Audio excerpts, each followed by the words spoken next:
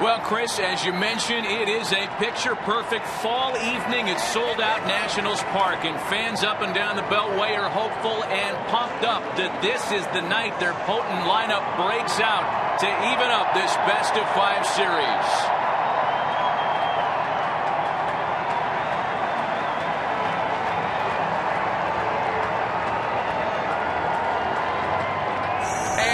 Welcome to Game 2 of the National League Division Series between the San Francisco Giants and the Washington Nationals. Welcome inside the broadcast booth at Nationals Park with John Smoltz, Matt Vasgersian. The Giants claimed the opener yesterday by a 3-2 score, their National League record 9th consecutive postseason win. Bruce Bochy's Giants have had a lot of postseason success of late. John, how've they gotten it done? This is unbelievable. They must love being the underdog. Of course, they had the wild card play-in and quieted the crowd with an 8-0 win in Pittsburgh. Then came in here and kept the crowd quiet. They seem to do it no matter what the records of the starting pitcher is or who's missing in their lineup. And a big key has been Joe Panik. These guys are relentless. Let's talk about the National starting pitching assignment today.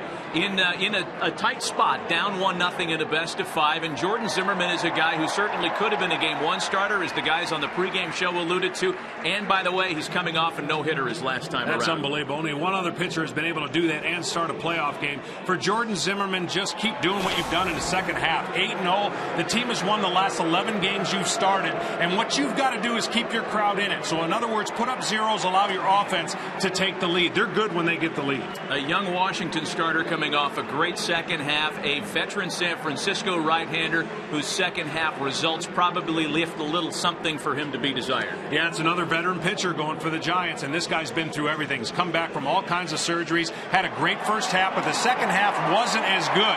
And if he's going to do the same thing that Jake Peavy did, he has to keep the ball down. He knows what's looming for the Giants. It's Bumgarner. Pass it off to him with a 2-game lead. Tim Hudson, Jordan Zimmermann, that's your Game 2 pitching setup. Same lineups as in Game 1. All the President's men are ready for Game 2 from D.C. Lineups in the opening pitch are next.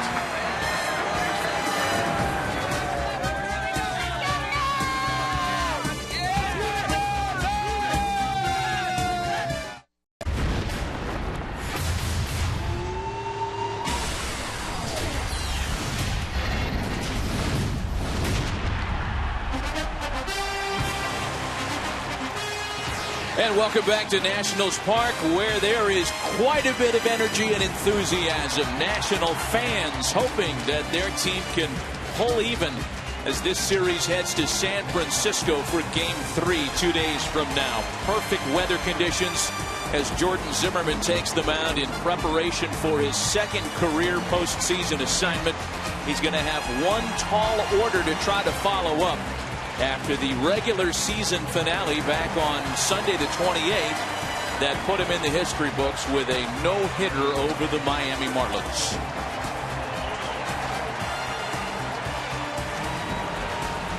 A nice moment before the game, of course, D.C. with such an active military community, and the Nationals work hand in hand with all factions of the military here promotionally, and Jordan Zimmermann being given a pep talk before he goes to work for his second career postseason assignment. A 14-game winner during the regular season, and this is how the Giants line up against him. Bruce Bochy's lineup brought to you by Taco Bell. Sometimes you got to live Moss, and you'll notice it's the same 1 through 8 that Bochy won with yesterday. The left-handers Blanco and Panik off the top. All-stars Posey, Sandoval, and Pence 3 through 5. 3 left-handed hitters in Brandon Belt, Brandon Crawford, and Travis Ishikawa, and then Tim Hudson rounding things out, number 9 in the pitching spot. Budweiser, the official beer of Major League Baseball. Here's to Budweiser. Here's to baseball.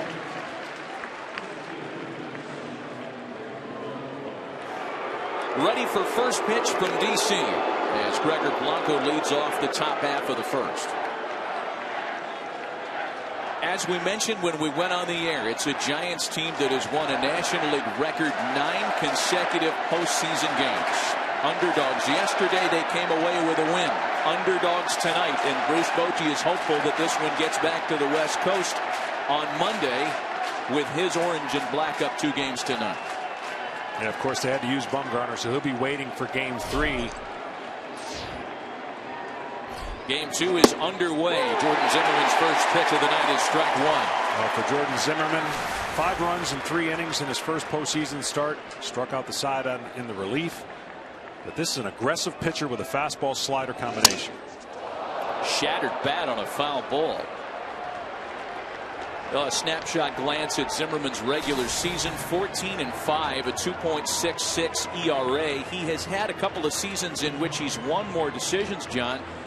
But when you really micro scrutinize the rest of his pitching numbers, you could make the case that 2014 was his best overall year. Yeah, he's on a roll. I mean, when your team wins the last 11 games you start, you're 8-0 in the second half, you pitch a no-hitter, you feel good, your mechanics are clicking, and what you're doing now is just a repeat performance of every 5 or so days. You feel good on the mound. 2 strikes, look for more curveballs than sliders when he gets the count, especially 0-2 throughout the game. A ball and 2 strikes to Blanco. We saw yesterday that the approach from Strasburg was to attack with the fastball. We did not see a lot of curveballs, not see many at all, if any, but 3. Popped him up. Back from shortstop is Ian Desmond, and the first out tonight is in the books. And if you're the Washington Nationals, you can't get caught up in the fact you're 1 down. And the problem with a short series is there's only one hiccup you can have, and they had it yesterday. So they've got to feel like they have to win today to have a chance. We gave you those numbers yesterday on the success rate. But I think that when they score first, they're 69-21. So I always say your first postseason start of the series, approach your first inning like it's the 9th. Jake Peavy, who was brilliant last night in game 1. Here's Joe Panik now. One of the latest in a series of heroes that nobody saw coming for the Giants. A terrific rookie campaign, a .305 batting average after his call up from AAA Fresno. It was a high fly ball out to right for Jason Worth. And 2 gone. Yeah, the Giants seem to unearth a superstar, or at least a below-the-radar unlikely hero every postseason.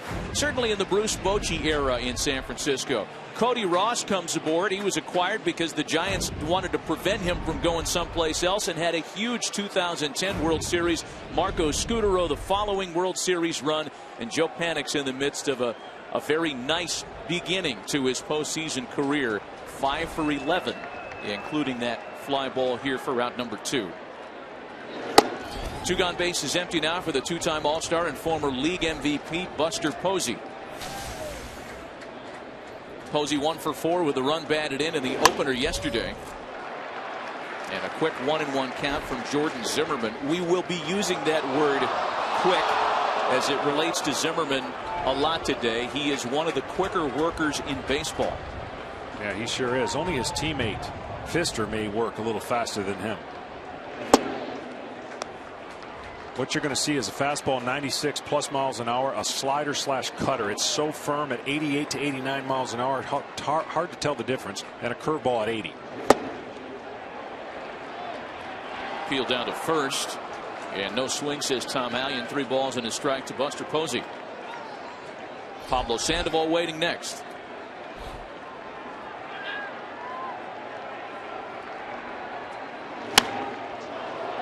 Posey jerks that one into the corner, foul. The full count now, 3-2. About as simple mechanically as you can be. No wasted movement out of Zimmerman. It's almost as if he's going forward to just play catch with the catcher and has this electric arm. He doesn't really do much to waste any motion on the mound. Simple.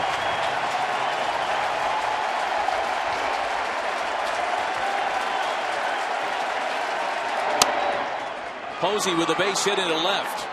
And a crowd that was eager for a punch out, something that was the case a lot yesterday, sits back down after a 3-2 pitch is lined into left field. Yeah, you could almost sense it yesterday with Strasburg on the mound. Of course, Strasburg averages a lot of strikeouts per game, and he was not able to deliver that spark with 2 strikes.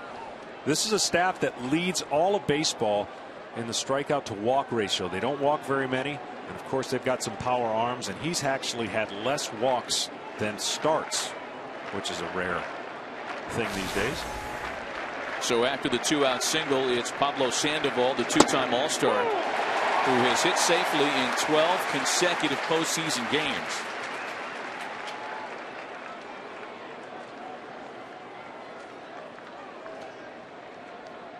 trying to extend his own franchise record.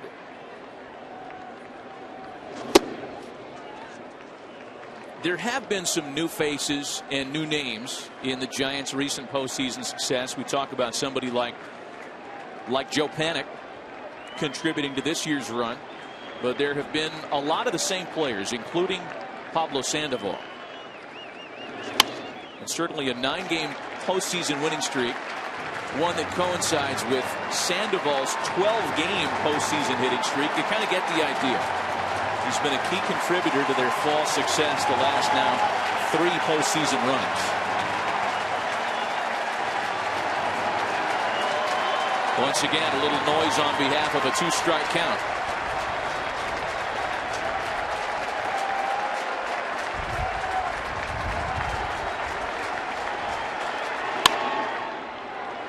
Sandoval hits it in the air into foul territory. Rendon hoping for a play, and it stays 1-2. Kind of a breezy, windy day today, so the balls in the air are going to get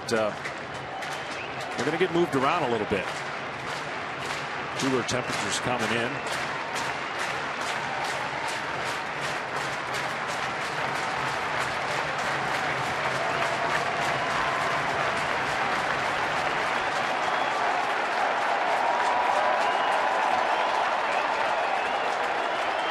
A runner aboard with 2 gone. The 1-2 to Sandoval. Another fly ball chance for Jason Worth. Span is there as well. Called the ball, Maverick. Worth makes the catch to retire the side. Time for Tim Hudson to go to work after a scoreless top of the first. Let's take a look at Matt Williams. Nationals lined up by Taco Bell. Sometimes you got to lift Moss. The knee-jerk reaction after yesterday's late rally would have been perhaps tinkering with today's lineup card. Not the case. It's the same 1 through 8 for the Nats as well. Span, Rendon, and Worth, LaRoche, Desmond, and Harper, Ramos and Cabrera, and Jordan Zimmerman pitching and batting number 9. And it's the 4-time All-Star, 39-year-old right-hander Tim Hudson on the mound for the Giants tonight. Numbers a little bit deceiving, 9-13, but did not get a lot of run support. 1-12 in games that he was given little run support, 2 runs or less. He's going to get ground balls if he's on. Only one other pitcher had more ground ball outs than Tim Hudson, so look to see if he's down in the zone and his sinker is doing what it's supposed to. Denard Span leading things off for the Nationals. A hitless opener for him yesterday. He was 0 for 4. In fact, it was really the top half of the Nationals lineup that was most guilty a night ago. 1 through 5 hitters combined to go just 2 for 17. And that was part of the reason why, John, a lot of the what have you done for me lately skeptics were saying, well, Matt Williams has to come here and change something for game 2. That's not the case tonight. No, it's not. And this offense, again, maybe getting off to a little rusty start. 4 days off, hard to simulate baseball. But they're seeing the 2 pitchers that were more like each other back to back. On the ground at first for Brandon Belt, and it's a ground ball out that starts things for Tim Hudson tonight. For Tim Hudson, you're going to see a fastball sinker that we talked about, top out about 89 miles an hour. He's got a cutter / slider at about 83. Occasional curveballs that he'll throw at 76, and then a splitter against left-handers at about 80 miles an hour. There's some guys have had some success off of Tim Hudson, and they're in Jason Worth. Jason Worth, good low ball hitter. See how he makes some adjustments against Jason Worth today. Jason Worth on deck behind this man, the third baseman Anthony Rendon. A 1 for 4 opener yesterday, and hitless in just a handful of previous at bats against the 4-time All-Star Tim Hudson. You know, one of the other things you get with Hudson, if things are going his way, John, you talk about the ground balls.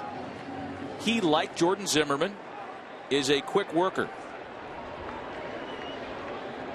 He averages just about 3.5 pitches per batter. And that's the second most efficient workload in the National League. Only Miami's Henderson Alvarez threw fewer pitches per hitter this year. Make him hit it on the ground has been his 15-ish year mantra. That's the pitch he's going to need away to right-handers. He's trying to backdoor that sinker, as you saw right there. He catches the corner. Where he gets in trouble is to his arm side or into a lefty, into a righty, away from a lefty. And he had some problems in the second half with a hip that contributed to some of his lack of success. The rest may have really helped him the most. Rendon with the base hit into left. A one-out base runner in the home first.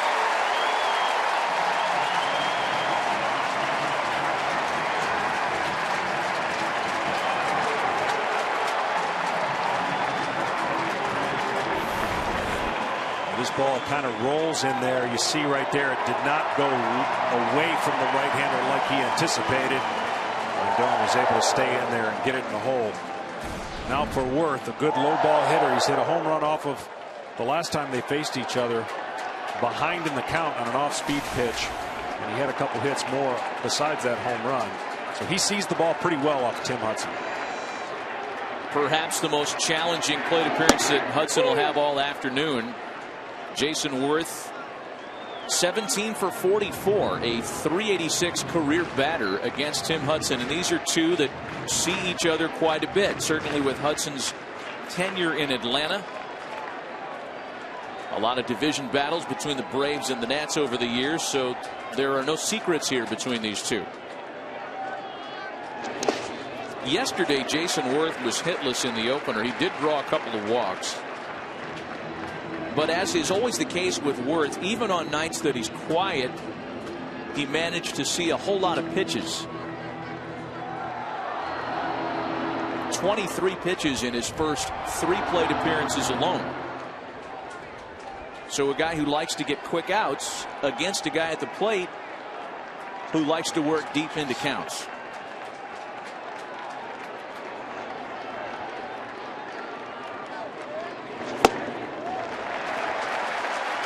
Two balls and a strike to Worth.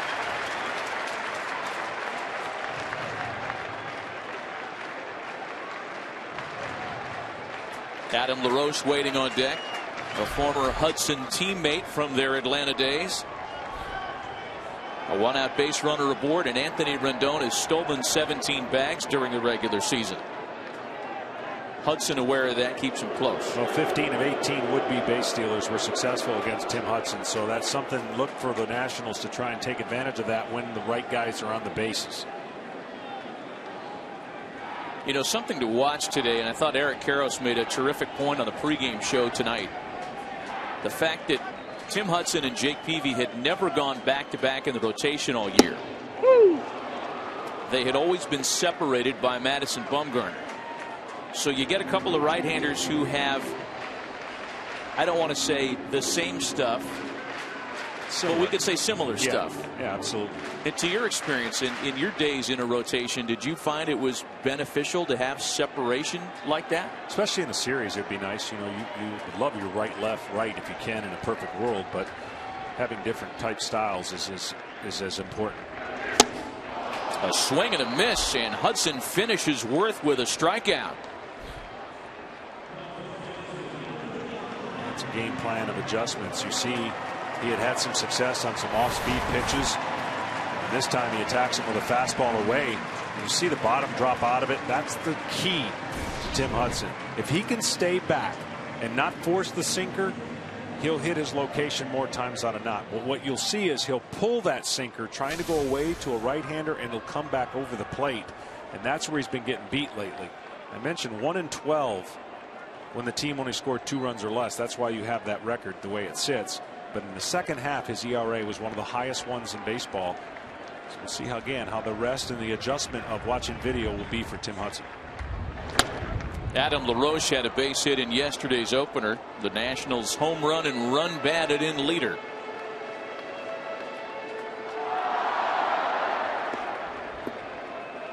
A 2-out base runner for LaRoche, scoreless just underway, last of the first.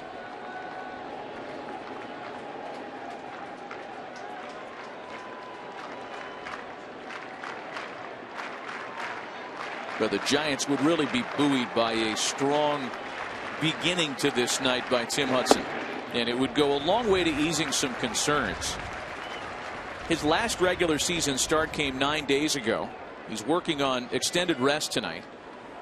And Bruce Bochy told us before the game they were encouraged by his outing in Los Angeles on September 24th. Yes, he gave up 3 earned runs, but pitched into the 6th inning and had better results than he had had in over a month.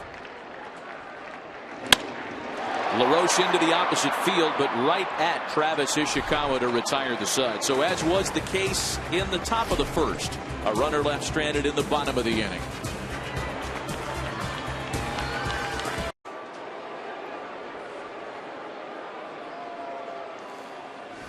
The NLDS on Fox Sports 1 is presented by Budweiser. Back at Nationals Park after a scoreless opening inning with J.P. Morosi and John Smoltz, Matt Vasgersian. Hunter Pence leads things off in the San Francisco second. It'll be Pence, Belt, and Crawford, the 5, 6, 7 Giant hitters against Jordan Zimmerman. Big swing and a miss by Hunter Pence. Zimmerman has definitely got a good fastball today, and he's showing it off early, attacking the Giants right from the get-go. Pence was 1 for 4 yesterday with a stolen base and a run scored, and finds himself behind quickly here 0-2. Pence is one of those hitters you cannot fall behind. He loves being ahead in the count.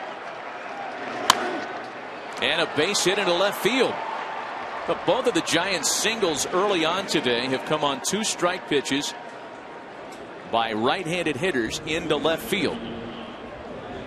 Well, watching some footage of seeing Zimmerman pitch not only the no-hitter game but some of the games, he does like to go to the curveball with 2 strikes. He's very effective with it, but he blew 2 fastballs right there in the strike zone and rolled one there to give Pence an opportunity to get base hit. So look for that upgrade in that pitch as the game goes on, because he needs that pitch to be successful. So the leadoff hitter aboard now for Brandon Belt. This starts a little stretch of 3 straight left-handed bats in Bruce Bochy's order. Belt had a couple of hits yesterday. In fact, all 8 had hits yesterday. All 8 position players that started for the Giants.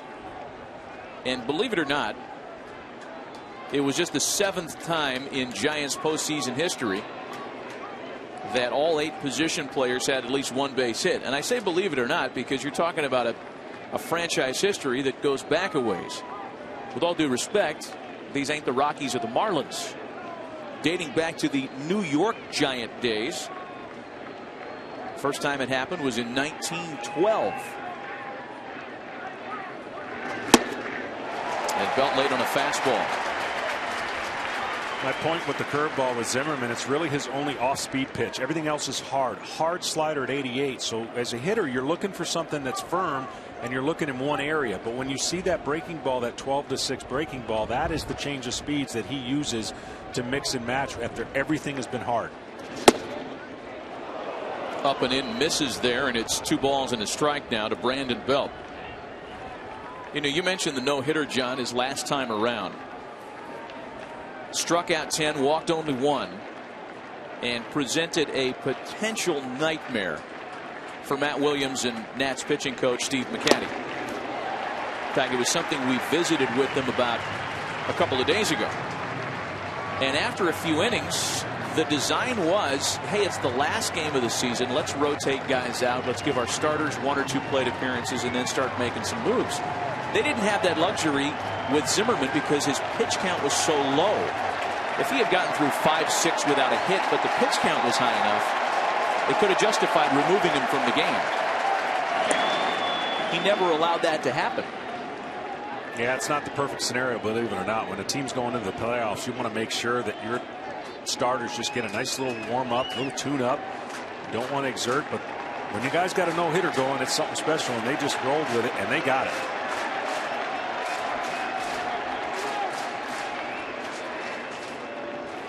Time granted rather late in the process. We'll see if the Giants employ that today because, as mentioned, Zimmerman likes to work quickly.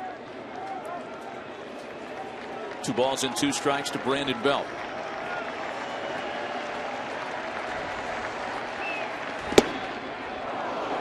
Full count now.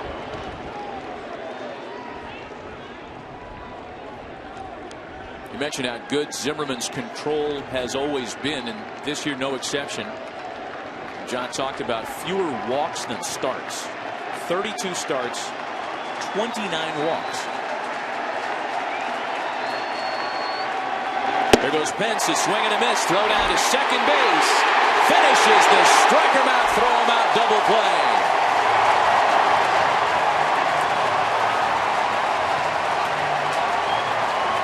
Pence thought he was safe, and Bruce Bochy's going to come out to give them a chance in the clubhouse to take a look at the videotaped evidence. Well, it was a high throw, and they're saying that maybe his foot got there, but he tags him on the arm, so this is going to be a quick one for the Giants. That is a big double play. When you're in these kind of atmosphere, you can feel it from the crowd, right? The longer the game goes, the more tension it has. If you're not winning and you're down 1 game to none, you start doubting the situation, like, no way can this happen to us. So the more zeros that Zimmerman puts up, and the first chance that they get to get the lead, you're going to see the crowd be real anxious and ready to roar at anything good that happens. By the way, they know who Game 3 starter is for the Giants, too. His fans are like, we've got to win this game if you're a Nationals fan. 2 gone now for Brandon Crawford. Yeah, Madison Bumgarner, who completely shut down the Pittsburgh Pirates in Wednesday's NL wildcard game. He lies in wait in San Francisco on Monday. Doug Fister scheduled for the Nats, a terrific matchup. Game 3 of this series can be seen on MLB Network from San Francisco on Monday. 2 balls and no strikes to the Giants shortstop.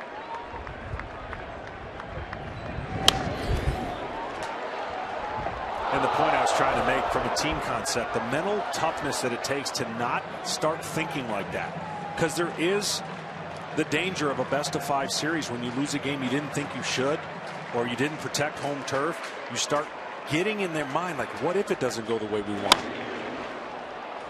Crawford sends a fly ball to Worth, who's been busy early tonight. Already his 3rd putout in 2 innings of work. We played an inning and a half in D.C. Scoreless. John Smoltz, J.P. Morosi go to the bottom half of the 2nd. Close to Halloween after all, right? Yeah, getting there.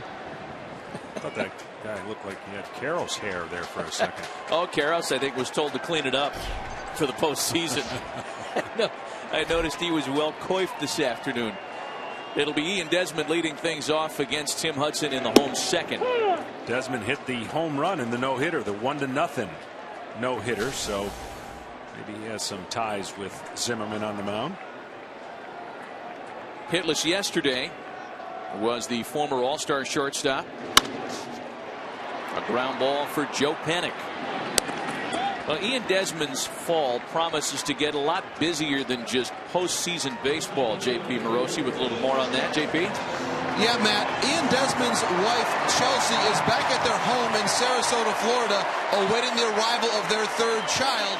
Now, the best case scenario involves Ian traveling there and then to the next Nationals game without missing a game. But, of course, with the series moving out west, could get a bit complicated. Yeah, the timing of that could be potentially really tricky, and you hope that it certainly doesn't make any tough decisions for the Desmond family. So Desmond retired now for Bryce Harper.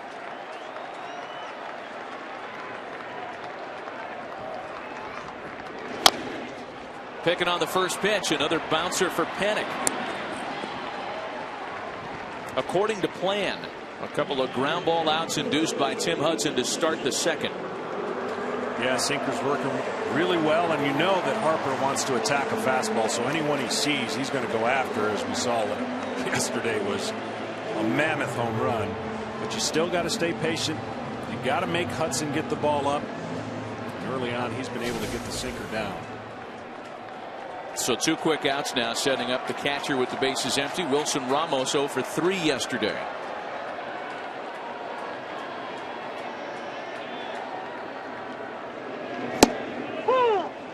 And Ramos falls behind 0-1.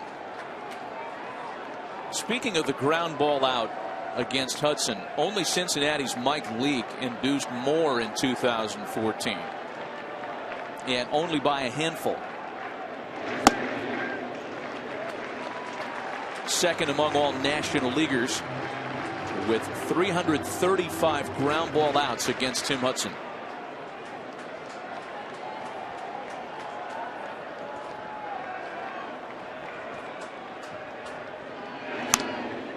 I think all things together, it was you could call it a strange year for your ex-teammate. He'll be 40 years old next year. Came back to the Bay Area after a great run in Atlanta. Of course, began his career in Oakland and endured his first losing season in his 18-year professional career. That includes his minor league days.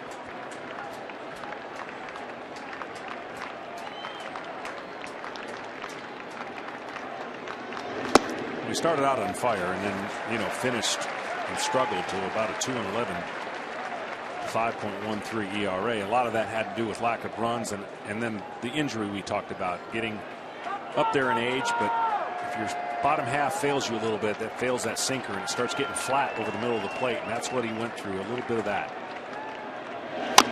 2-2 to Ramos, another ground ball.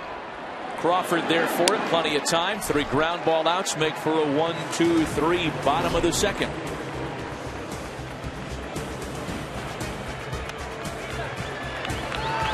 Park, game 2 of the National League Division Series. Giants on top 1-0. Top half of the third, and the Giants will send up their 8, 9, and top of the order hitters: Ishikawa, Hudson, and then Gregor Blanco. Travis Ishikawa had a base hit yesterday, scored a run in the opener, and making another start in left field tonight. Just his 6th career start at that spot. He's in a quick 0-2 hole.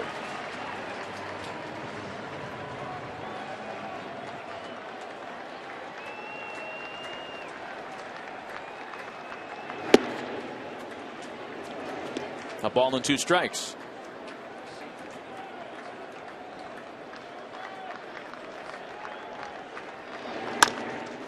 A bouncer over the middle and through. Another base hit on a 2-strike pitch, and the leadoff hitter is aboard for the 2nd straight inning for the Giants.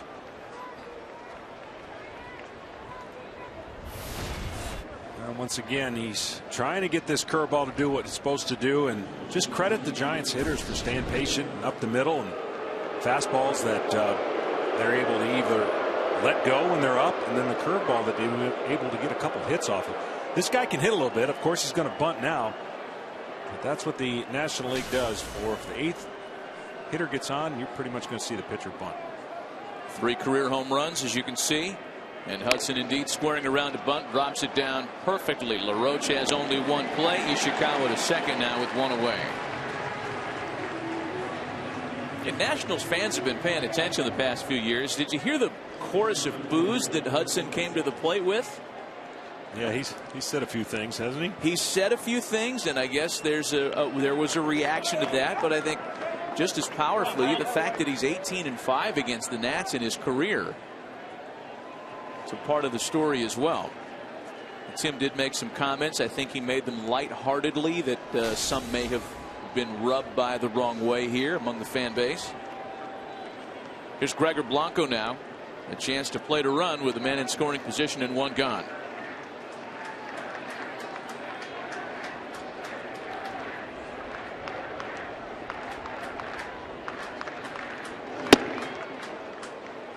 Blanco's been pretty good in his role now, taking over for Pagan. 282 with runners in scoring position. Hasn't had as much success out of the leadoff spot average wise as he has in other spots, but he's filling in for a guy they like having. Yeah, the Giants are very aware of the numbers in terms of winning percentage with and without Angel Pagan. That's the player that Gregor Blanco replaces at the top of the order and in center field. Pagan having season-ending surgery, lost for the postseason. A crucial part of their attack, and big shoes for Blanco to fill behind 1 and 2. I think there came a time during the regular season that Bruce Bochy was just tired of being asked about how much better they are with Pagan. Just got a little tired of hearing about it. And he said on more than one occasion, we have to win with who we have here now.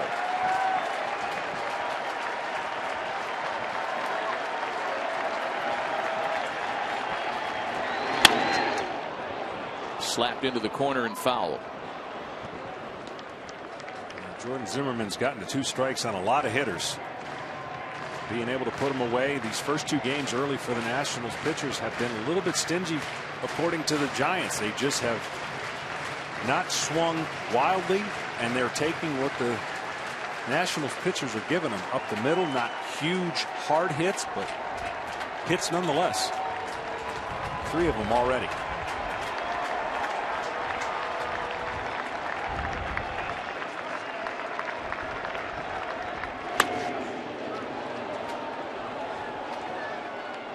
Well, 8 of the 10 batters that Zimmerman has faced to start the day have had 2 strike counts. And again, he's yielded the 3 singles, but nobody past second base so far.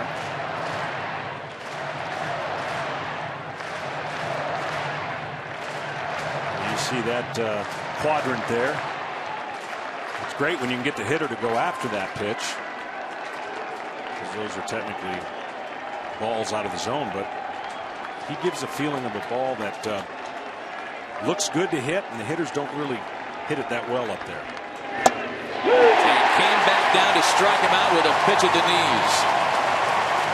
Well, what a masterfully executed plate appearance that was by Jordan Zimmerman.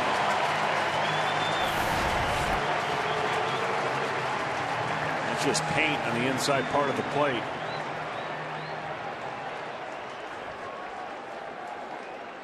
I can't hit that. He got to 1 and 2 against Blanco without throwing him a pitch in the strike zone, and then punched him out looking. Here's Joe Panik now with 2 out in Ishikawa at second. Curveball stays outside. 2 hits yesterday for Panik, 5 for 11 to begin his postseason career. Added a run scored and an RBI a night ago.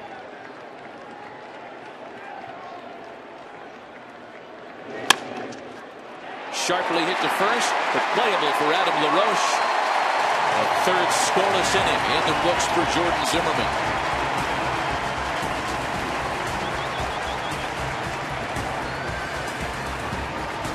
MLB Network, the Cardinals and the Dodgers, Game 2, Lance Lynn and Zach Greinke. Then tomorrow on TBS, the Orioles face the Tigers. Angels and Royals, both elimination games. Don't miss all the action. All right, Mr. Smoltz, what are you more surprised by so far this postseason? 2-0 Kansas City or 2-0 Baltimore? Wow. I mean, I'm surprised by everything, but 2-0 Kansas City. That takes the lead story. And what they were able to do to not only come back and beat a great pitcher in John Lester, but they were able to continue to piece together games that, to give them a 2-goal lead coming back home to a city that's been waiting this long, unbelievable. As Drupal Cabrera leads things off in the Nationals half of the 3rd with a ball into the opposite corner that rattles around. A leadoff double in the home half of the 3rd.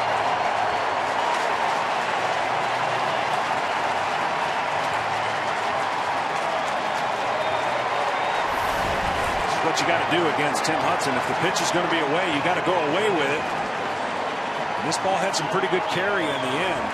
Ishikawa was not able to track it down, and a good start really for the Nationals. They're looking to take the first lead to keep this crowd in it, and now they're allowing their pitcher to bunt him over to 3rd. And again, you've got to bunt it to 3rd base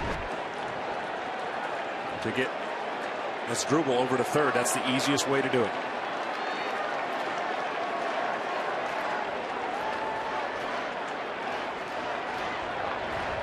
Zimmerman squares around with the corners crashing and takes a strike. There's Drupal Cabrera giving the Nationals some pop at the bottom of their lineup. Solo home run for him yesterday. In fact, that was his first postseason home run since his first ever postseason start back in 2007 as an Indian. And a double here moments ago. Zimmerman bunting foul behind 0-2.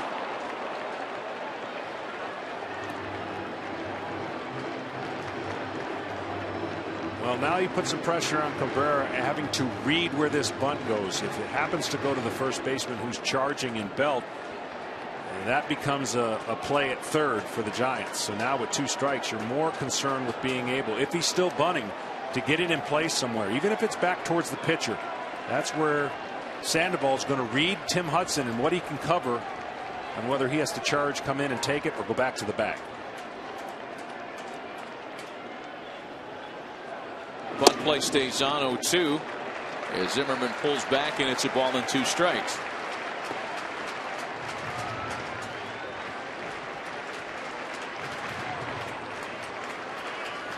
First extra base hit of the night has set up the Nationals to get on the board first today.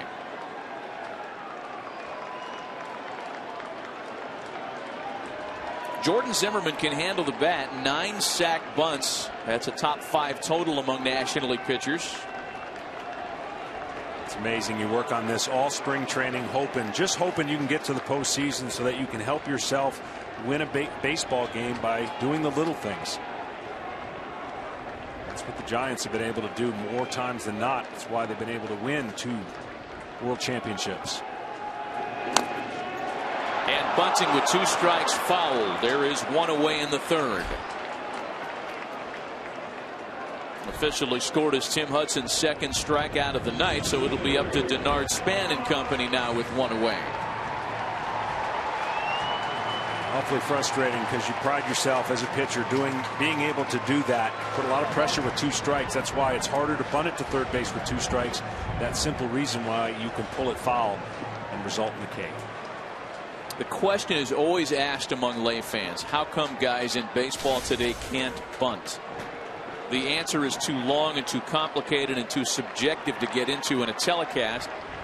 But part of the reason that's been suggested is that players aren't asked to bunt as much as back in the day.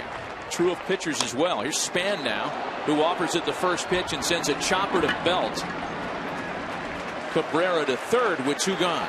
Well, here's the deal. For a pitcher, you know it's going to be a little bit more. You have to be more precise because the element of taking a swing is out. So you've got the infielders crashing, and you have to place it in the one spot, and that talked about at the third.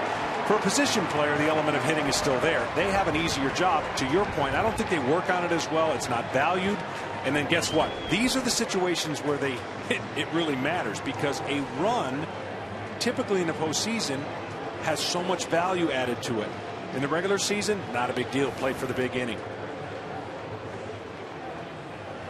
Well, a runner at third now with 2 away, and it'll be up to Anthony Rendon. 2-out hits are so huge at any time during baseball, but in the postseason, you will just see this crowd go crazy because 2-out hits are that important. Rendon singled in the first.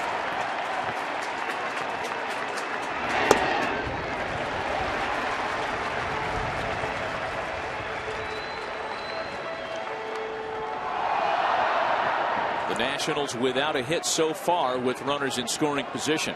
And as much as the Giants earned the win yesterday, they didn't really come out that much better in that category either. They were 315, stranding 10 in a win last night. 1-1 to Rendon. Rendon missed his pitch right there. Get his hands out over the plate. Looks like he's reaching with his hands. That ball coming back over the middle. This pitch right here is what just could not get the barrel of it and the meat of it. Hudson gets away with one here. You see set up away, and the sinker. That's the arm side I was talking about, that when it leaks, that's where Tim Hudson gets in a little trouble. When it doesn't and stays on plane and holds that outside part of the plate, he's awfully tough to hit. Posey sets up on the outside corner. Rendon shoots it into left field. 1-0 Nationals.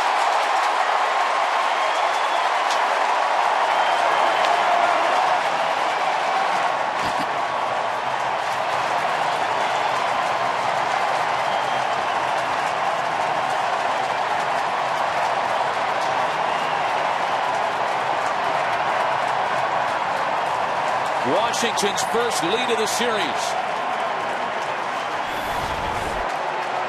Went back away and still caught too much of the plate over the middle, and you see he was able to get it between short and third. You can just tell this crowd's like, please just give us a lead, and they've got it. A couple of singles for Anthony Rendon tonight. And both of them pulled through that 5.5 hole into left field. That one scored a run. Now it's Jason Worth. Again with big career numbers against Tim Hudson.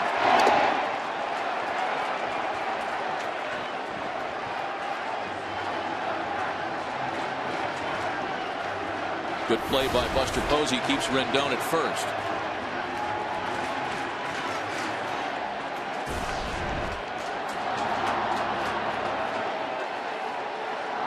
Jason Worth, the most postseason seasoned Nationals player in the 7th postseason of his career.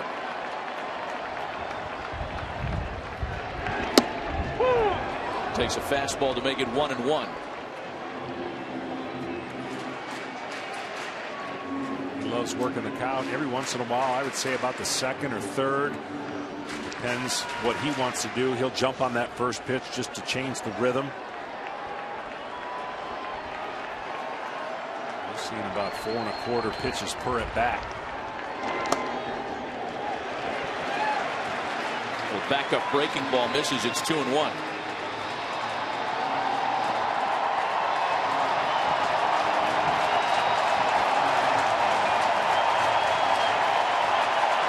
Big numbers in the season series against San Francisco pitching this year. 2 balls and a strike to count to Jason Worth with Adam LaRoche waiting on deck. A runner at first with a run in and 2 gone. You know, in our discussion earlier, John, of San Francisco's recent postseason success, a National League record 9 straight postseason wins entering tonight. This is just the 2nd time they've trailed in their last 10 postseason games. It's just amazing. Worth with a drive into center field. Blanco setting up with room to retire the side. The Nationals do have their first lead of the series, however, thanks to their young third baseman Anthony Rendon. Through 3, 1-0 Nats.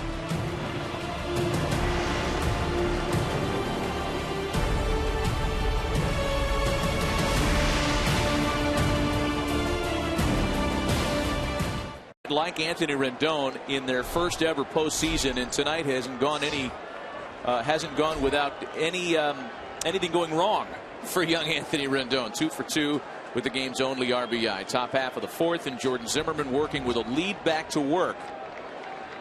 Top half of the 4th inning, he'll get Buster Posey to lead it off, and starts him with a strike. Posey singled in the first. One of 3 singles for the Giants tonight. Each has come on a 2-strike pitch. There's another ground ball to the left side of the infield. This one doesn't get through. And there's one away for Jordan Zimmerman. Zimmerman very aggressive. Something we asked his pitching coach Steve McCaddy about between innings. He's just going to attack. That's just his mentality. He's going to throw the ball over the plate. And we always talk about you got to expand the zone a little bit. And sometimes his temperament. He wants to throw a strike so bad he'll get off of it a little bit, but as long as he doesn't rush and if something happens and quicken his pace, he's usually pretty good. That's just him. He's going to throw fastballs. He's going to come right at you. He doesn't want to walk you, and he's willing to give up some hits to go along with that thought process. In-game interview brought to you by DirecTV. As we talked about earlier, and as the guys on the pregame show talked about, Jordan Zimmerman could have easily been a series opening starter. He could be a number 1 on any staff, including this one, depending on how you look at it. Steven Strasburg got the ball yesterday. Zimmerman in game 2. And here's that dilemma, Matt, because I know a lot of people talk about it. His demeanor may be more suited for that game 1 and his adrenaline and how he goes about it. But the stuff of the first guy, pretty dynamic. And they had to almost see what Strasburg, Zimmerman, and now they've added Pfister. That's the luxury they have. They both play in either scenario. They both have great stuff. A swing and a miss by Pablo Sandoval. 3rd strikeout of the night for Jordan Zimmerman.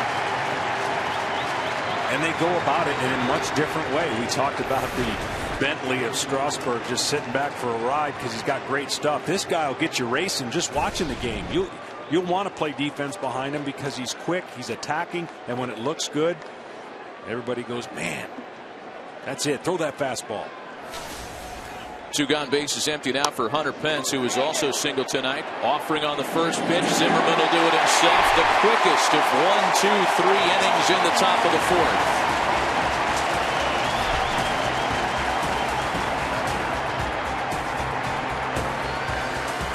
2-3 in that top of the 4th. San Francisco hitters had reached base in 10 straight innings in this series. So if you look for small moments maybe for the script to flip, that top of the 4th may have been one. Adam LaRoche leads things off in the Nats 4th, and on the first pitch he hits a fly ball into foul territory that Pablo Sandoval runs down. So we have 2 starters, John, who are aggressive strike throwers, and each lineup has kind of responded as such. We've seen a lot of early swings today. Yeah, and if you make a good pitch on a strike and the hitter attacks it, you're going to get outs. If you don't, you're going to get quick action. I think that's the theme of tonight's game, and the theme that each hitter knows. Look, they don't walk many people. Tim Hudson started his career with the Giants by 4 straight games of 7 innings or more without walking a guy, so you know he's going to attack the strike zone. Pick one out that you like. Ian Desmond takes a pitch on the corner for strike 1. That's the area right there. I don't care if you're looking for it, you can't hit it. You've got to have that ball come back more over the plate. That was pain away. Posey sets up away once again, and a ground ball, base hit back up the middle. Ian Desmond's first hit of the series. Tim will do this every once in a while. He'll change his arm angle to get more sink. Watch him drop his arm angle down almost 3/4 to try and get that ball to stay right back out there, but you saw it come back over the middle plate, and that's what you've got to do. Attack a sinker baller up the middle. And another base hit for the Nats.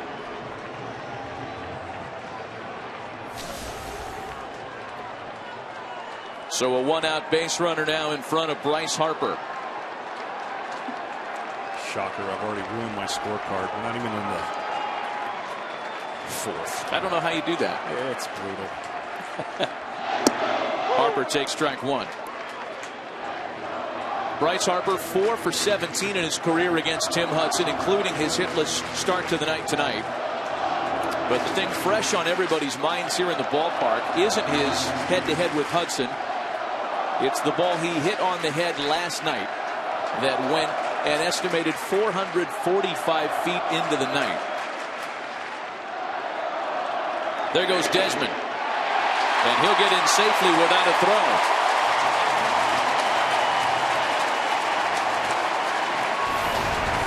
Well, they got such a huge break. You see Posey trying to cheat a little bit, and see how he sneaks out to try and grab the ball over the middle of the plate. This break is right away, and Posey can see it. We've already talked about 15 out of 18 had stolen on, make that 16 and 19 now on Tim Hudson. This is one area that Harper has to get a little better. This year, runners in scoring position has been a tough spot for him.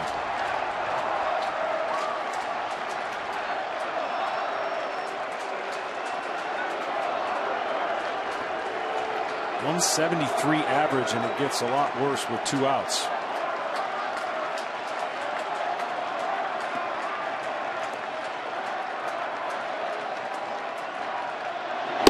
Yeah, the 173 batting average with runners in scoring position for Bryce Harper is the lowest among all Nationals regulars. Home run yesterday was a solo shot. Trying to pick up Desmond at second with 1 gone. Hardest thing at this time is controlled aggression. Wanting to do the thing that you want to do so bad, you sometimes overswing and try too hard. A foul ball. Let's take you back to the home run from yesterday. against the rookie right-hander Hunter Strickland. All the way into the third deck. This guy, again, we talk about, he's not even 22 yet, so he's still learning, but he doesn't have to learn on a fastball. It's pretty easy to determine that this guy loves hitting fastballs, and his swing is tailor-made for it. Making adjustments on what probably is going to be an off-speed pitch with 2 strikes, that's going to be the key. A split out of Huddy or a breaking ball. 2 balls and 2 strikes to Bryce Harper.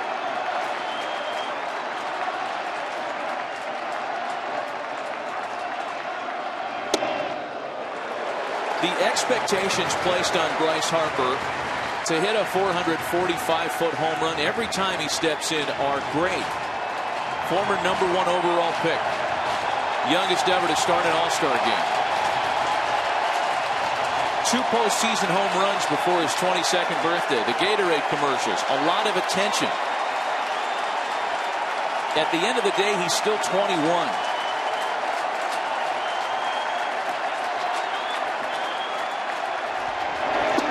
A swing and a miss, 2 away. And that's what I'm talking about. The crowd can actually amp you up on an off-speed pitch that Tim Hudson knew he did not have to throw him a strike here. The crowd starts standing, they start yelling. You know that Harper wants to be a hero here and get the run driven in, but that's pitched nowhere close to a strike recognition.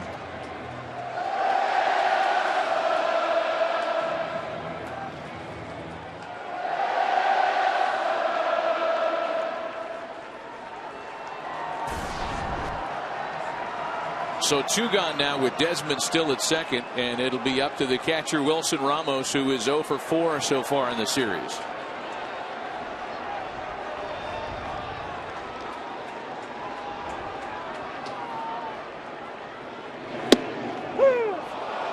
A strike to Ramos.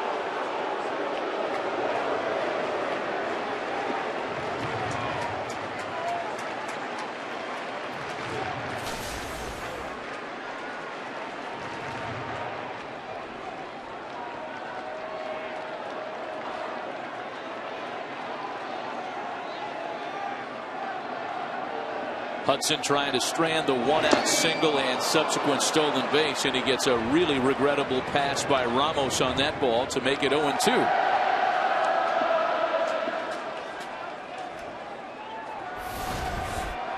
This is just getting fooled.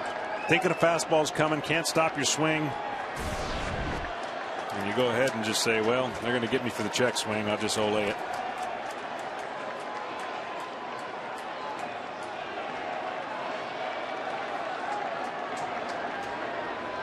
Desmond at second with 2 gone. Hudson trying to hold the deficit at 1-0. Very close to the spot he got that cold strike to start the plate appearance. This one misses, and it's 1-2. That was one of the firmer ones. He was really trying to lock him up away. You could see him a little bit overthrow. The ball elevated.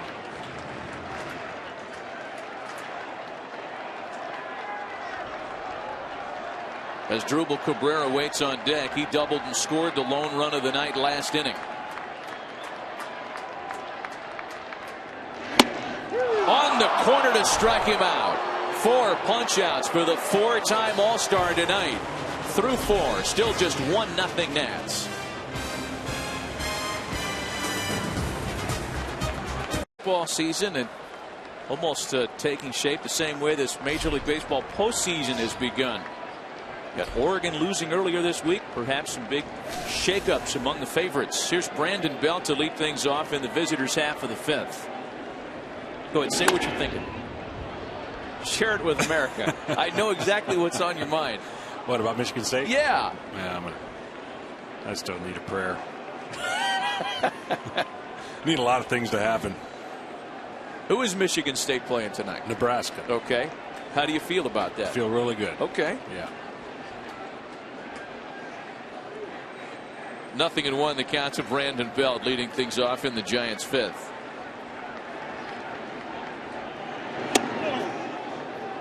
That one almost hit him. Misses inside. It's a ball and a strike.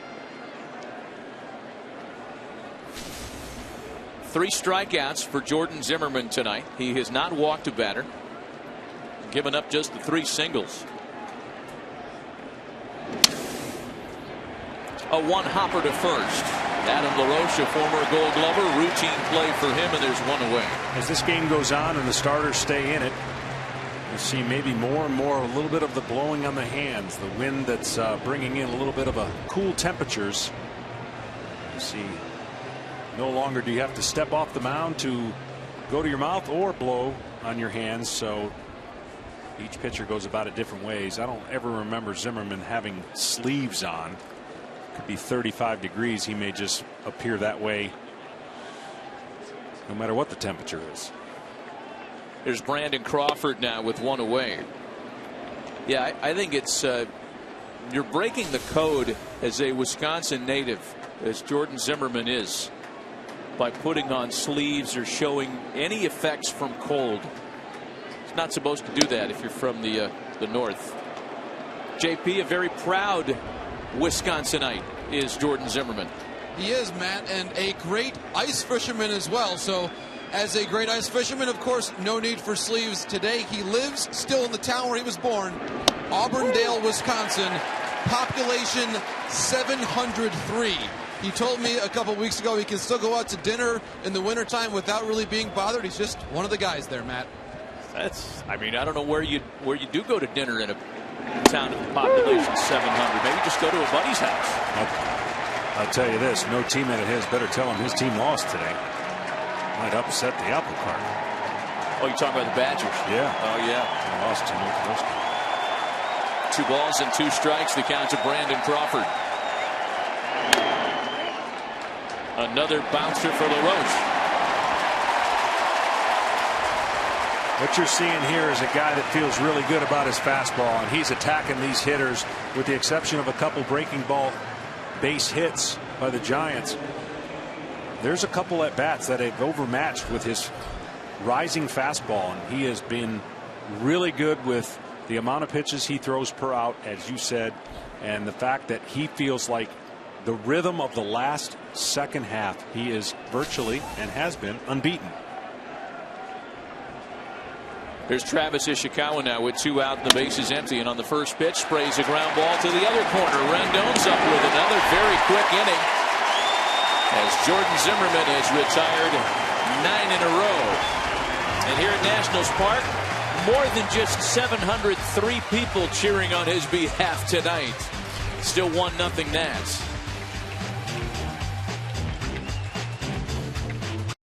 Still the 1-0 lead for the Nationals. We hit the bottom half of the 5th as Drupal Cabrera, Jordan Zimmerman, and Denard Span, the 8, 9, and top of the order hitters for Matt Williams. A run on 4 hits for the Nats, no runs on 3 singles for San Francisco. And in stark contrast to some of the postseason track meets we've seen around the league, this has been a rare, so far this postseason, rare pitcher's duel. Yeah, and a quick one. Each starter has not sat down very long, and Tim Hudson's got to wonder, man, did I even sit down the last 3 innings? It's been that quick. Back to Hudson, who does a kind of a modified goalie save to record the out by flipping to first. But Tim Hudson tonight making his 9th career postseason start. His one and only win came back in 2001, Game 2 of the ALDS at the Yankees, when he outpitched Andy Pettitte for a 2-0 win. The A's took a 2-0 series lead back to Oakland. They lose that series in 5 games. And as a result, in part, Tim Hudson has never made it out of the division series. Amazing when you consider his postseason experiences. This is the 7th time that he's pitched in the postseason. His teams have never advanced to a league championship series. Right now he's still trying to get that sting. There's Jordan Zimmerman now with 1 away and the base is empty. Tonight's postseason start for Hudson, by the way, is just his 2nd since 2005. So the overwhelming majority of his fall matchups came early in his career as an Oakland A.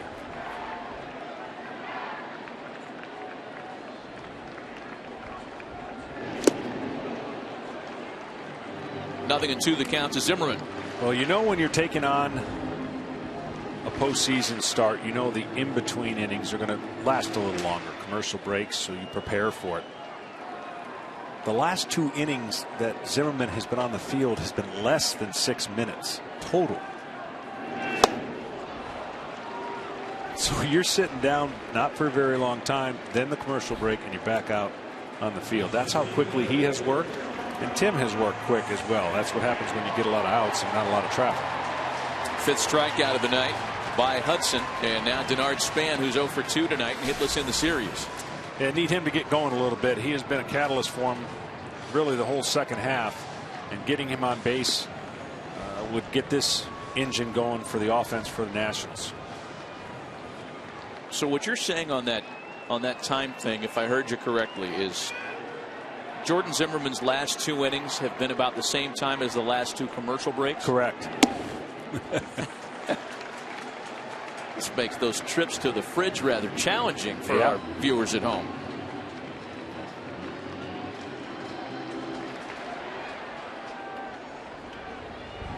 A ball and no strikes, the count to Denard Span. Denard Span, like Tim Hudson, trying to get to a league championship series for the first time in his career. His frustration's not quite as pronounced as Hudson's. Twice as a Twin, Span went to the division series only to lose. Take a look at that to quantify Tim Hudson. 9 starts in the LDS without moving on, the most ever. And again, this is his 10th tonight.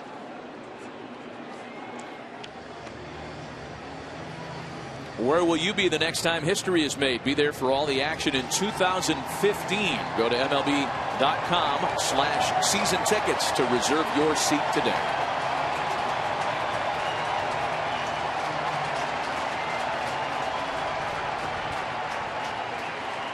Hudson would like to end this inning right here because Anthony Rendon on deck is 2 for 2 for him this afternoon. 2 balls and a strike to count to Denard Span. To 2-2.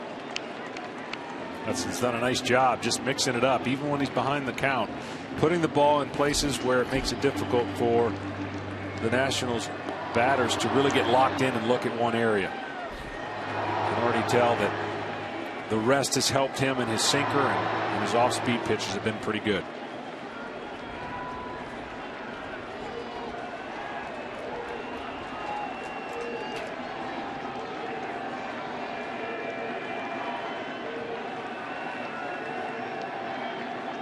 Two balls and 2 strikes to Washington's leadoff hitter. Span shoots that one into the corner, foul. You know, you get to thinking about some of these postseason frustrations for guys that have been around as long as Tim Hudson has in his 16th season. He'll be 40 next year. Under contract, of course, to return to the Giants, a team that seems to be a perennial postseason factor. The last thing you want to be is the pitching equivalent to Carl Yastrzemski. All those years, all those postseason opportunities without the big ring. Here's his 2-2 to Span. Line to first, right at Brandon Belt to retire the side in order in the 5th.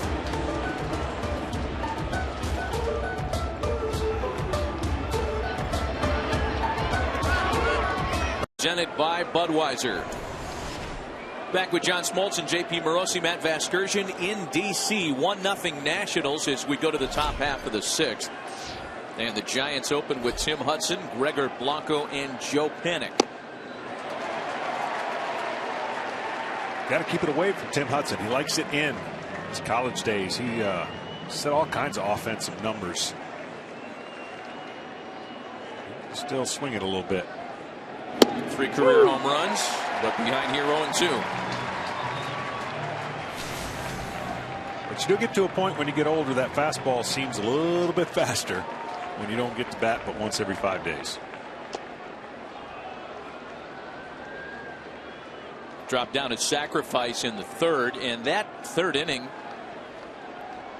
as modest as the opportunity was, still stands as what was the Giants' best opportunity to push across a run. Leadoff single, then a sacrifice. They had a runner at second with one away. Zimmerman struck out Blanco, and then Panic bounced out to retire the threat. Washington's run coming on an RBI single by Anthony Rendon in the third. That's the only activity on the scoreboard tonight. 2-2.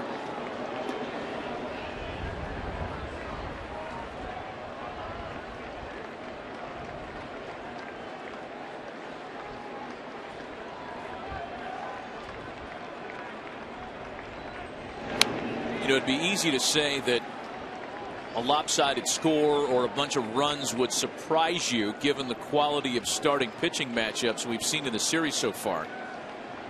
But to reiterate what we mentioned earlier tonight, John Lester versus James Shields, Clayton Kershaw versus Adam Wainwright. Those games combined to yield 36 runs as Tim Hudson strikes out. So Hudson and Zimmerman have both been very efficient tonight. And just by way of comparison, Peavy and Strasburg were great yesterday, but they had to do a little bit more work.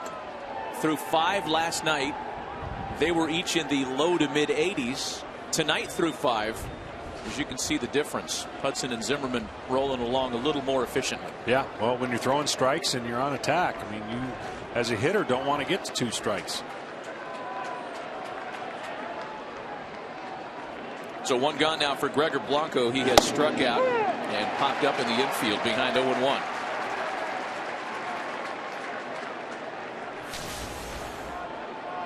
Each leadoff hitter has been able to do anything to disrupt the rhythm and get on base and make it a havoc for the pitcher. That's part of the success formula for each starting pitcher. They've been able to eliminate really the guys who could steal and draw attention, change that rhythm, hold the ball, throw to first. Line to shortstop for Desmond, and there are 2 gone. 11 in a row set down by Zimmerman.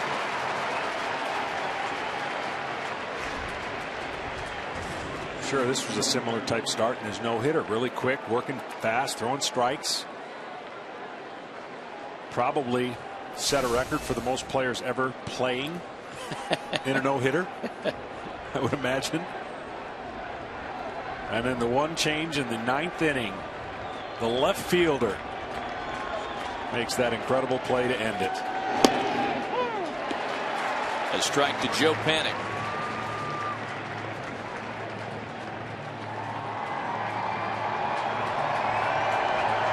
I think Matt Williams felt pretty good about himself when he made that move, putting Steve Souza in left field to finish off the no-hitter. Panic wraps that one to first. Jordan Zimmerman rolling right along. 12 in a row retired by the Nationals right-hander. The middle of his order trying to get him a little more support as we go to the bottom of the 6th with Washington up a run.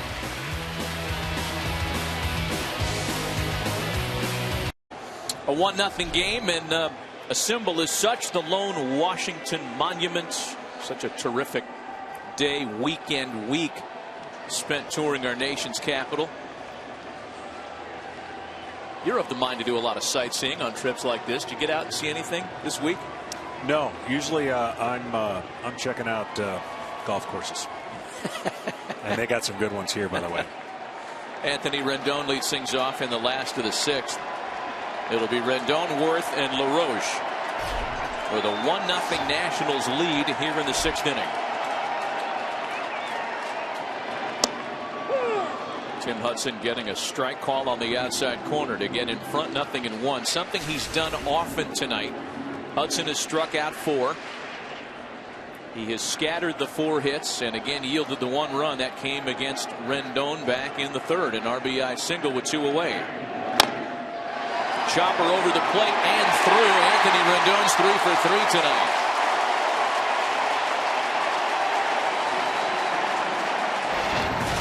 Take you back to the home 3rd with 2 away. An RBI single to left. That's it on the scoreboard tonight.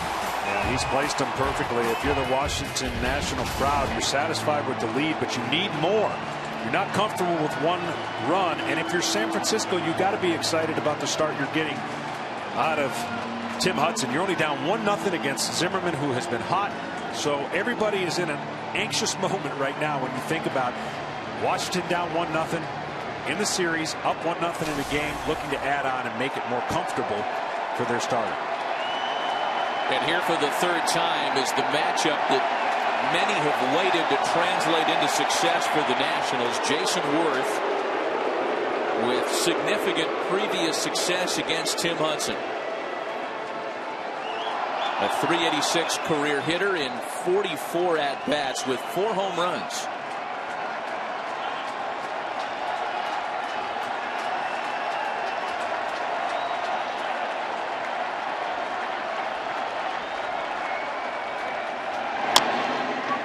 On the ground is shortstop. Crawford's got only one play, gets it to first just in time for out number 1. I'll tell you what, as a pitcher, when you know a guy has had success against you, as we see this chopper and a real good sinker thrown to Jason Worth, you look at the film, you see what the other guy's been successful against you, and you try to adjust. And he's done a nice job adjusting against Worth, mixing it up, not relying on the same type pitches in the counts that he had before. So that's one hurdle for Tim Hudson coming into this game. That guy had a lot of success off of you, and you want to make sure you make the pitches to at least temper that. So here's Adam LaRoche, also 0 for 2 tonight. Runner in scoring position for him with 1 away.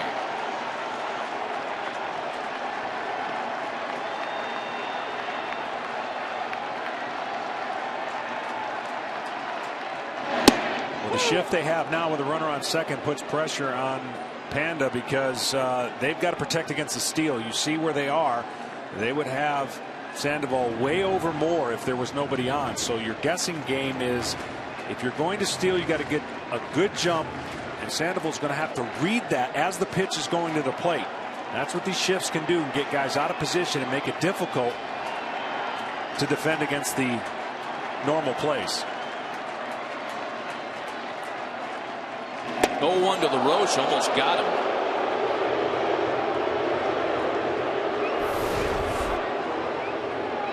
Just pulls it. He pulls his sinker, trying to get that front door action where it starts as a ball and ends up as a strike. And you can see he just over-rotated when he was trying to throw it. A sinker baller's front shoulder has to be so good for him to have that natural sink and keep his head still. Tim Hudson doesn't have the quietest head when he delivers the ball. 1-1 to LaRoche, right into the shift for Panic in shallow right. Almost in that beer league rover position. He's able to throw out LaRoche. Rendon to third. At the top of the order, as we showed you earlier, we'll refresh it. Just 5 for 25 in the series. You take Rendon out of there, and it's been a lot of futility. Yeah, it has been a lot of pressure on this lineup, of course. Very few chances, although they've had a couple now with man on third and 2 outs. They cashed in once, looking to get another big 2-out hit. Ian Desmond has a base hit and a stolen bag tonight. His first hit of the series came in the 4th.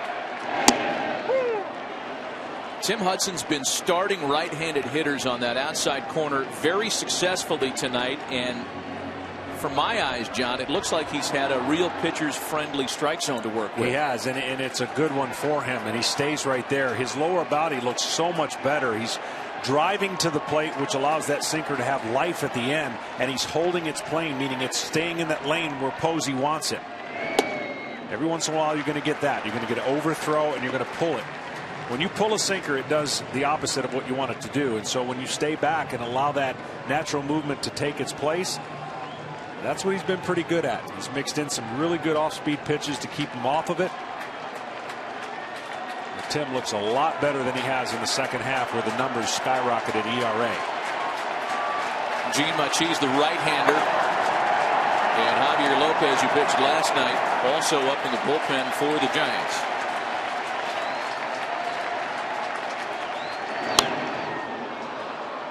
A ball and 2 strikes. The count to Ian Desmond. So can you tell the difference? I mean, just physically, and You know Tim Hudson as well as anybody, having been staff mates for such a long time. You can tell the difference when that hip isn't giving him any trouble, as it appears to be the case tonight. Yeah, absolutely. You know, again, the foundation down below your feet, your legs are going to correlate up top. And the biggest thing for Tim Hudson, when he's throwing a good sinker, it looks like a split finger. It doesn't look fair. And when it gets lateral or there's not that tilt to that sink, it's more hittable of a pitch, and he hasn't thrown too many of those. Remember I said arm side sinker getting away from him into a right-hander? He's done a great job of that. 6 strikeouts for Tim Hudson tonight as Posey finishes with a throw and a leadoff single is left stranded. We played 6 complete. It's still just 1-0 Washington. Just a little hint of fall in the air. It's getting a little chilly tonight. The Nationals have the tube heater in the home dugout. Throw him the heater, Ricky. Anthony Rendon heating up before he goes out to take the field behind Jordan Zimmerman, who has kept the Giants' bats cold. 12 consecutive hitters retired, the longest playoff streak in Nationals franchise history. He'll try to extend it here in the top of the 7th against Buster Posey, Pablo Sandoval, and Hunter Pence. Posey lines to third on the first pitch of the plate appearance, and Rendon is there to answer one away. Once again, you could just sense everybody not holding their breath, but things are going smoothly for the Nats. You think that they had a 5-0 lead. It's only 1-0. The Giants sticking around, trying to find a way to get on base to break that streak. Now 13 straight. So one streak against another now. As Zimmerman has retired 13 in a row, he faces Pablo Sandoval, who's hit safely in 12 consecutive postseason games. That's a Giants franchise record. And if he can keep it going tonight, we can start to talk about a National League record. Marquise Grissom of the Braves. Can't go too far without talking about one of your old teammates these days. Hit in 15 straight postseason games between 95 and 96. And Sandoval's going to need another at-bat to try to keep his streak alive. There are 2 away. The upset watch is on at more than one venue in college football. Time for a game break as we check in with Chris Myers.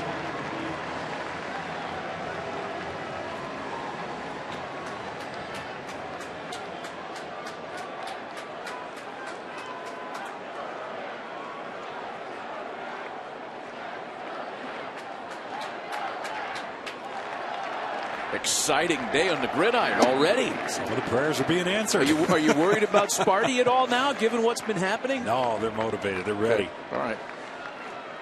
Here's Hunter Pence with 2 gone. Pence has one of the 3 Giants singles today.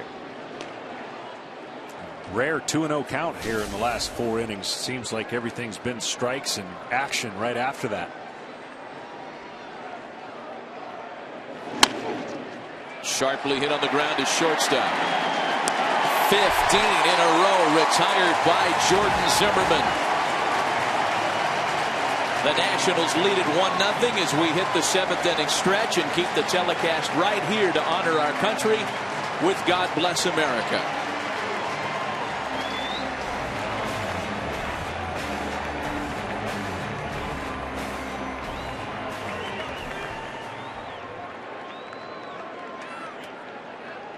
Ladies and gentlemen, please join us as we honor our great country with a performance of God Bless America. Once again, D.C., Washington. God bless America, land that I love. Stand beside her and guide her through the night with the light from above. From the mountains to the prairies, to the ocean's wide with foam. God bless America, my home sweet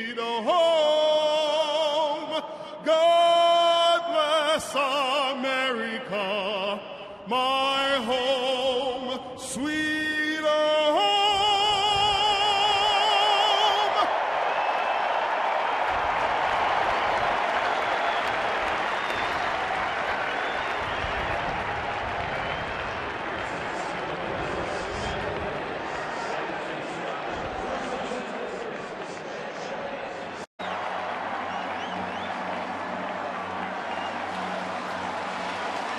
Sometimes we're guilty of overdoing the term classic pitchers duel, but tonight's certainly fits the bill. Tim Hudson, Jordan Zimmermann, both have been super.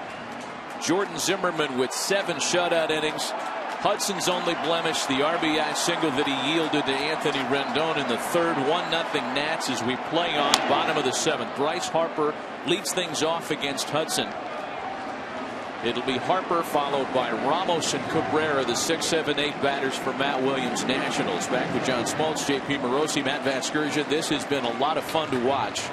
A 1-run game in the bottom of the 7th. Yeah, it has, and we probably thought this was going to be the game you were going to watch last night. That's not the case. These two pitchers have been on their game, throwing strikes, and they're keeping the ball out of the middle of the plate. And that's why it's given the hitters so much problem.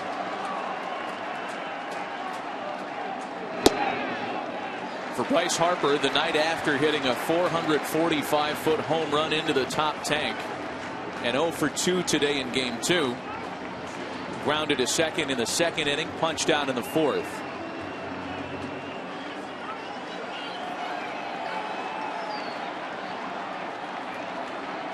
The 1-1 on the inside corner to put him behind 1 and 2.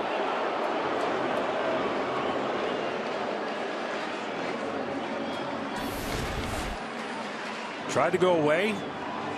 Rarely do you get that call when you miss that bad, but Harper gave him a little bit of that. Come on now, his glove was way out there. What you talking about, Willis?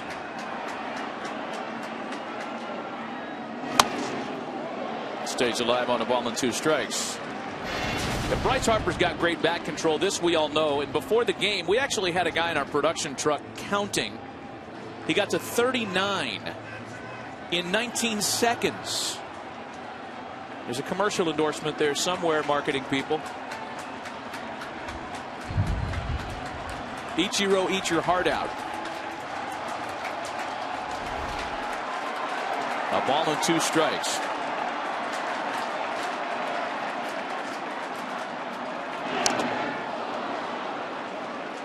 The Washington bullpen, which has been quiet all night, has Tyler Clippard up and throwing just in case.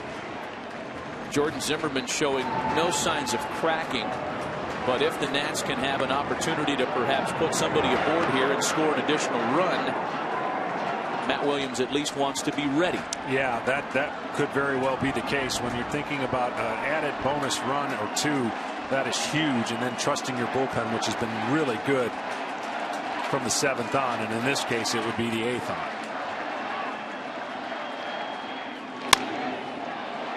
Harper grounds to Panic. A great play to his left, and there's 1 away. It's amazing the contrasting styles between the 2 starters of each club in these first 2 games. For Tim Hudson, he's kind of a drop and drive, relies on sink and movement, kind of similar to Jake Peavy. And then 2 tall, powerful pitchers for the Nationals. Stand up, kind of get after it with a fastball. Both have done very good in this game, and of course kept their teams in it. But you get this sense still like it's just 1-0. Here's Wilson Ramos now. A base hit back up the middle.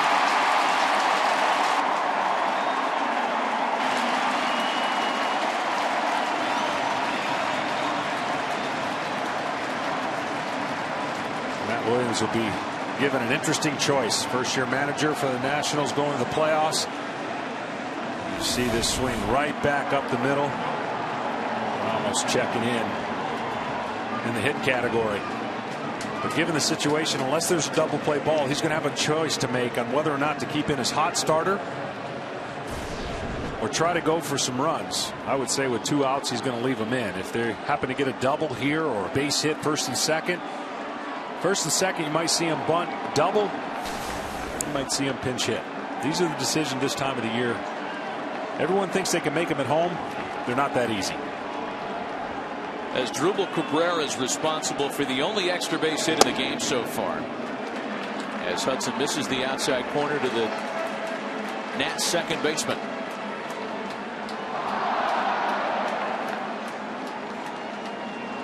Danny Espinosa has a bat. Nate Scherholtz has a bat. Scherholtz had a pinch hit double in last night's game.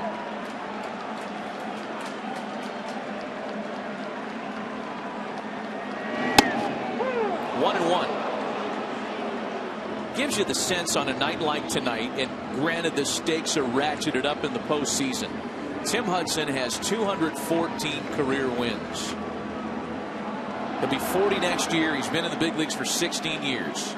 The big takeaway I draw from that number is that we might not see another 300 game winner in our lifetimes. Yeah, I highly doubt it based on the way the game is going. 2-1. The luxury of some really nice good contracts and guys not maybe playing 20 years anymore. And I say that because Tim Hudson is the active wins leader in baseball with 214. You had 213, if I'm not mistaken. 213, right? Yep. Could you have imagined some 80, 90 more wins in your career? Well, I missed 5 years, 3 of them in the bullpen and a couple due to injuries. So that's a yes. Yeah, maybe. I would like to think so if I didn't go to the pen, but you gotcha. CC Sabathia. He's got 208. Yep. Everybody thought he might be the guy, but right. His injuries have slowed him down. My money's on Clayton Kershaw. He could be a candidate. So many things have to break your way. You've got to pitch for a good team for a lot of years. You've got to stay healthy. 300 wins. 2 balls and 2 strikes to Cabrera. Sticking around. Again, Tyler Clippard is hot in the bullpen for the Nationals at this point. And whether or not we see a pinch hitter for Jordan Zimmerman will have everything to do with this plate appearance against Asdrubal Cabrera, as John mentions. Cabrera fouling that one off his foot a little bit, walking it off. Trying to get the feeling back in his front foot.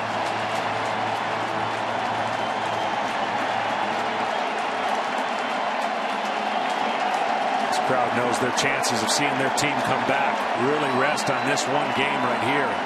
They've got to find a way to secure this and win column and then take one out in San Francisco.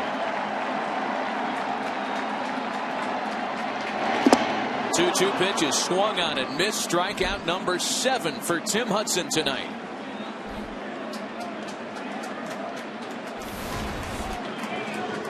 Watch the bottom drop out of that. That's an incredible split finger. At least looked like a split finger. It's always hard to tell. I had to chart him most of the times in Atlanta. I had a hard time telling when he had a good sinker and a good split what the difference was. That change of speeds right there. It just got Cabrera off balance.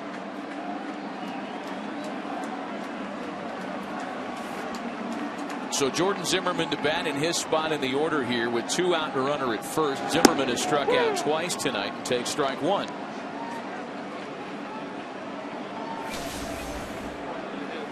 The scores in Tim Hudson's last 5 starts were 10-9, 6-1, 17-0, 5-0, and 9-1. All of them losses.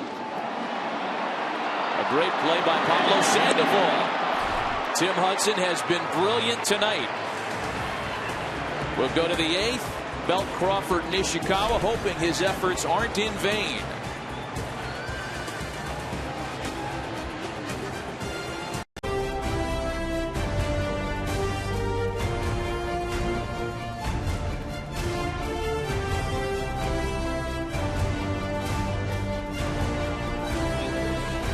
Pitching and defense on display in what has been a magnificently played Game 2 of the National League Division Series between the Giants and the Nationals. Tim Hudson has been terrific. as has his opposite number, Jordan Zimmerman, who goes back to work in the top half of the 8th on top 1-0, facing the 6, 7, 8 batters for the Giants. Brandon Belt leads it off for San Francisco, trailing by a run. First pitch swinging. A ball looking for no man's land. Ian Desmond out there to make the over-the-shoulder grab.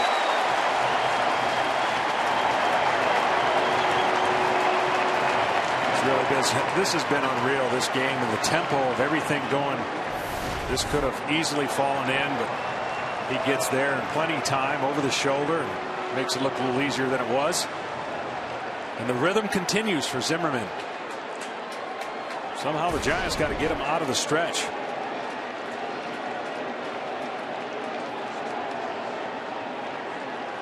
Brandon Crawford hitless tonight after a 3-hit opener a night ago. Just 3 Giant singles tonight. And they were scattered in the first 3 innings of the game. Zimmerman has retired 16 in a row as he gets in front of Crawford 0-1.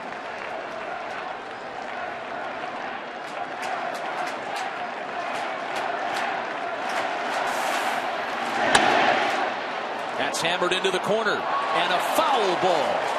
I actually think in a weird way the first inning single helped out Zimmerman more than anything. Here's a guy coming off a no-hitter his last start, and then you watch how close this ball just about a foot foul. But he has gotten back into that no-hitter rhythm really in the middle part of this game. There has been no signs of anything other than attack with a fastball, and the Giant hitters are hitting him right at the National defenders.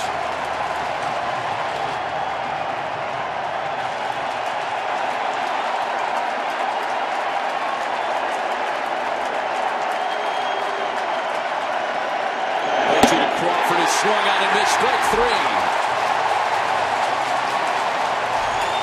5 punch outs for Jordan Zimmerman tonight. He's climbing the ladder. Fastball aggression. Crawford out of the zone. Tonight, UFC Fight Night returns to Fox Sports 1 with an epic night of bouts, including a welterweight showdown between second-ranked Rory McDonald and 9th-ranked Tarek Saffiedine. The action starts at 8:30 Eastern tonight on Fox Sports 1 and streaming live on Fox Sports Go. 2 gone for Travis Ishikawa. You know, to your point, John, as to how efficient Jordan Zimmerman has been and how the pace has been directed by him all night. He's recorded 23 outs tonight. 9 of those outs have come in the first 2 pitches of the plate appearance. Yeah, it's almost like watching fast-paced football where everybody's trying to get a play in as fast as they can. That's what these pitchers have been able to do. And the fact that there hasn't been much, there's tension anyways. It's 1-0. Every pitch is stressful. But there hasn't been a lot of base runners. He hasn't been out of the stretch in a while. So that rhythm that every pitcher wants to have in a game like today, you feel good just pumping in strikes and throwing it. When the crowd gets going, your juices get going. Pinch hitter Matt Duffy waits on deck, hoping for a chance with a 2-strike count to Travis Ishikawa. Ball and 2 strikes to the San Francisco left fielder. Tried to get him to go up the ladder as he did Crawford.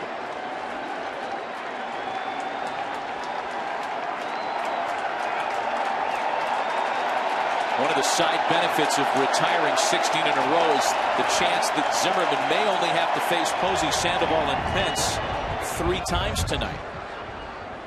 Yeah, it's just been an outstanding job. I looked at this series and you go, okay, the Nationals, no-brainer. Their staff speaks for themselves. 2 starting pitchers for the Giants, losing records, doesn't tell the story. Didn't get a lot of runs, but they have done exactly what you want between Peavy and Hudson, only giving up 1 run, and now between Strasburg and Zimmerman only giving up 2 runs. Line to first for LaRoche, who dives to his right to make the play. Another 1-2-3 inning for Jordan Zimmerman.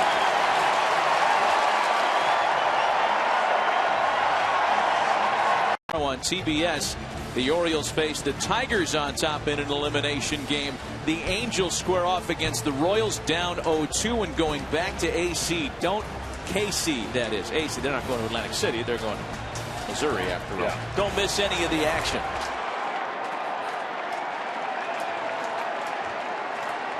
The Nationals looking for some late insurance tonight. Denard Span, top of the order against Tim Hudson, who continues in the last of the 8th.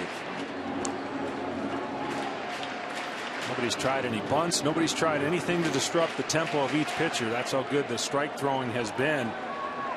And really the lack of being out of the stretch. Nationals could desperately use some added runs.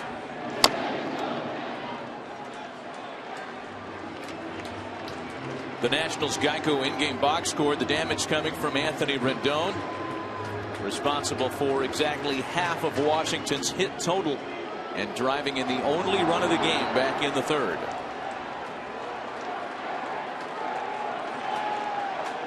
This isn't going to make Tim Hudson feel any better. But the last pitcher to throw a postseason complete game loss was Tim Hudson. Game 3 of the 2000 American League Division Series. He has been magnificent tonight. He really has, and we documented the second half was not the trend that you would think you were going to see if you're following trends. This second half, 2-11, pretty much after June.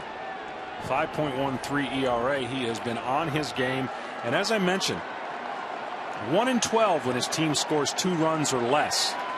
A big part of those 13 losses that is on his record.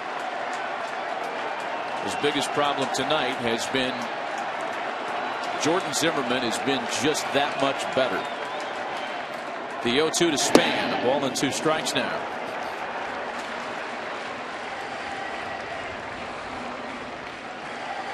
As good as the Giants have been in the postseason under Bruce Bochy, the San Francisco Giants have never won the first 2 games of a best-of-5 series. Given their recent success, that might come as a surprise to some.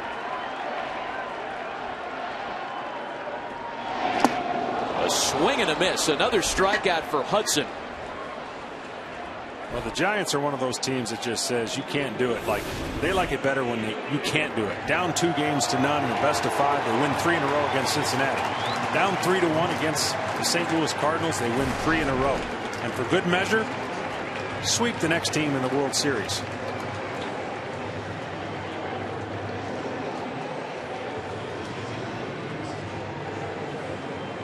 Here's Anthony Rendon now. The only trouble spot for Hudson all night. Just walk him. 3 for 3 with that RBI in the 3rd. On the corner to get ahead 0-1. Hudson has punched out 8 tonight.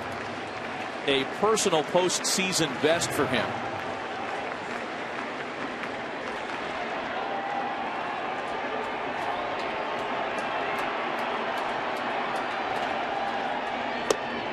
He's had more than 6 days rest. He's 2-0 this year. We talked about the 9-day rest. Sometimes that can have a little rust, but in his case, I think the rest helped him. 39 years old. Saw the formula that Jake Peavy paved out there yesterday, and he's doubled down right on it. He's just done everything you have to do to keep the Nationals off the bases. A ball and 2 strikes to Anthony Rendon.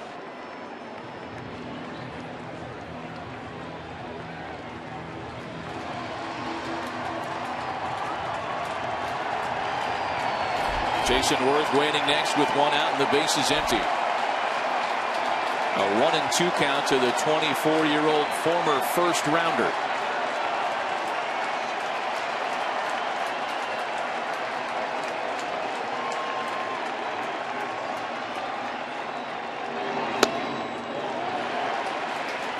For such a long time, the conversation of how good the young Nationals were was centered around just Steven Strasburg and Bryce Harper.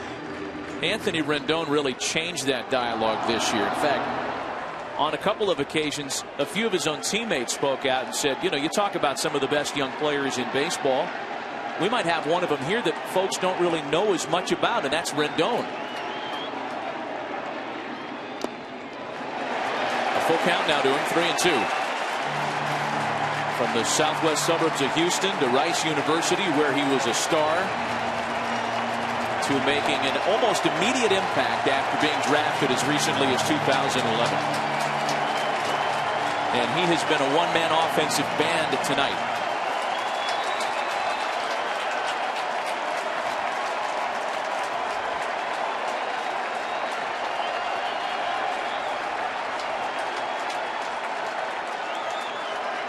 The 3-2 to him. Anthony Rendon is 4 for 4 tonight.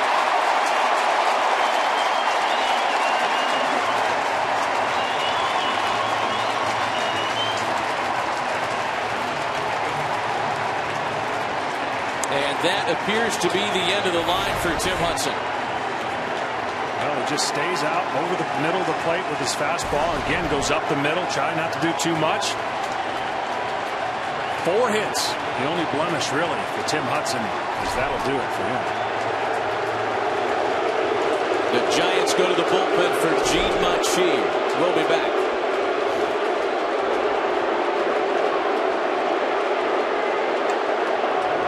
Night is underway and currently on Fox Sports 2, as well as streaming live on the Fox Sports Go app and foxsportsgo.com. But what a fight we've had here between two terrific starting pitchers. Tim Hudson, brilliant, finally exiting after 7 1/3, did not walk a batter, yielded only the 1 run on 7 hits, struck out 8, a personal postseason best. On the other side of the scorecard, Jordan Zimmermann is in a stretch of retiring 18 straight batters and has been, John, just that much better. Yeah, we knew coming in, both offenses knew, hey, we're not going to take a lot of pitches. These guys don't throw many balls, so we're going to have to be aggressive, and the pitchers have won tonight.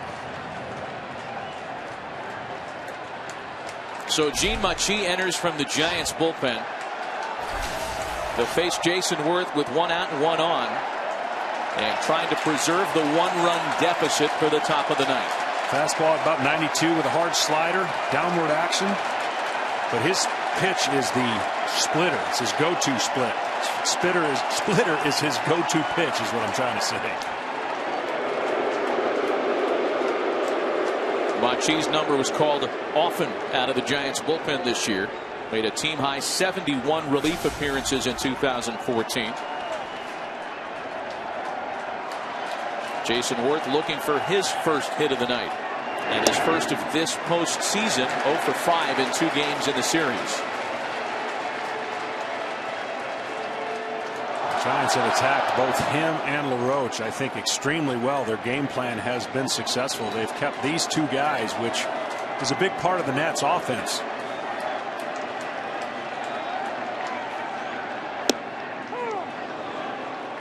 One and one.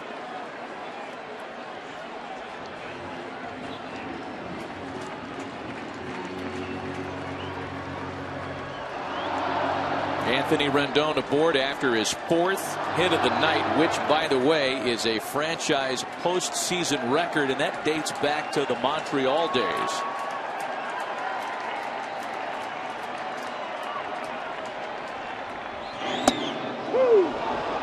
Worth behind 1 and 2. Good slider there at 82. Arm angle down a little bit. Get it to sweep away from the right-hander.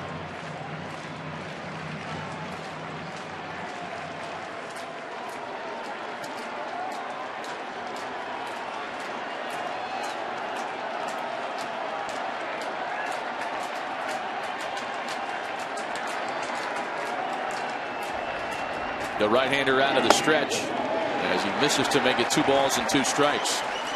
Based on what I've seen, you almost got to pitch Jason Worth backwards. It looks like he's much more comfortable with 2 strikes. You can surprise him with some fastballs. The question is when? When do you do that? 2-2 count right here, and he threw 2 sliders. See if he goes fastball here to try to lock him up. Maybe sitting off speed. You know, as much as Zimmerman and Hudson work quickly, Machi is really the antithesis to that. Is that opposite? Yeah. Oh, okay. I don't want to guess. He's slow. Okay. By design, by the way. A deliberate worker is the diplomatic way of stating that. As Worth spoils him off to stay at 2-2.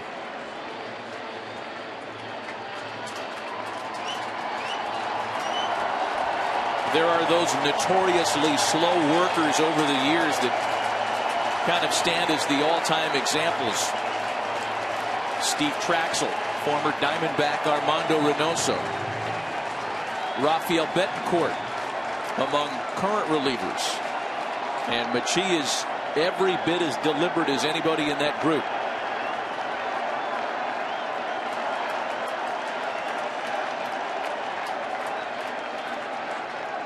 Posey wants it on the corner, and Worth sends it out to the opposite field. Playable for Pence, and out number 2. For a look ahead at what's coming up next on Fox Sports 1, let's send it back to Chris Myers in the studio.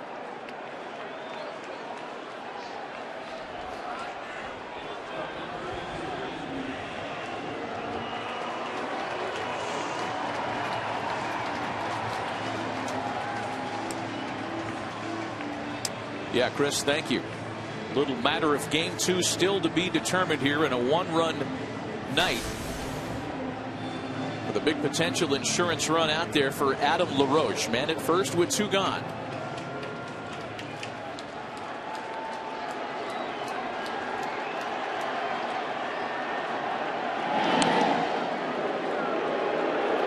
We've already had some classic games, and they weren't the classic games we thought we were going to get. Exciting games, a lot of runs. This truly is been a classic, a 1-0 pitchers duel. Everybody's been crisp. The game has moved along quickly. Rendon runs. A swing and a miss at the plate. Posey's throw down is not in time.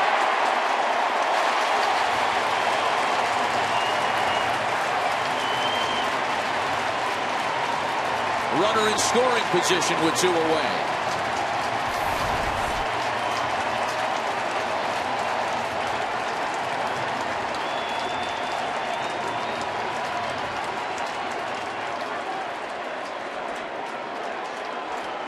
Posey was going out there just to stall a little bit, talking to his pitcher to see if they get time to check out a replay. Everything's so important in these scenarios. Why not? We have the replay in place. But it looks like Bruce is just going to go out and talk to his pitcher at this point. They got the word back that he, as he looks back in, I see that a lot. Managers trying to get the word and whether or not to go talk to the umpire and have him check it or not. And Bruce Bochy not only wanted to give his tape guys another chance to look at the play at second, he wants to make a change. We'll be right back.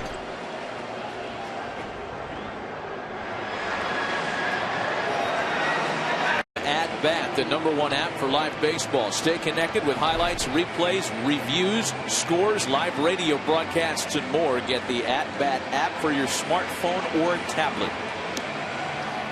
Well, here's the situation. A big insurance run is out there in scoring position for the Nationals here in their half of the 8th. Washington leads 1-0, and they have ever since the Rendon single in the 3rd. Jordan Zimmerman has been brilliant tonight. Tim Hudson was almost as good, left trailing by the run. And the Giants have made their second pitching change of the inning for the veteran left-hander Javier Lopez. Javier Lopez, sidearm left-hander, came in to face Adam LaRoche yesterday. Some close pitches, but Adam worked a walk out of that at bat.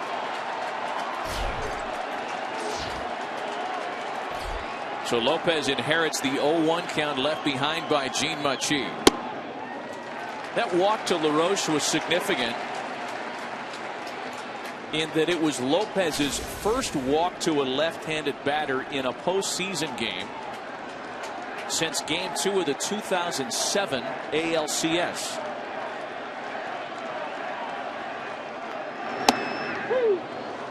It's setting up for the same formula we saw yesterday, where Hunter Strickland came in with the bases loaded. it won't be a bases loaded situation this time. I guess we know why Bruce Bochy wanted Javier Lopez in this situation. Yep. 0 for 9 with 8 strikeouts. That is straight ownership. And he got him again. The bullpen combines to keep things clean in the 8th. One last crack left for the Giants, down by a run.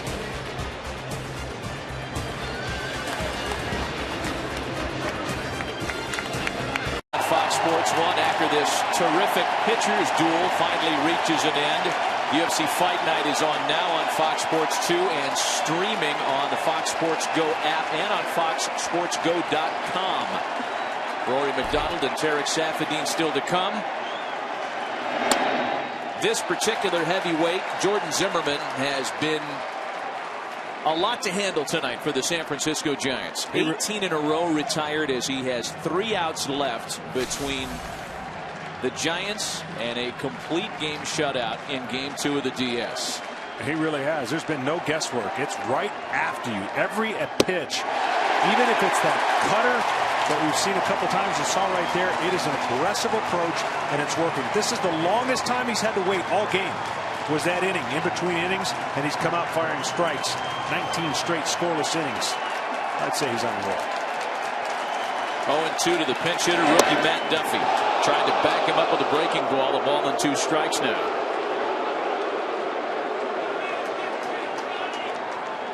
Duffy, then top of the order, Blanco and Panic.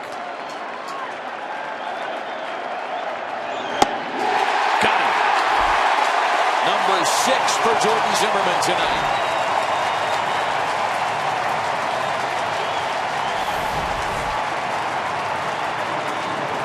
One of the better ones of the night. That one started off the plate and just kept chasing away. Duffy couldn't lead. He could not stay off. So now Gregor Blanco 0 for 3 this evening. Just 3 singles for the San Francisco lineup tonight. The last Giants base runner, Travis Ishikawa, who singled to lead off the 3rd.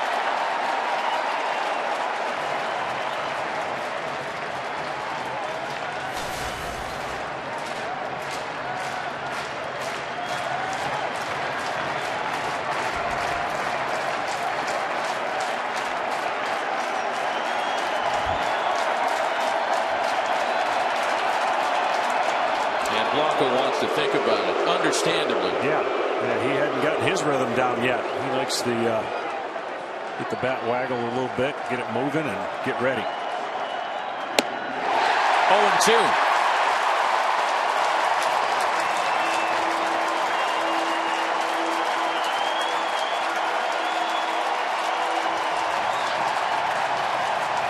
Well, Matt Williams has been almost in a 3-point stance for much of the night.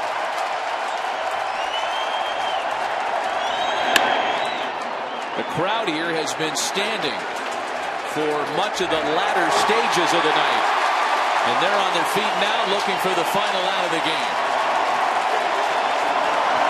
Jordan Zimmerman has worked to 95 pitches. He's retired 20 straight. The fewest pitches in a postseason complete game since 1990. John Smoltz on that list.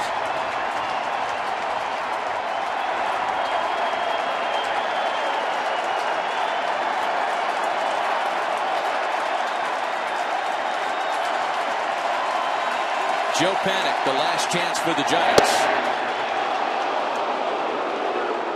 You're almost shocked if the first pitch is not a strike, the way this game has gone.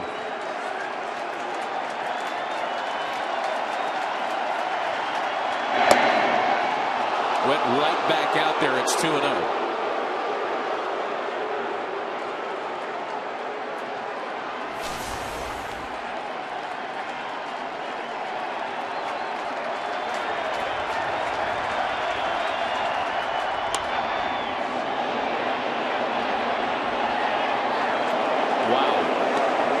Deep and foul.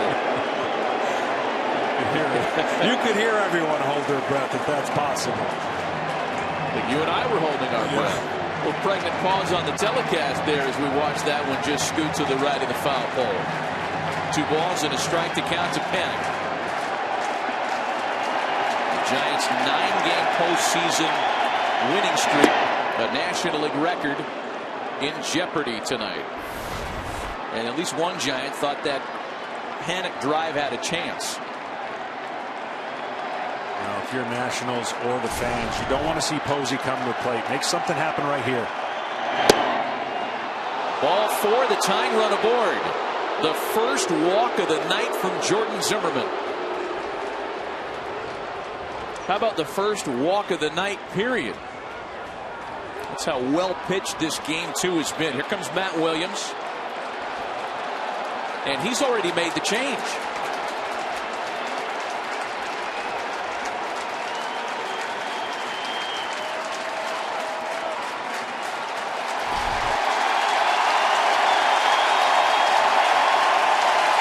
Jordan Zimmerman goes 8 2/3, leads to a hero's exit.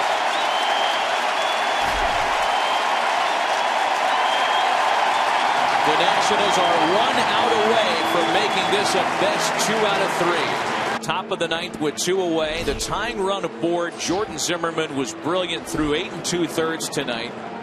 His only walk of the game came as his final batter, and it ended the stretch of 20 consecutive hitters retired. He turns it over with that one final out to get to his closer, Drew Storen, who has been unstoppable since August 24th. An ERA of 0 in his 17 appearances down the stretch. Buster Posey for the Giants. On the first pitch, that's into shallow left center, a base hit. Panik will stop at second.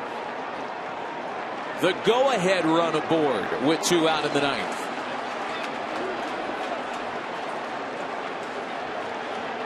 And Pablo Sandoval will have another chance. Good fastball pitch away. Tacks it and gets it off the end of the bat. And he keeps this rally alive. But the Giants are just unreal. Whether they come back and win this game or not, they find ways to play in these kind of games more than anybody else. We mentioned earlier that Pablo Sandoval would love to have another chance to extend his 12-game postseason hitting streak. He's had 2 career plate appearances against Drew Storen, has 1 base hit. Up there, Hacken, 0-1. For Storen, this is his first postseason appearance since the 2012 Game 5 NLDS meltdown against the Cardinals. One that over just an inning's worth of work, he was charged with 4 runs on 3 hits and 2 walks.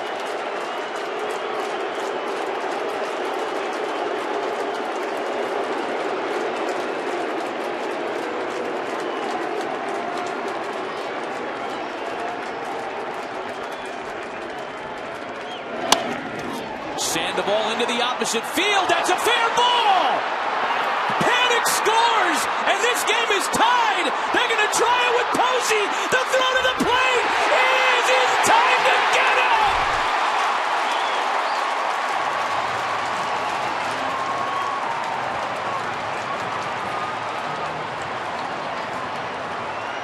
Wow, there's no doubt they're going to have to look at this.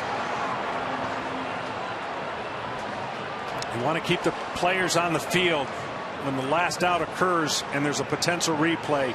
Unbelievable piece of hitting. The Giants in the dugout are all signaling safe as though they've already seen the videotape replay. We'll take another look. When I saw it live, I thought he got in there. This great relay throw by Harper. Another good relay and a short hop, I believe, picked up at home. And then the tag and the transition. You look at his feet. That is going to be probably safe.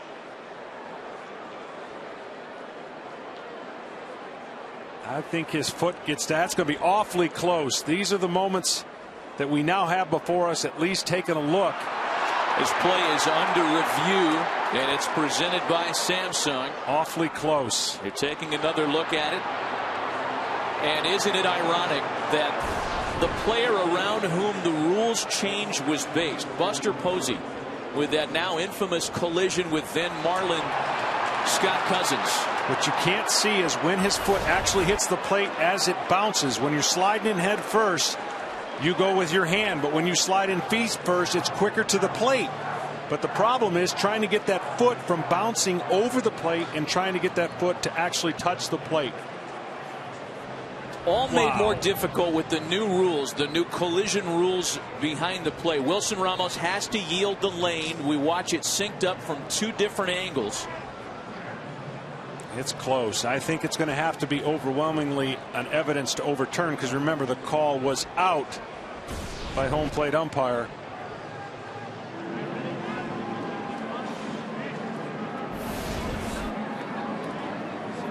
And by the way, nobody is worried about the time of review here.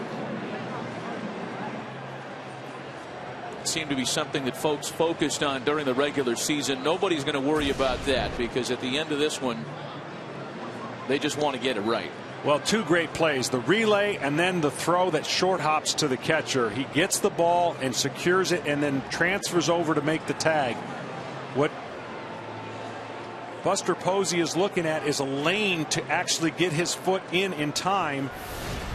So look at the lane. He actually came in real steep. I thought he might come out to the outside first base side of the plate, but he came in his turn real steep, and that angle may be the difference if he's out with the tag at home plate. Had he veered more towards first base, and they got him. And the call is confirmed. Pablo Sandoval's two-out RBI single has tied it. We go to the bottom of the ninth. A brand new story in D.C.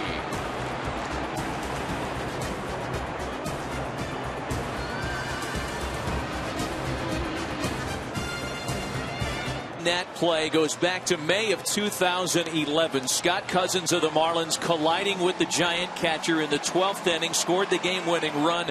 Posey suffered a fractured fibula, torn ligaments in the ankle. Some thought it was a career-altering, if not career-ending injury. He's, of course, come back stronger than ever. And then tonight, Posey involved in a refined set of rules, a play that required Wilson Ramos to yield a lane for the runner to slide, yet still Ramos is able to tag him out. After the review, the call was confirmed. 1 run scores on the play, and we go to the bottom of the ninth inning. Yeah, one of the most controversial plays at the plate now as far as teams understanding how it's to be viewed. The catcher has to give him a lane. We've seen situations where the lane wasn't given, but the throw took him over.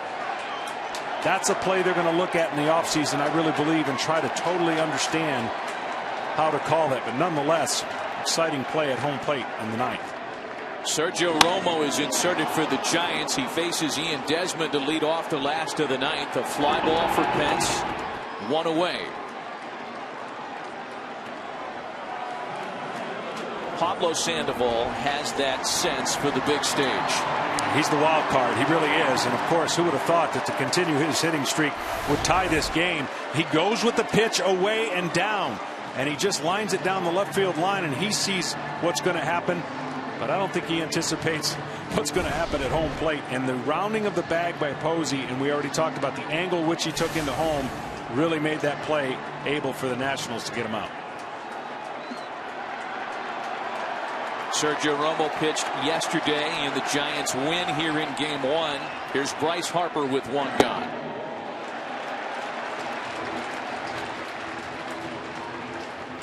Romo went a scoreless inning yesterday.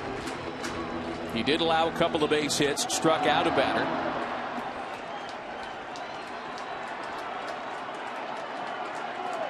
The former Giants closer and World Series closer.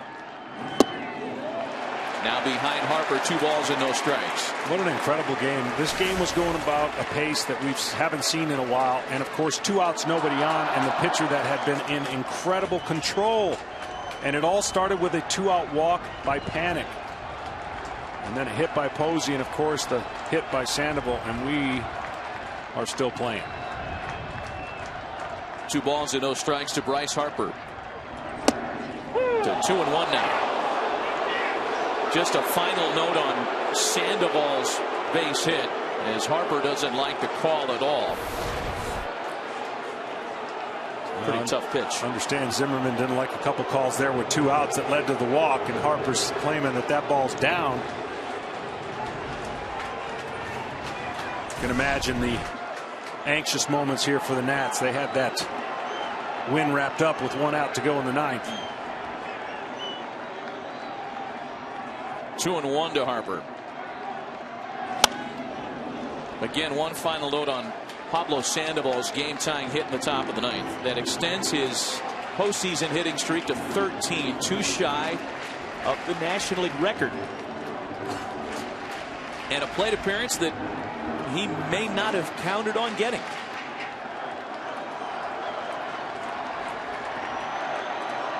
Two balls and 2 strikes to Bryce Harper. Wilson Ramos next with 1 out and the base is empty.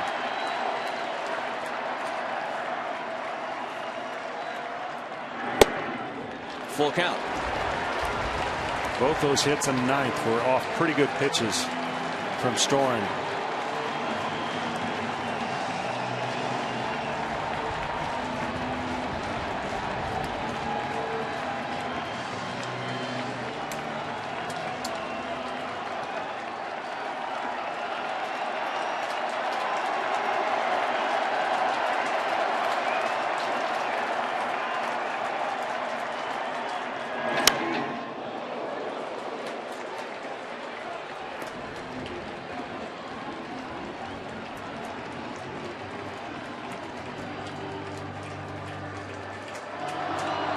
It's just amazing. I've now watched the Giants play in these type games in the postseason, and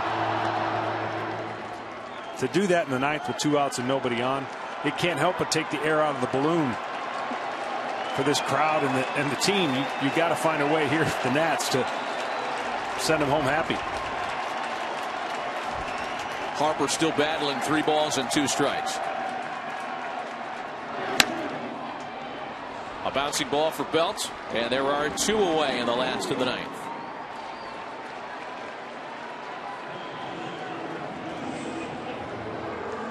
Jordan Zimmerman was absolutely brilliant tonight for 8 2/3 innings. Left with 1 out to get. The Giants are able to tie it in the top of the 9th. And here is Wilson Ramos now. I know these fans were such Tom Hanks fan. Movie Castaway with Wilson chanting. Oh, and a slider makes Ramos chuck his bat into the stands.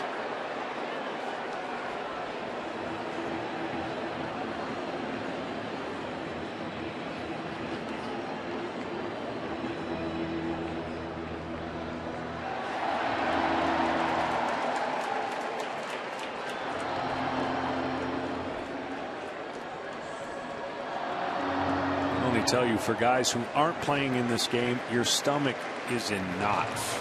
There's no way to contribute. You're at the mercy of hopefully your team bringing you excitement. But man, when you're at this time and you're down 1 game to none, it's so close to saying it's even. Doesn't feel good. Another slider makes Ramos pass and miss. It's 0-2. The Nationals were 1 out away from making this a best 2 out of 3. This feels like elements of the 2011 postseason, the World Series in particular, when the Rangers were an out away twice from winning their first ever World Series to win title. the World Series.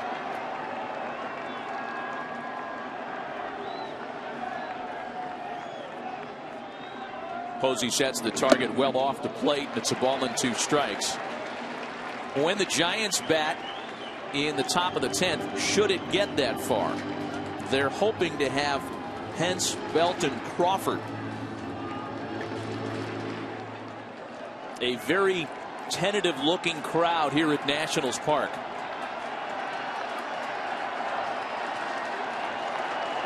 Both teams with plenty of pitchers to take this game as deep as they need to take because of the start that they got out of their starters and the depth that each team has.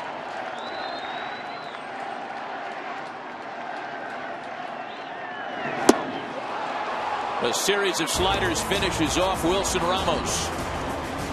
We're going to extra innings in our nation's capital tonight, thanks in part to Pablo Sandoval's heroics. Will there be more drama in the 10th? A 1-1 tie.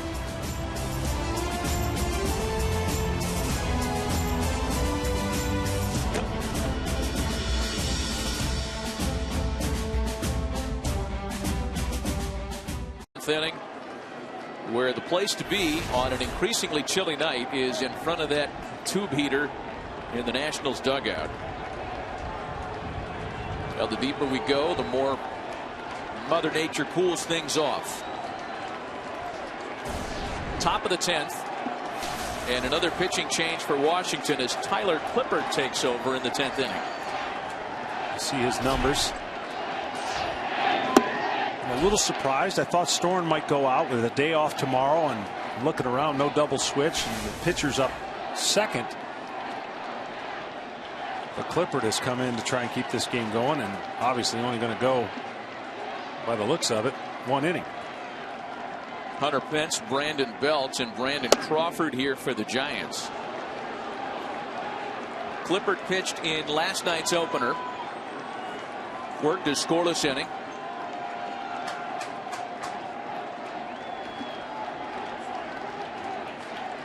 Boy, in addition to some of the unpredictable offensive shootouts in this postseason, it's been a 2014 postseason defined in part by extra innings baseball. Just ask the Royals and the Angels about that. Exactly. And when you're the home crowd and the team that's favored, you have that teeter-totter of emotions that start creeping doubt. I talked about it earlier with only a 1-run lead.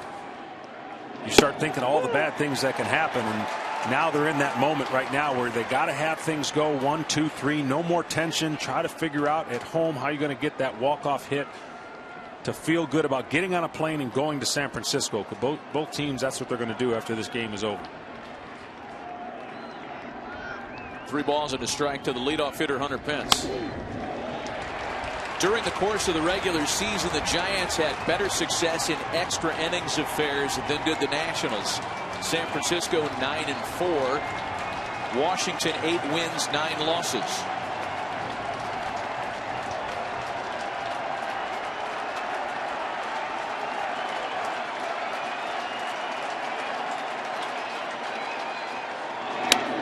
The 3-2 to Pence is again fouled away. Going to that 9th inning, the Giants had 3 singles tonight. 1 runner in scoring position all night. But that 9th inning with a 2-out walk turned into a game-tying rally as Pence swings and misses for out number 1.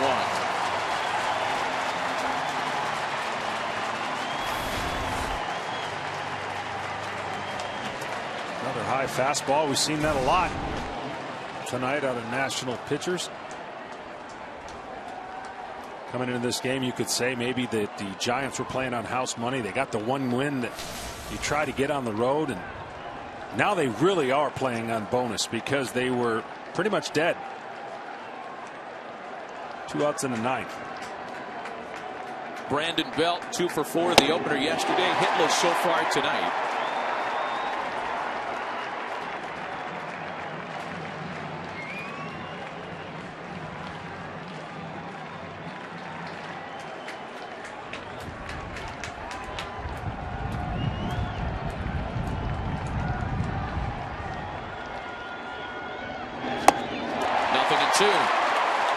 There's that ridiculous changeup. Everything looks the same. Fastball comes out the same slot that this changeup does, and because of the grip, it almost acts like a palm ball. It just absolutely disappears. He's attacking his fastball right here, and see where the ball never gets there. He actually swings out of his helmet.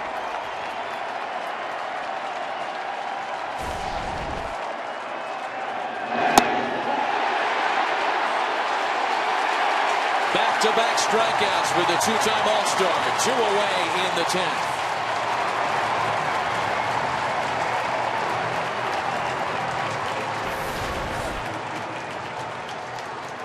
See it again. He tried to stay back. You tell yourself as a hitter, okay, stay back, but you don't ever want to get beat on the fastball either.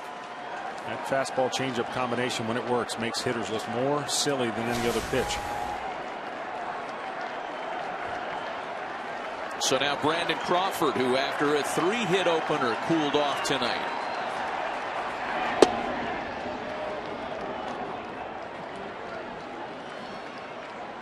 There's not a lot of collective San Francisco success against Tyler Clippard.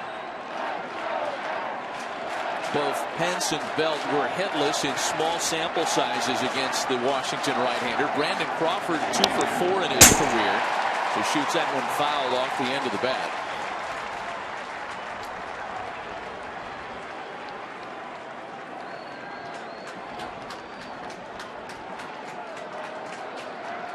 You just have to guess right against a pitcher like this and location. Look for a ball all over the plate. He hasn't seen anything breaking towards you. It's just basically fastball, straight changeup so far.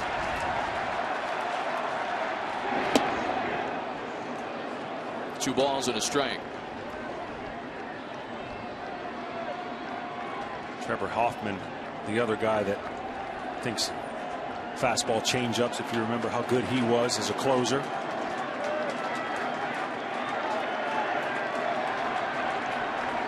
The 2-1 to Crawford. On the corner to make it 2-2.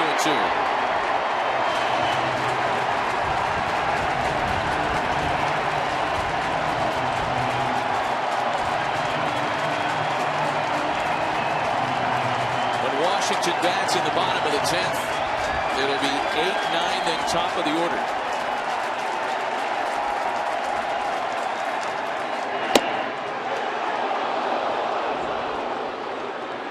Full count now. Tell you, these fans have gotten their rotator cuff work of waving those towels tonight, up and down, waving them, trying to continue this quest to get in the Nats win. Trying to stay warm out there. It has really gotten chilly. Still a full count to Brandon Crawford.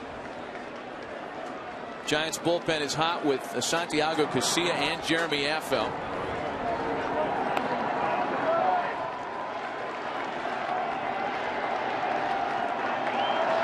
And that guy is Drupal Cabrera, will be leading off to last of the 10th.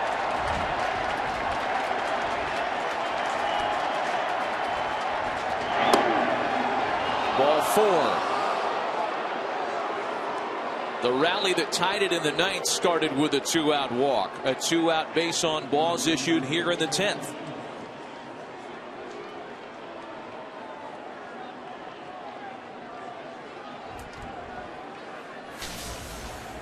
So now Travis Ishikawa, who has enjoyed hits in each of the first 2 games of the series.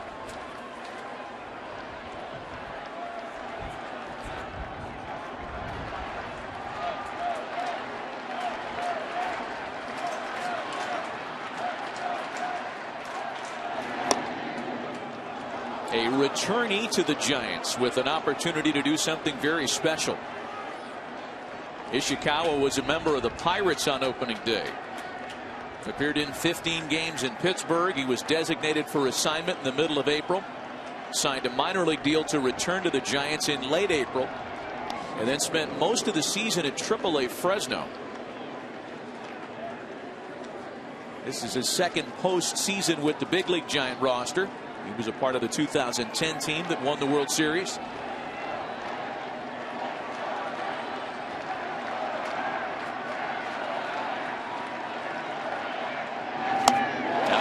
Swing and a miss, 1-1.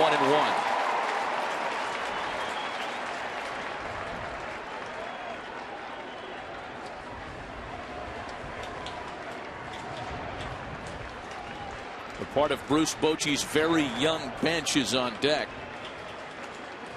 Andrew Susak in the on deck circle.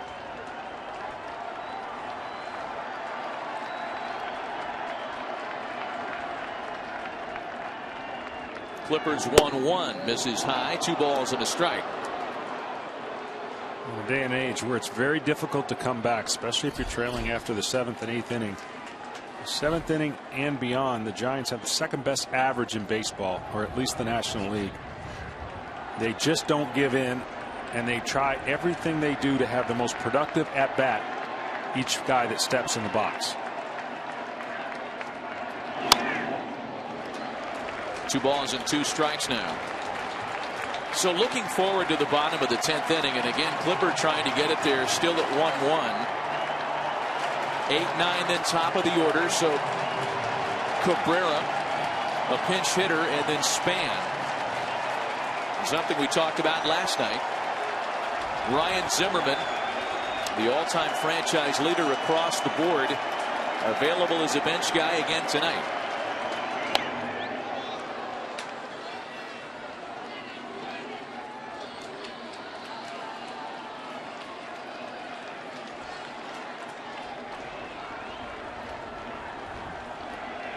He has been varying his fastballs and changeups. This trend would make it seem like after going fastball up, he'd want to throw another changeup right here. Some guys can't even look in the stands. The 2-2. Wrap back to Clippard. A scoreless top of the 10th. Washington still hoping to walk off the Giants. We go to the bottom of the 10th, tied at 1.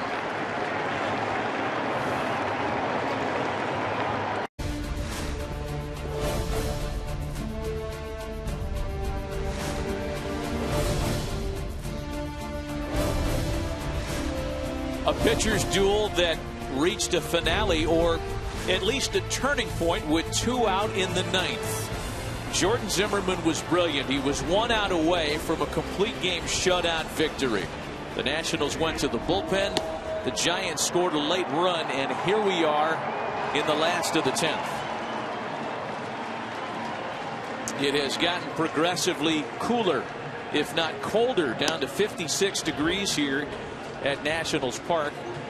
The wind has certainly increased the later we get into the night, and in stark contrast to the balmy conditions in Southern California for the Cardinals and Dodgers coming up in a little bit on MLB Network. It is decidedly fall feeling here in the Northeast. Yeah, concern when the Nats are up, not so much for the fans, but they would like to see this end soon. As they're coming up here in the bottom of the 10th, this has been really an incredibly well played game, and now Jeremy Affeldt is trying to continue the Giants' quest to keep this series in their favor up 2-0 if they can win. Juan Perez takes over in left field for Travis Ishikawa, and you saw the new Giants pitcher, the veteran left-hander Jeremy Affeldt. So that'll turn the switch hitter as Asdrubal Cabrera around to the right side as the Nats go to work in the 10th.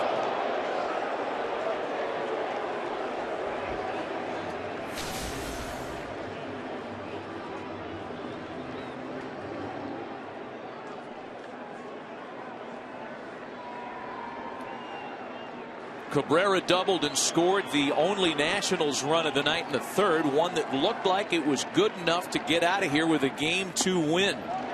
That is until the 2-out rally by the Giants in the 9th. Cabrera, then Kevin Franzen, who's on deck, a former Giant who will pinch hit next, and then Denard Span.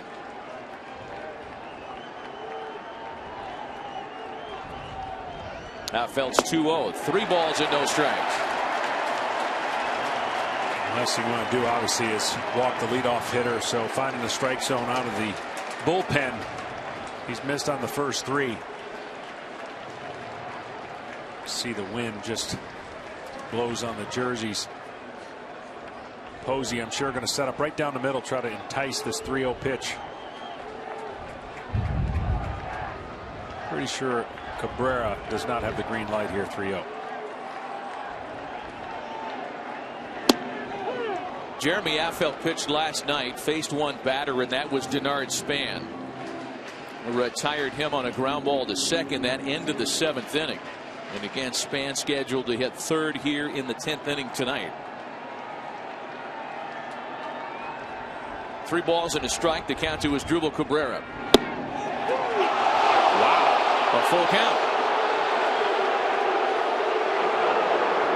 Let's go. Cabrera just as frustrated with Vic Carapazza as Bryce Harper was in the 9th, if not more so.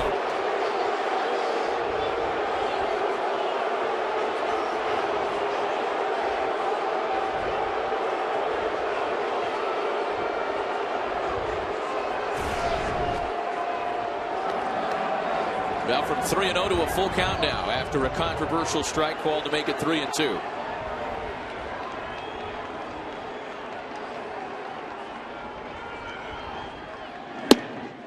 Got him. Went back up to that same spot, and Cabrera's gone.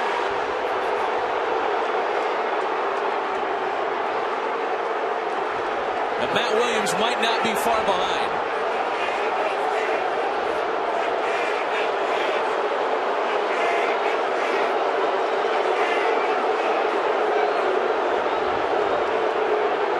Well, this is 2 different quadrants that they're probably having a problem with.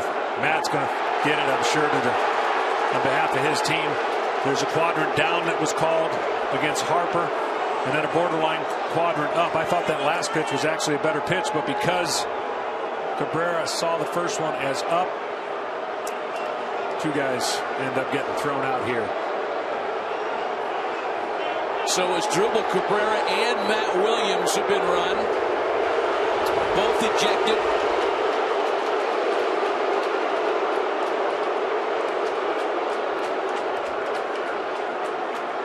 As we look at the pitch again, you see where he sets up over the middle. It catches the top part of the strike zone. So in that call, probably a lot more accurate, but you knew the frustration of the previous call was going to get Cabrera in trouble, and he got tossed. And then the fact that Matt Williams has to come out and make sure he ensures that Cabrera doesn't do anything to get suspended. The Nationals, of course, are not happy with the whole situation.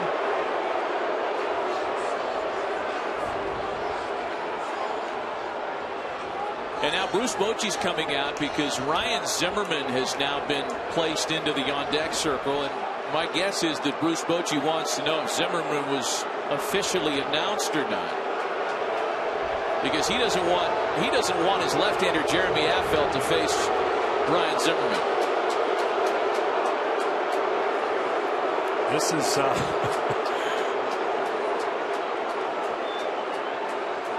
this game has taken on some twists. There's only one team really playing a little bit more relaxed, and you can understand with the 1-game lead, the Giants not as bothered by things as the Nationals should be. They have to get this game to feel like they have crawled back into the series. Down 2-0 going to San Francisco with Bumgarner on the mound is not an enticing appetite.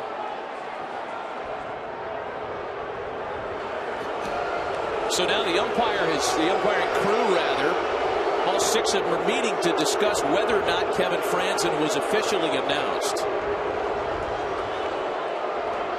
Well, the one thing you've got to do now, Matt Williams has been thrown out. You've got to keep the rest of the guys in the lineup. You cannot allow what has transpired here and maybe even a couple innings ago to affect the rest of your players. You still got to play this game out and attack the strike zone as a hitter and not be concerned about the calls that are made.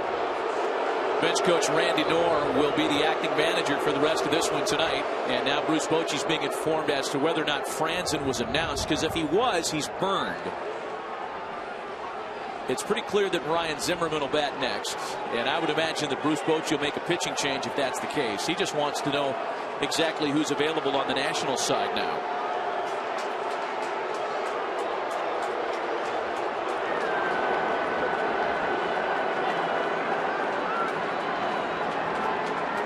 Our guess is that Vic Carapazza, the home plate umpire, pointed Franzen to the scorer's box.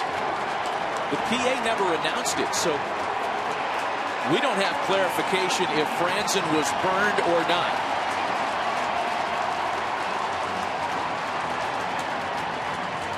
It will be Ryan Zimmerman to bat, and it appears he'll face Jeremy Affeldt.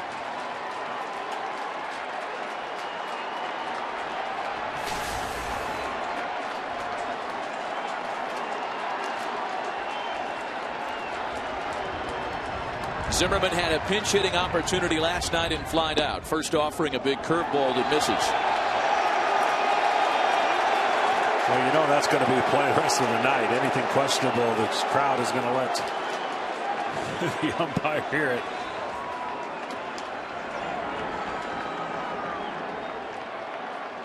It was a difficult regular season for Ryan Zimmerman based on 2 troubling stints on the DL.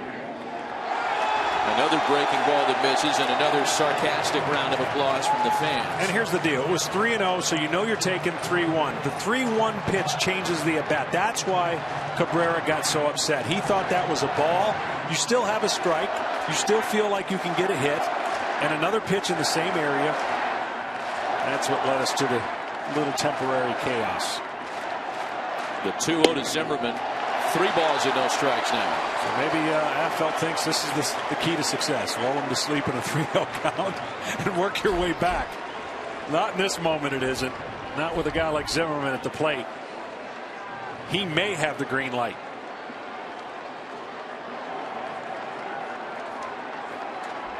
One out, base is empty, last of the 10th. The 3-0 is in for a strike. Asdrubal Cabrera has been ejected. Matt Williams has been ejected. Randy Knorr takes the managerial duties for the rest of this one. And just to clarify, it is our understanding that Kevin Franzen was never announced, so he was not burned and is still eligible in this game. And the longer you go, the bigger a deal that kind of thing is. The 3-1. Zimmerman lines it into left. The winning run on base with 1 out in the 10th.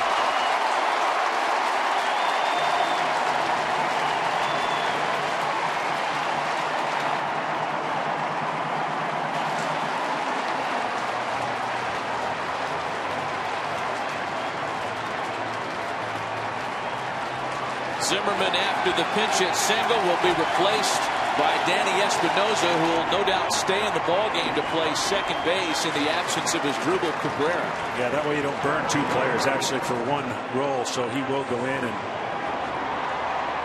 serve as a replacement for not only Zimmerman but Cabrera.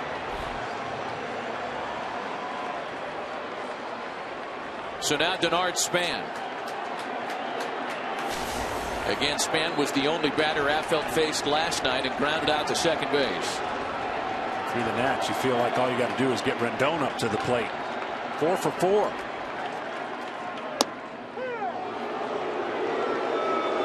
Well, the Nationals would certainly love to have not only a hot Anthony Rendon, but a right-handed anybody against Jeremy Affeldt.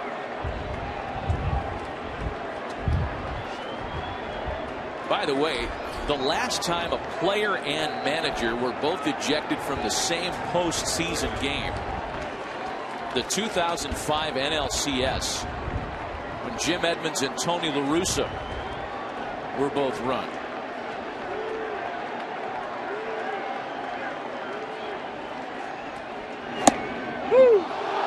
And a strike to Span to put him behind 0-2. Well, with the new system and replays, of course, you're not going to have anybody get thrown out over those because you can take a look at them unless a manager comes out after a decision has been made. So it leaves you really for strikes and balls and where you think they should or shouldn't have been.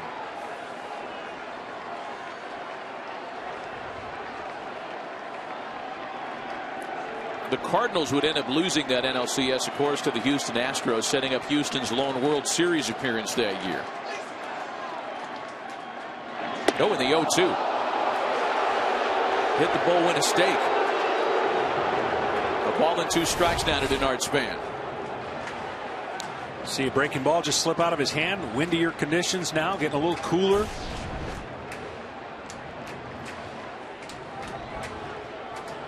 Trash flying around in front of him. Posey trying to catch the chicken, if you will. You know, this is as involved as the crowd's been in 2 games of this series so far. Desperate. They are desperate, as they should be, for their hometown team to take the lead. And if they take the lead this time, they don't have to worry about holding it. You know, the frustrations with the strike zone, Cabrera being ejected, Matt Williams being ejected. There's nobody sitting for the most part here.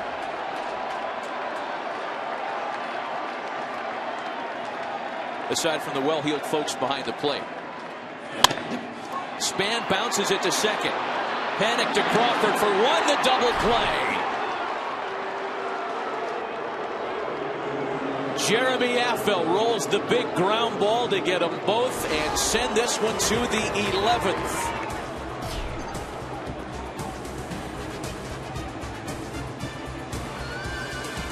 Just the one pitch to Asdrubal Cabrera that led to his ejection. We'll take you back to Bryce Harper's at bat and his frustrations. And Bryce got away with a little bit of something there. Cabrera was not so fortunate. Harper frustrated earlier, and Cabrera finally erupted after that called strike 3. He was run immediately. Then Matt Williams went. And it's the second-year umpire, Vic Carapazza, who is right in the midst of that controversy. But as some of our technology confirmed. Yeah. It's not that bad of pitches. What happens is when a glove is sitting on the outside part of the plate and he reaches over to catch it, that's what the hitter sees. And even though it crossed the plate, normally a lot of umpires may not give that credit to the strike. Down in the zone, up in the zone. Those are the two quadrants that hitters are going to say, hey, I'll give you one of them. You can't have both of them. And I think overall he's done a great job behind the plate. The new pitcher for the Nationals is veteran left-hander Matt Thornton. And he'll take over here in the top of the 11th. And the other thing to put a bow on it, Matty, is when a pitcher's gone 3-0 and he's missed a couple times, you usually don't get the benefit of the doubt of a close one on 3-1. And that close pitch on 3-1 changed the at-bat for Asdrubal Cabrera. Juan Perez followed by Gregor Blanco and Joe Panik. And is now 3 balls and no strikes to Perez, making his first plate appearance tonight.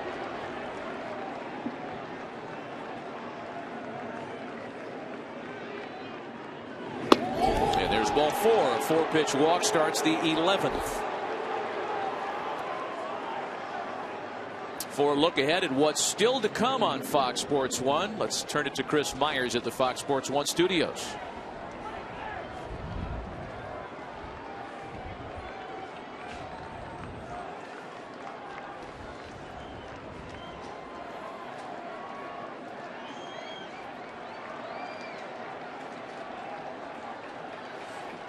That filed into the don't judge a book by its cover as Gregor Blanco is bunting. Rendon throws him out at first despite the headfirst slide. The sacrifice works as Perez moves into scoring position with 1 away. This game has been so eerily similar to the Angels and the Royals. You think about the first game, close game, the Royals win. Then the second game they go into extra innings. What was it, 12th inning?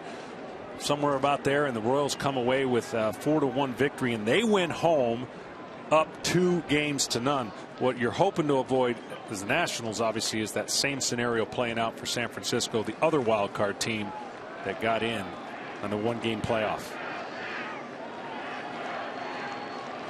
So a 1-out runner in scoring position. The go-ahead run at second base for rookie second baseman Joe Panik, who started the 2-out rally in the top of the 9th. His base on balls set up Buster Posey's single, and then Pablo Sandoval's RBI double that tied it and got us to this point. First pitch and Panik pops it up. 2 away.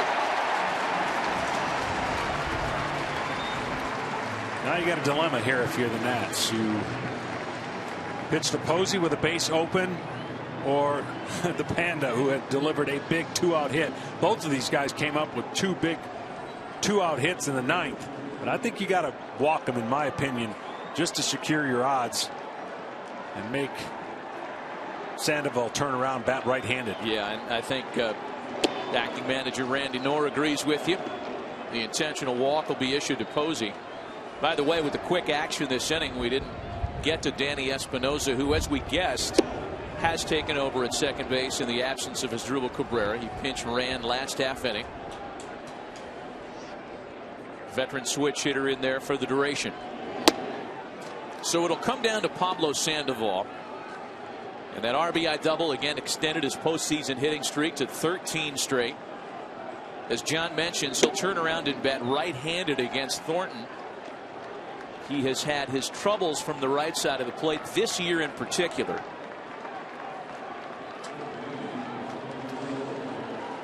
And here we go.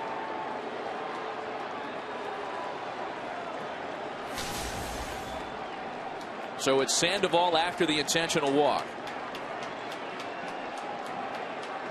His batting average against southpaws this year, and that is with his batting from the right side of the plate, just 199 as compared to 317 when he turns around and bats left. 0-1.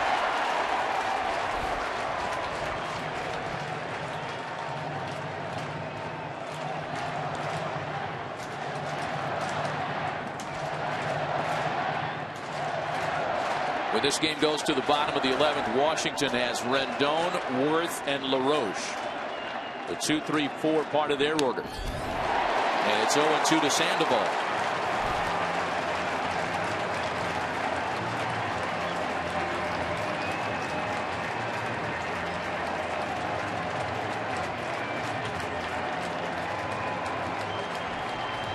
Pablo Sandoval really regressed as a right-handed hitter this year. Splits had always found him better from the left side, but never in such a dramatic difference as this year.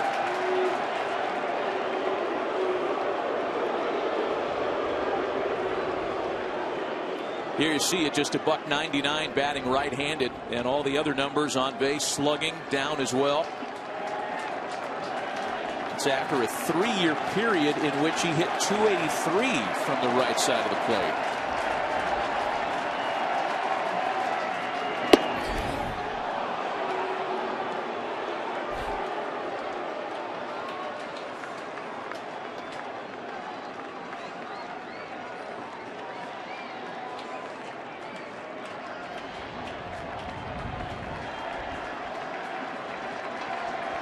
Perez and Posey aboard with 2 gone.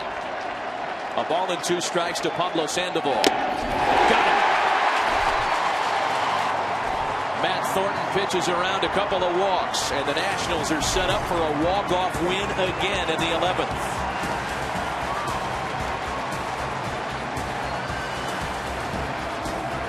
Two big swings of the bat. Anthony Rendon's 3rd inning RBI single gave the Nationals a lead, one they enjoyed until there were 2 away in the 9th. And that's when this big swing evened it up for San Francisco.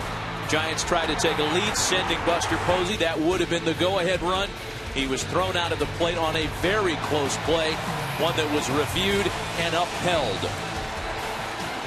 And then there's the starting pitching component of this thing. Jordan Zimmerman was brilliant, 8 2/3. Tim Hudson, terrific, 7 1/3. A career high postseason punch-out total for him of 8.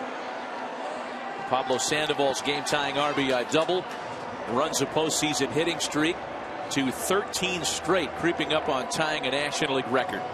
So here we are in the last of the 11th. Anthony Rendon, Jason Worth, and Adam LaRoche against a new pitcher.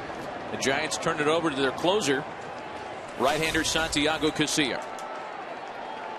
And the reason they're doing that is this is the heart of the order. Normally you keep your closer for when you take the lead, but especially on the road. But they figure that this chance of scoring right here for the Nationals is their best. They're going to go with their closer.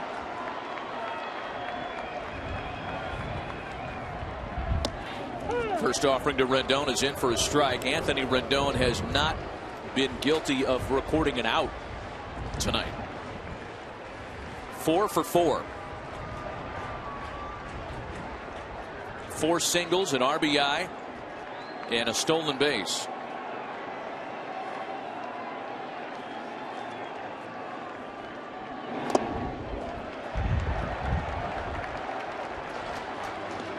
Casilla worked last night and earned the save in the Giants' 3-2 victory in Game 1. Worked a clean 9th.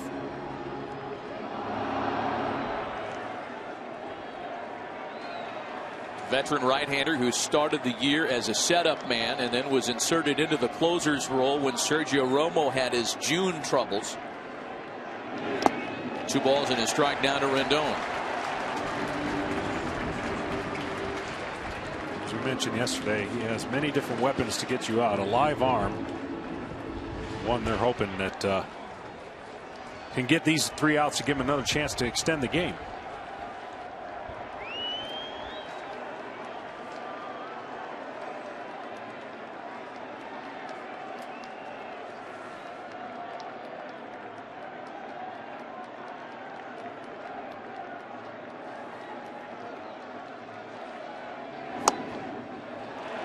So 3 balls and a strike.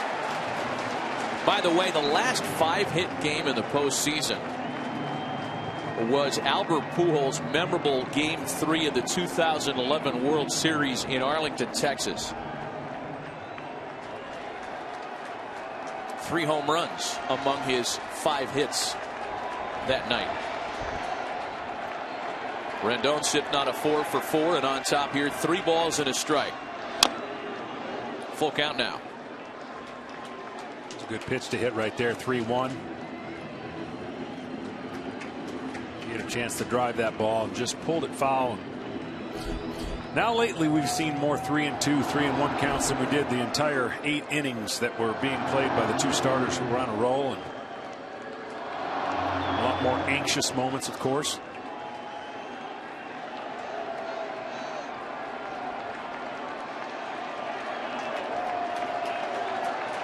Three balls and 2 strikes to Anthony Rendon.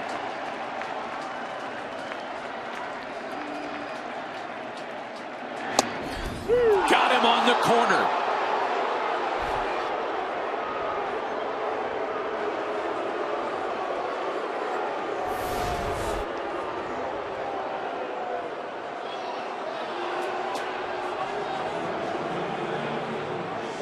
You know, nobody in the stands wearing red likes that call, of course, but say this for the home plate umpire Vic Carpazza, he's been consistent with that all night. Tim Hudson got it. Jordan Zimmerman got it to a lesser degree because he didn't work out there as often as Hudson did. But here Santiago gets the call, and the strikeout starts the home 11th. Here is Jason Worth now.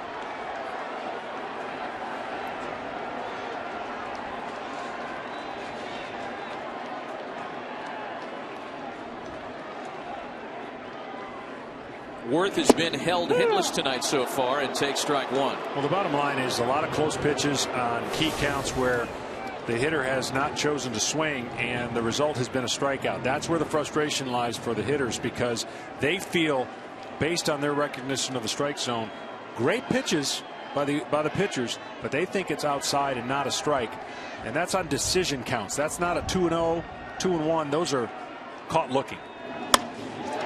Worth sends a drive into right center field, one that hangs for Blanco. He gets under it to make the catch. And look, I get the frustration. I get the frustration of the fans. You understand Asdrubal Cabrera's frustration. Bryce Harper. There is so much on the line here. The risk of going back to San Francisco down 0-2. A game that the Nationals felt they had won, and why wouldn't they? 1 out away from squirting out here with a 1-0 win.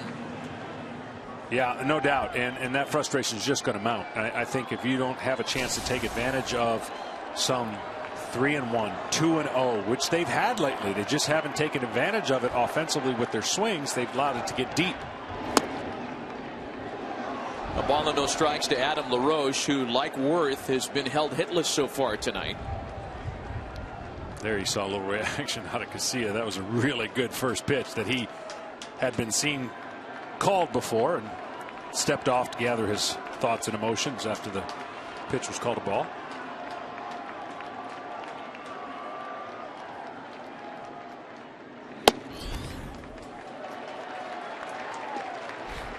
Again, they got the shift on, and this is with nobody on. You can take your third baseman and play him more straightaway shortstop. Take your shortstop and play him a little bit more up the middle. And then take your second baseman and make another outfielder out of him.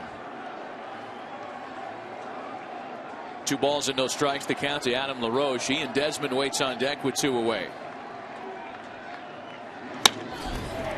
Sharply hit. That's the shortstop Crawford on the other side of the second base bag, and that realigned infield works to the tune of a 1-2-3, last of the 11th.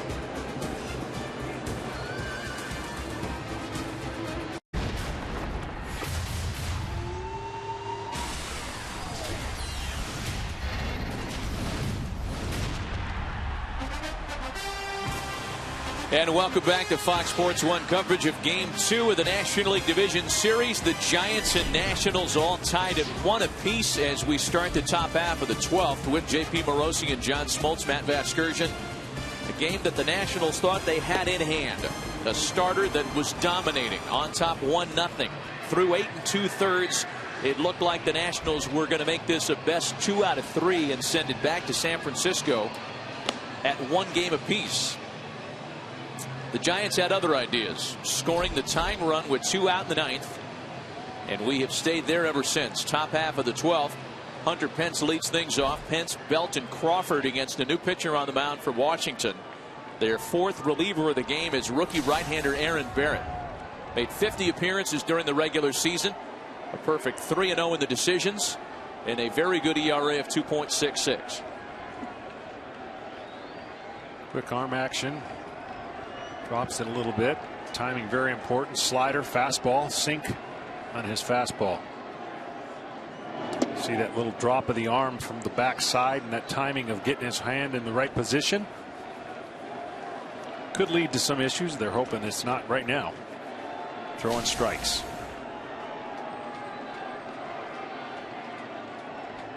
Pence had a base hit yesterday in the opener, has a single tonight, and is in front 2 balls and no strikes. Hunter Pence ended the regular season just 1 for his last 26. His cool start, or cool finish rather, was one of the few things that went wrong for the Giants down the stretch drive. 3-0 now.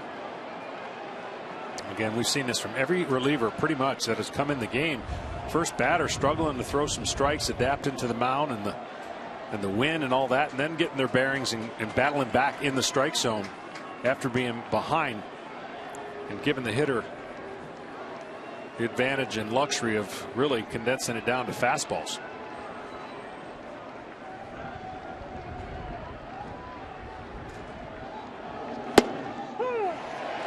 Three balls and a strike.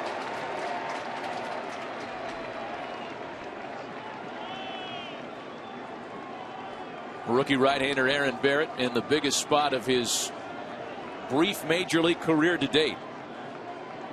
Trying to hold things for the last of the 12th as Pence sends a drive out to deep center field. Span on the move. He'll play it off the wall. Pence into second with a leadoff double.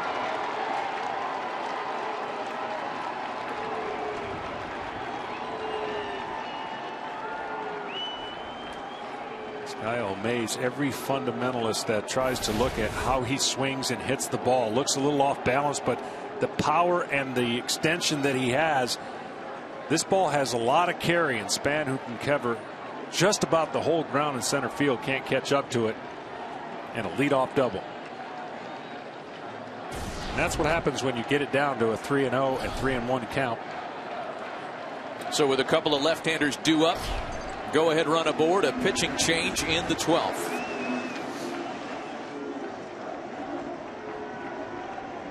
Position and nobody out, and he'll take his swings against a new pitcher for the Nationals. Their last available left-hander without going into the ranks of starters like Gio Gonzalez is Jerry Blevins, who worked yesterday as well. And we've reached a pretty interesting time in this one here in the extra innings, top of the 12th, because after Blevins there are limited options for the Nationals out of the bullpen. You might have to think about a starter or two, and I'm sure they're already being informed and getting loose and getting ready just in case. Brandon Belt and Jerry Blevins have met once. The result of that was a home run. They've now met twice. Add a ground ball to second to it, but a very productive out as Pence moves to third now with 1 away. Yeah, and that is the most productive way a professional at bat there. He had to pull the ball to, if nothing else, get the runner over to third. Give Crawford a chance. The infield's going to be drawn in. Give him a chance to drive in this run with a runner on third, less than 2 outs. Great job.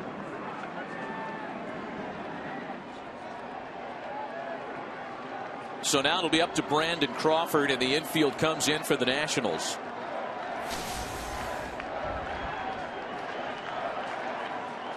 Got to be aggressive outside the strike zone. You got to try to get him to swing aggressively. There's a base open. You don't have to give in to Crawford here. A strike to Brandon Crawford. Paying away. That's a good job just establishing the fastball. Now you can start sweeping some breaking balls. See if you can get him to chase. As we mentioned, the infield is in for the Nationals. Right here, you're thinking strikeout the whole way. You're trying to eliminate contact. And if you do get contact somehow, some way on the ground.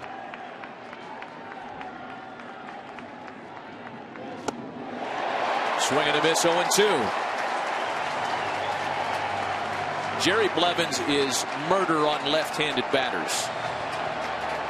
Limited them to just a 160 batting average during the season.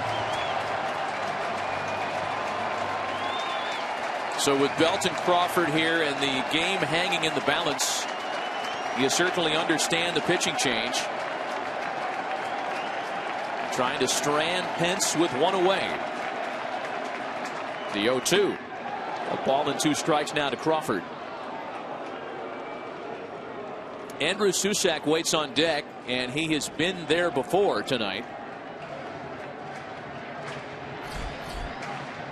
He's starting those breaking balls a little too close to the inside part of the plate. Got to get it away, sweep it away, see if you can get Crawford, who already recognized the fastball, away from you.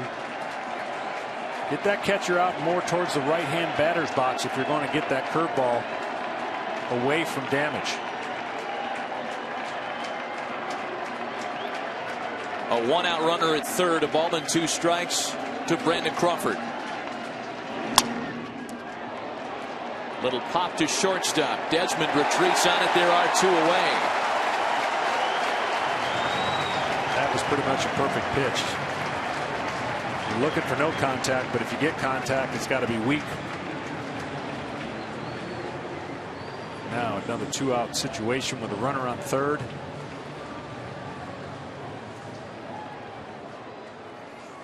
So now Andrew Susac, the second of 2 catchers that Bruce Bochy is carrying on his Division Series roster. Good numbers down the stretch for Susac, and his ability to handle duties at the major league level gave the Giants all kinds of flexibility regarding Posey. They could rest him down the stretch. They could play him at first base down the stretch on occasion, which they did. Susac off the end of the bat, little cue shot to first base. Jerry Blevins gets the Nationals out of trouble in the 12th. To the bottom of the 12th, still tied at 1.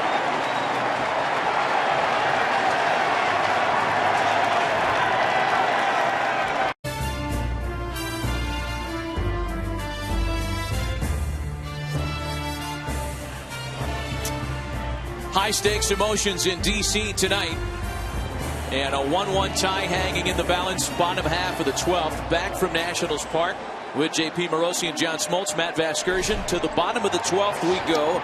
Ian Desmond to lead things off for the home team, and a new pitcher on the mound for San Francisco, their 6th reliever of the ball game.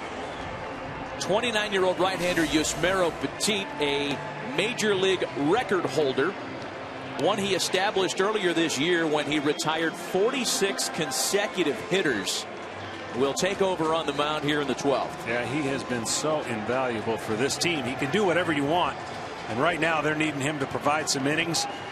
I think the best way to describe him and the way he pitches, he doesn't light up the radar gun, but he has that invisible. He just keeps it away from the hitter's sweet spot. He'll break it with some curveballs and sliders, fastball. Again, not going to wow you, but he puts it more times than not where he wants. Ian Desmond leads it off for the Nationals. Desmond, Harper, and Ramos, 5, 6, 7 for Washington.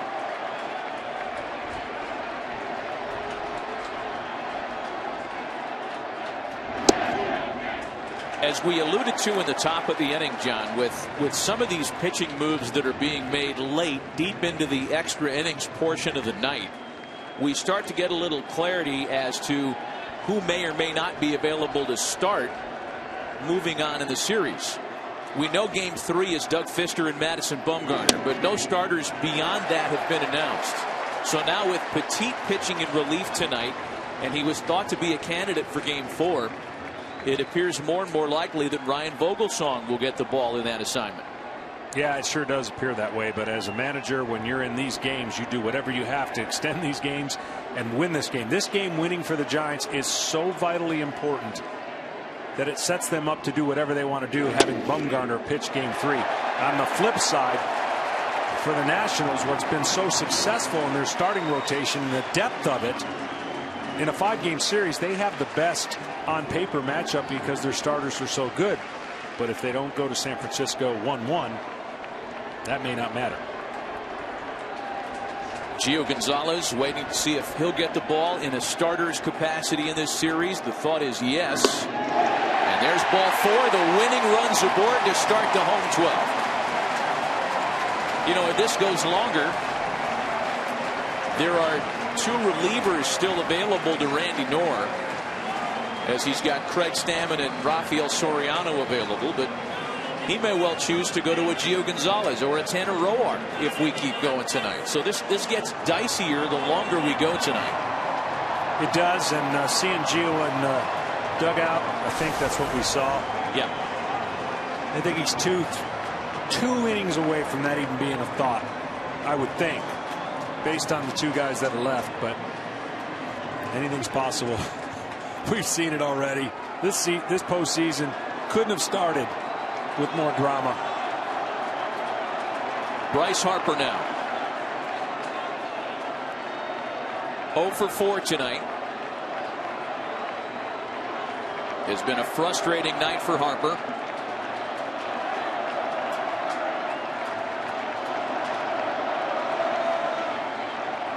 Winning run on base to start the 12th.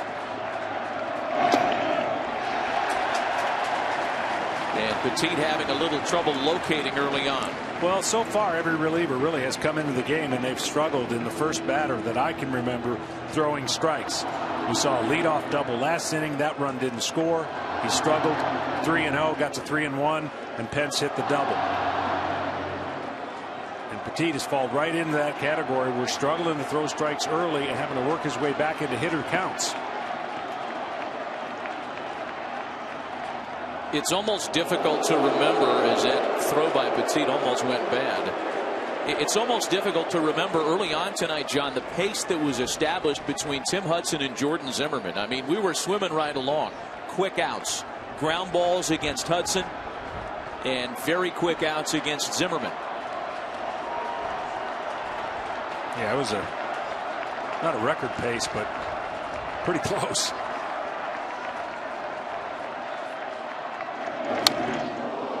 A nearly 4-hour Game 1 yesterday, and we are past 4 hours in extra innings tonight.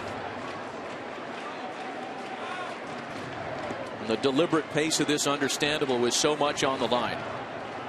The Giants are playing with house money at this point. For the Nationals, trying to avoid an 0-2 deficit with the series headed back to San Francisco on Monday.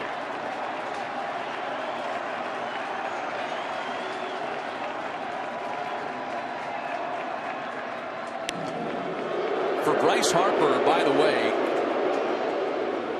in his brief major league career, he owns 3 career walk-off hits. 2 of those are home runs. One of those was in that stretch where they had 5 walk-off hits in their 10-game winning streak. And consecutive back-to-back nights, at least, they had that feat pulled off.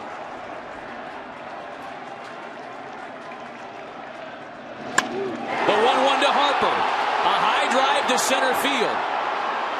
Blanco is under it to make the catch. Desmond tags up. Throw to second is not in time. Winning run in scoring position with one away. With the wind tonight, anything that's hit on a line has had carry. Anything up in the air, that wind has knocked it down a little bit. But great base running, knowing that this throw is going to come from dead center field. Harper at the time thinks he may have got it, and then realizes the wind's got it. He wants to break his bat. Doesn't do it. But nonetheless, another player in scoring position in extra innings.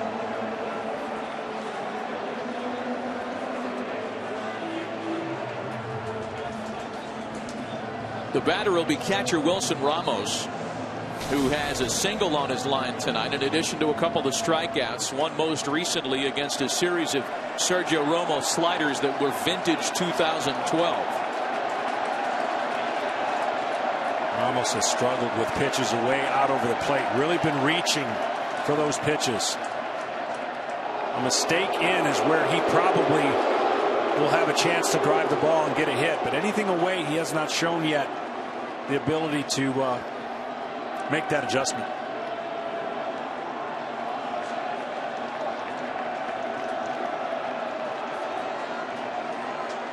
Ramos, like Harper before him, has 3 career walk-off hits to his credit.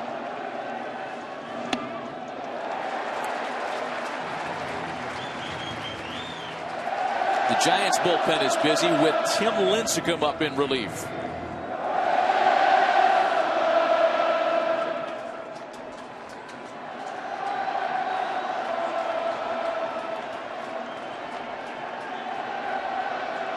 Lincecum has been such a terrific relief choice for Bruce Bochy in recent postseason success. I mean, you got a 2-time Cy Young Award winner down there. And though Lincecum had his shares of ups and downs during the regular season, the Giants to a man in the fall seem to be a different unit. Tim does not have quite the fastball velocity and stuff he once had, but he learned how to condense it out of the pen. Had some huge outs and innings in those postseason games. A ball and a strike to Wilson Ramos.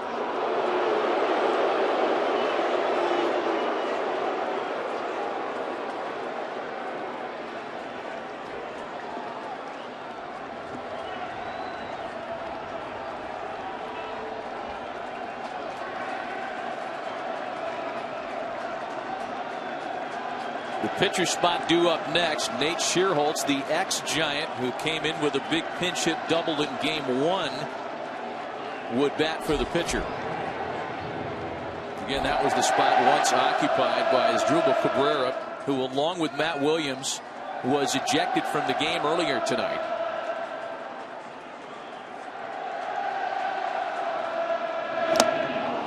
One and two. That's the pitch right there. Put a little map of those pitches away that he has not been able to. Open stance, he closes up but can't get himself out over that plate and balance to go the other way.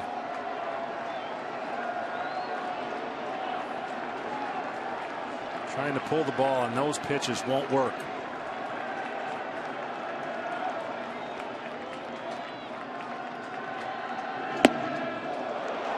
Ramos able to hold up. Wilson Ramos has a wide open stance, John, one that, at least to the outsiders, would look vulnerable to the kind of slider attack that Sergio Romo got him out with in his last plate appearance. Yeah, that was a setup pitch. They slowed him down with the off speed and tried to speed him up with a fastball, thinking that he was thinking off speed. And you could see he wanted to go after it and checked his swing. They really could go right back out there with the breaking ball off the plate in this 2-2 count. They tried it but missed, and it's a full count now, 3-2.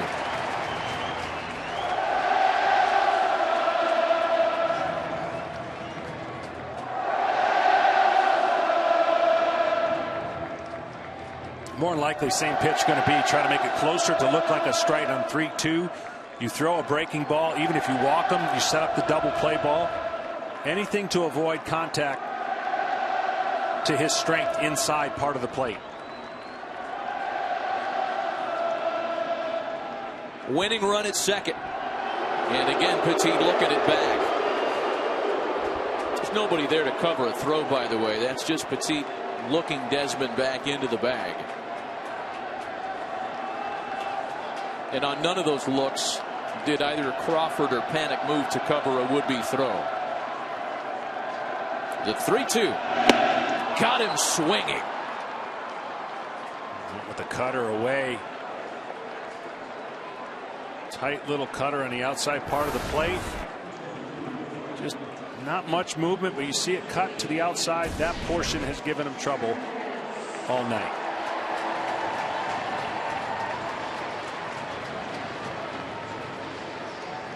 Well, again, it's Nate Schierholtz to pinch hit as Buster Posey comes out to chat with Petit.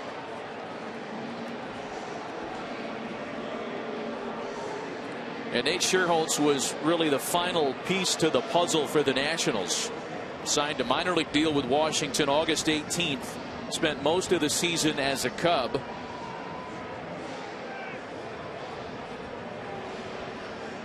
Bruce Bochy wants to make sure everybody's on the same page with a very familiar player. Schierholtz has 2 World Series rings at home from his days as a Giant.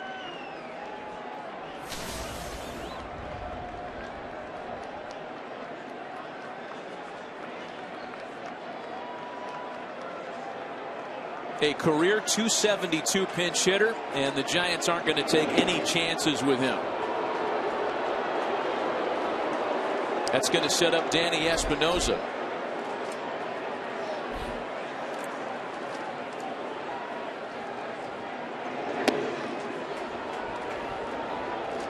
Definitely be pretty ironic if Espinosa get a chance to win the game after his teammate gets thrown out. Runners in scoring position average not very good, 139, and with 2 outs even worse at 0.65. So statistically, even though he's an aggressive hitter, he will swing and miss. Hits .241 off of right-handers, so he's in a big pinch hitting situation. Already talked about the Nats pinch hitting average is not very good, last in all of baseball, but they were able to get 5 game-winning hits and hit some home runs as the pinch hitters coming off the bench. Nothing would be bigger for this young man. He doesn't care if it's a bloop or a blast, something that'll get the winning run to home plate. Espinosa from the left side of the plate. And that's the side of the plate he hit from yesterday when he recorded the final out of the game off Santiago Casilla. A ball and no strikes. Danny Espinosa had been the incumbent starter at second base until injuries derailed him in 2013. Got into only 44 games last year, played a lot more consistently this season, and in fact got off to a really hot start in 2014.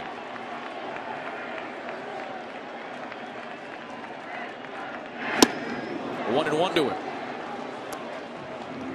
Lost a lot of playing time after the acquisition of Asdrubal Cabrera, and has been used as a bench guy for much of the second half of the season. He does have some power, but power is not the key right now. Trying to find a way to make contact, put pressure on the defense, maybe get a base hit, put pressure on the outfielders. The good news for the Nats, 2 outs, you're going to get a huge jump on the swing. Line to shortstop, and we're going to go to the 13th inning tonight. 2 left stranded, still tied 1 apiece.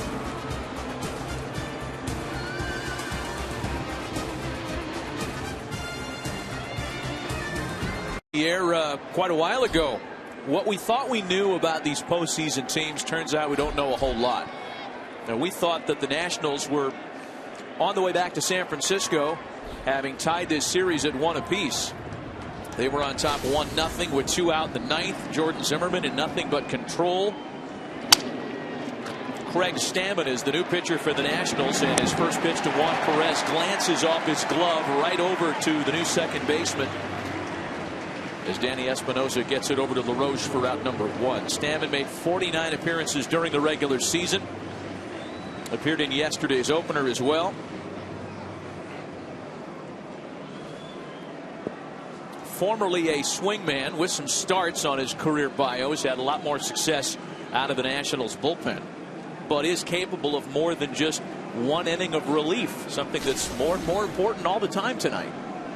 Yeah, he sure is. And I think, again, for the Nationals, as this tension of teeter-totter emotion keeps going, you want quick outs and easy outs. You don't need any more make it on the offensive end pressure for San Francisco.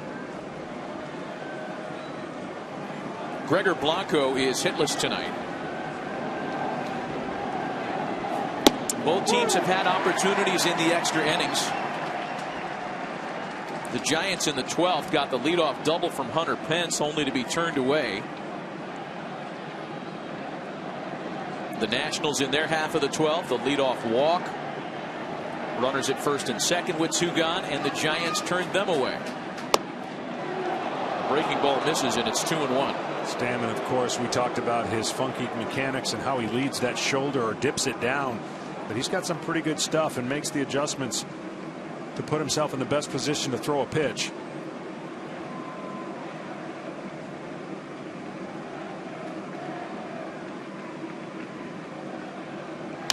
Two-1 to Blanco, fouled away. You know, we talk about this this number in terms of the Giants postseason history only because there's more there. But the longest games in Giants postseason history, Game 3 of the 2000 National League Division Series against the Mets, that went 13. Bonds Kent and company back then, Rich Aurelia. Tonight's a 13-inning affair. And each of those longer than the previous long. That's out to Span for out number 2.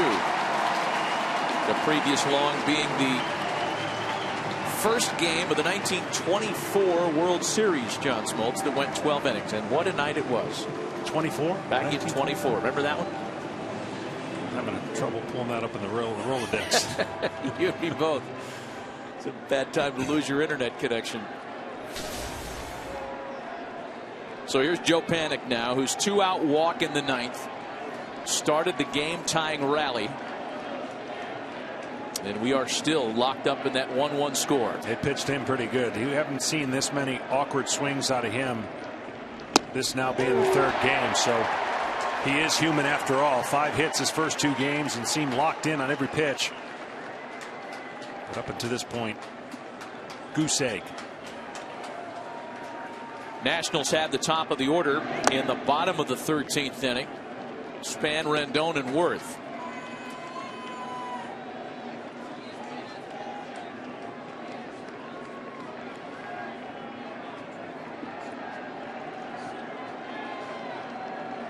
By the way, that 1924 World Series was the Senators, the Washington Senators, the New York Giants. And the long game we talked about 90 years ago came 90 years ago to the day. Come on, you can't make this stuff up, can you? I could, but I didn't. You didn't. On this case. I mean, I would normally, but it's the postseason and all.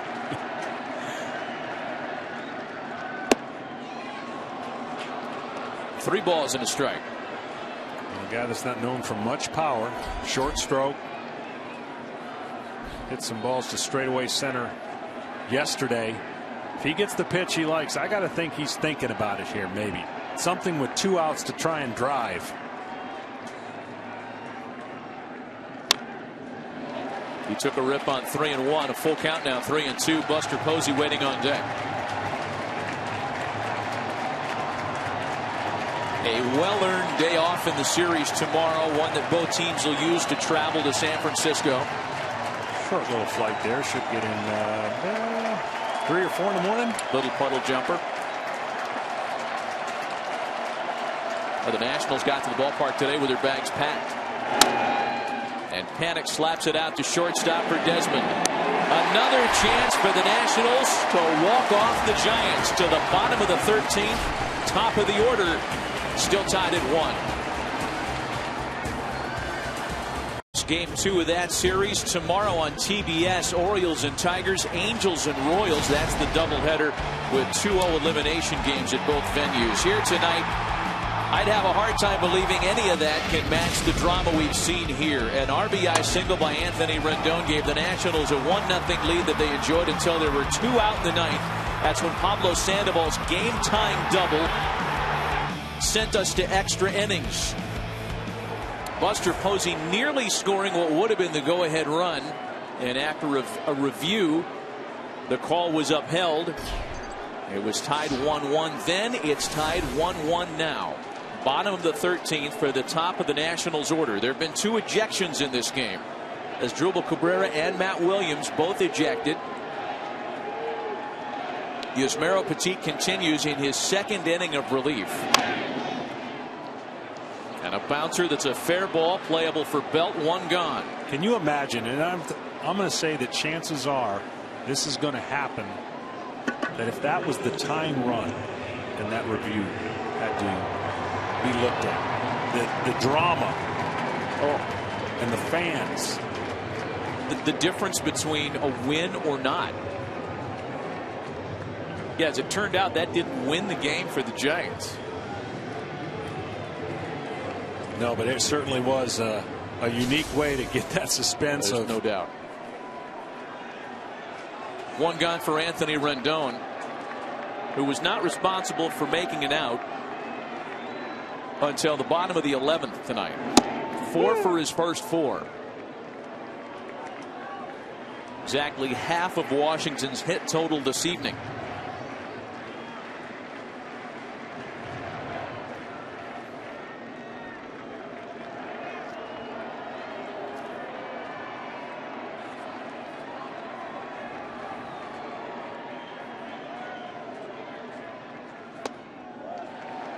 Trying to just keep these hitters off balance, mixing up his pitches, fastball, cutter, a little bit of breaking ball. Imagine, if you will, the hitters are looking at these pitches with somewhat of a radar gun, and you're trying to change the look, not up and down, but soft and hard. 2 balls and a strike.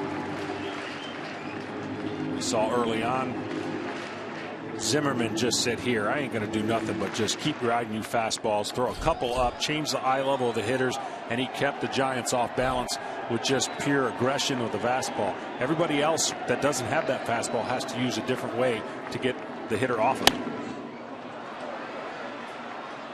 2 balls and 2 strikes on Anthony Rendon now. You know, Yusmeiro Petit, as we mentioned, a swingman this year, made 12 starts for the Giants. So in as much as Tim Lincecum was up earlier, I think Bruce Bochy and Dave Righetti are more than comfortable with letting Yusmeiro Petit go at it for multiple innings tonight. Boy, in a best of 5, you just never in your wildest dreams think that pitching depth is going to be an issue in game 2 of a series, especially when both starters go as deep as Hudson and Zimmerman did tonight. And a full count now, 3-2. Jason Worth waiting on deck for Washington. Well, the Giants have so much more luxury than the Nationals do, and to take chances and roll the dice, if you will, being up game 1, and so they can let Petit go as long as they they need him to. He pitched around a couple of walks in the 12th. It's 3-2 with 1 away here to Rendon. Is hit in the air out to shallow right. It's actually Panic at second that makes the catch just outside the cutout. And there are 2 gone. The only walk-off hit in Nationals postseason history came courtesy of Jason Worth. Game 4 of the 2012 Division Series against the Cardinals. A home run to win it.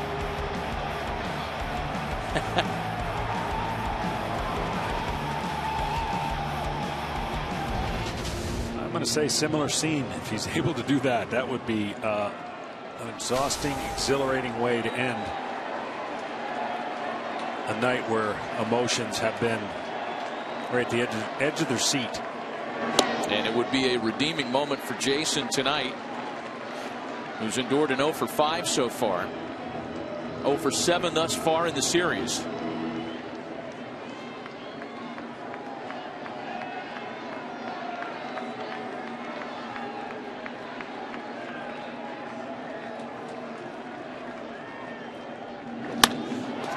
Worth sends that one into the gap, a base hit. Took the big turnaround first. And the winning run is on base once again for the Nationals. Right out of the box, he was very aggressive in case there was a bobble or anything that would have given him a chance to go to second base. And he comes around the base and slides into midway between first and second to slow himself down. You see right here, just in case, and then no.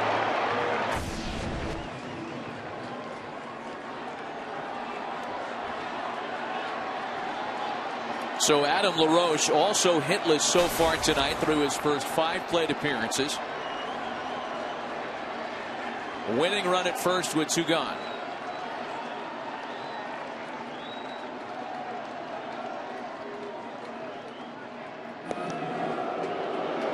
And just in case Worth is thinking about moving up 90 feet, Jason stole 9 bases in 10 attempts during the regular season.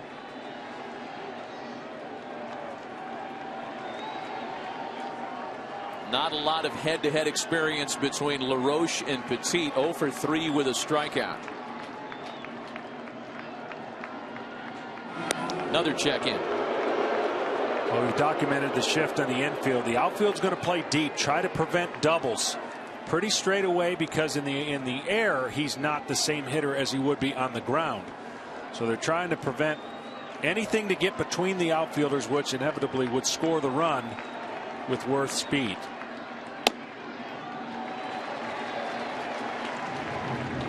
One area that could cause problems, even though there is decent speed in the outfield, is because Sandoval's so far off the bag at third. Something off the end of the bat down that way could cause problems for the Giants. A ball and no strikes. The count to Adam LaRoche. The Nationals' leading RBI man. Their leading home run threat, 26 during the regular season. Be happy with the ball in the gap here with Worth and good speed at first.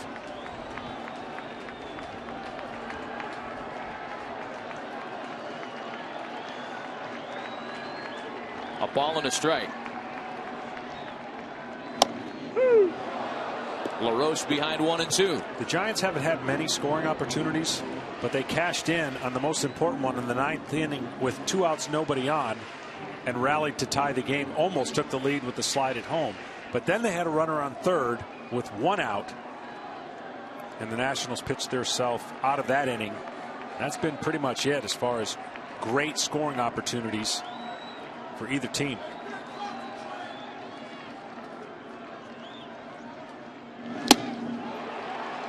And we'll go to an additional extra inning tonight, to the 14th, where the Giants have the middle of the order. Posey, Sandoval, and Pence still tied 1-1.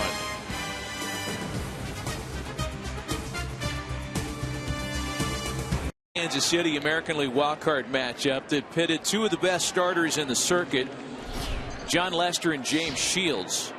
And the net result was 17 combined runs. Yesterday in Los Angeles, Adam Wainwright and Clayton Kershaw, 19 runs. And here we are tonight in D.C., deep into both teams' respective bullpens, and still sitting on a 1-1 tie. Craig Stammen continues. He'll get the meat of the Giants' order. Posey, Sandoval, and Pence.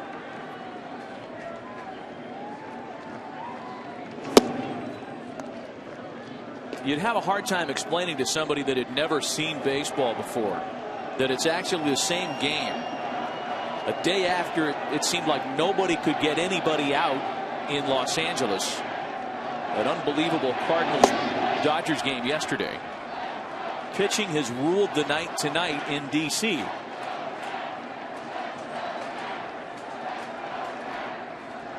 Buster Posey has a pair of singles tonight, including a very big single in the ninth that was a part of that run scoring rally to tie it at 1.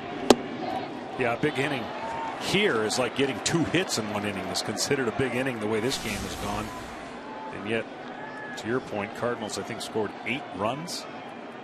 An 8-run inning. Yeah. Man. Sandoval had the game tying hit in the ninth. Lined into left. A base hit and maybe more. Posey takes the turn and is satisfied with a leadoff single here in the 14th. 3-0, green light right here. 3-0, trying to end it with 1 swing or get the lead with 1 swing, not end it, but he goes down, hits it down where they're playing no doubles as well. The infielder, at least third baseman on the line. Let's take a look at some of the numbers in game 2 of the NLDS. 36 players have been used, 14 of them pitchers, a lot of pitches, only 16 hits in almost 14 complete innings. We're at 441 and counting on the game time, and the temperature has dropped 8 degrees since the beginning of the night. The wind has picked up substantially. Here's the Panda now, Pablo Sandoval. Again, it was his double in the ninth that tied it. It extended his postseason hitting streak to 13 in a row.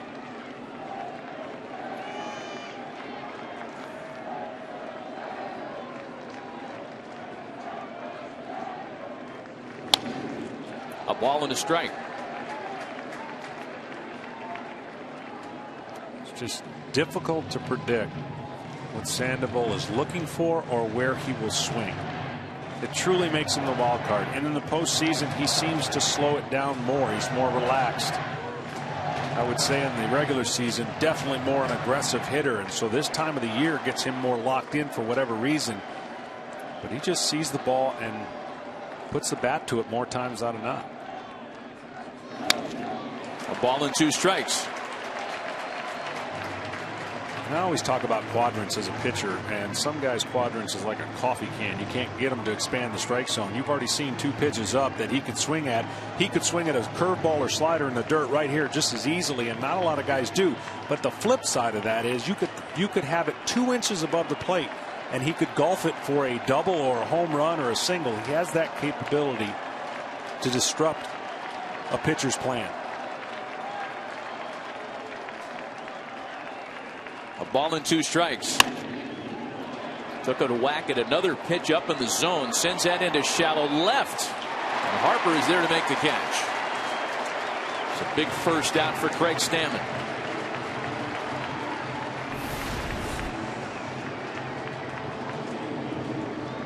The old triangle of infielder, outfielder coming in, and then of course once they hear the outfielder, they peel off to make sure there's no confusion and running into each other. Home, you should never have that problem. On the road, the crowd's going to get real loud. Sometimes you don't hear the communication. Hunter Pence doubled to start things in the top of the 12th and was left stranded after Jerry Blevins came out of the bullpen to get Belt Crawford and pinch hitter Andrew Susac.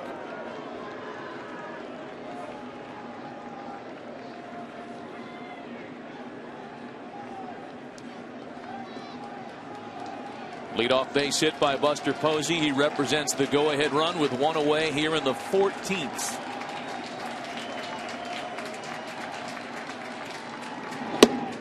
Strike 1 to Hunter Pence. Even for a player as low maintenance as Hunter Pence, and Bruce Bochy told us on a number of occasions this year and reiterated the point with us yesterday, that Pence is the lowest maintenance player he's ever had. That's in 20 years of managing. What that means, you know, for those of you at home, you don't have to worry about much. You just know that you pencil him in. He's going to do all the little things and all the things it takes to get ready. The manager's concern on low maintenance guys is a pleasure. And even for a guy like that, A couple of visits to the trainer, day off, get wrapped, take a nice soak. It's been a grueling couple of games. And a ball and 2 strikes now to Hunter Pence. As much activity as he has, from his motion as holding the bat, his leg action, everything in his mechanics doesn't scream the statistical category that you would think. He's got a leg kick. He's active in the box. But he somehow finds a way to get his hands in the right position. And much like Panda, get the barrel of the bat to the ball.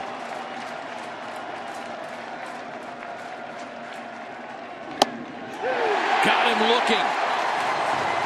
Pence is rung up for out number 2.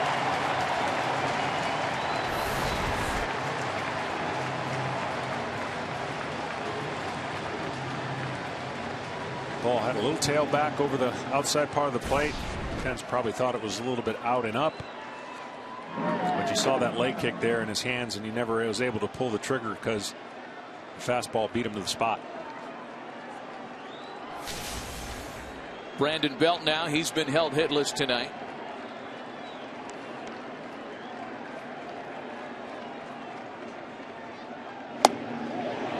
Belt had a couple of hits yesterday as Stammen's first pitch misses low, apparently, a ball and no strikes. You talked about what an injury-filled 2014 it's been for Belt. Off to a terrific start in April. A broken thumb on May 9th cost him 50 games, and then a concussion in late July effectively scrapped the post All-Star portion of the season. Played in only 15 games the last 2 months of 2014. The Giants did what they could to get him regular at-bats down the stretch, knowing how important he'd be in this series.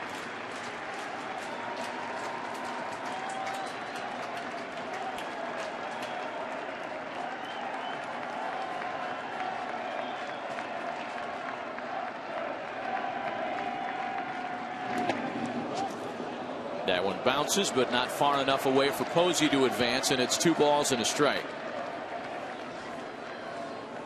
We are perhaps moments away from the second 7th inning stretch in this one. Middle of the 14th, just doing some ad hoc math. We don't get 2 God Bless Americas, do we? Not sure. Not sure.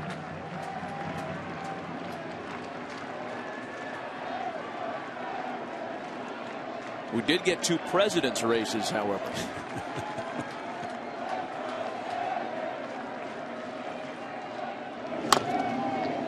2-2 to Brandon Belt. In the bottom of the 14th, the Nationals will have Ian Desmond, Bryce Harper, and Wilson Ramos, each of whom has the ability to end this night with 1 swing of the bat.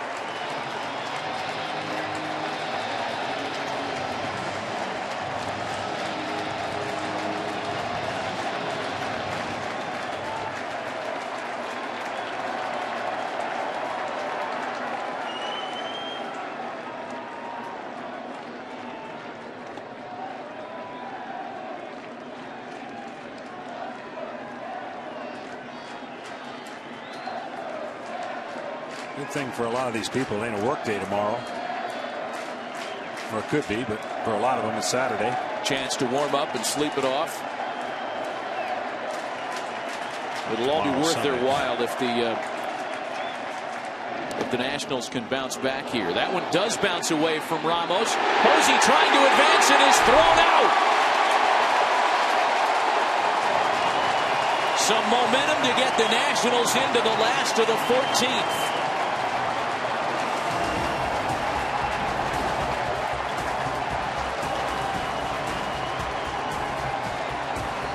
Desmond, Harper, and Ramos to try to win it for Washington.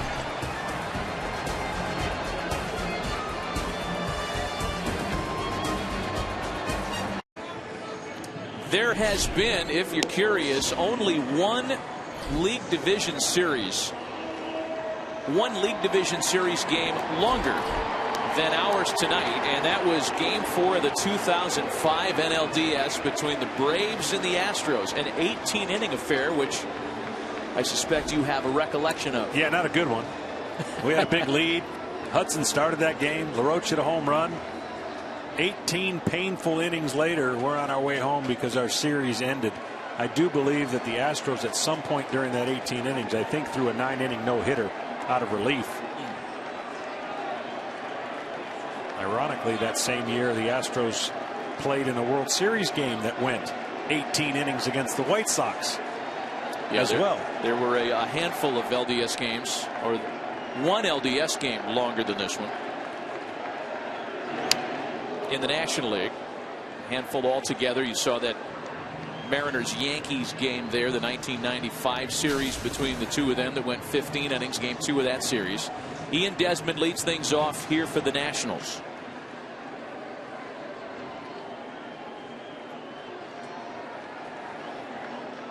Petit has done a nice job just mixing it up. 2 scoreless innings by Yusmeiro Petit so far. Desmond tried to hold up, could not do so, and it's 0-2. A hit and a walk for Ian Desmond tonight.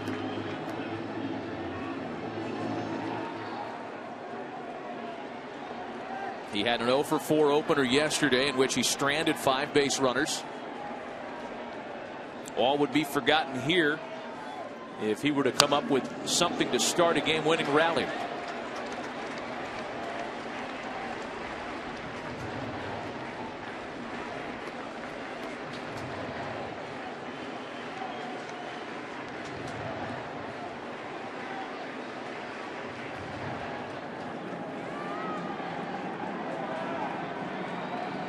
Nothing in 2. Bryce Harper waiting on deck.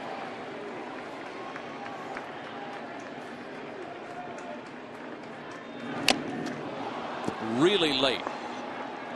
And the strikeout starts the last of the 14th, 1 away.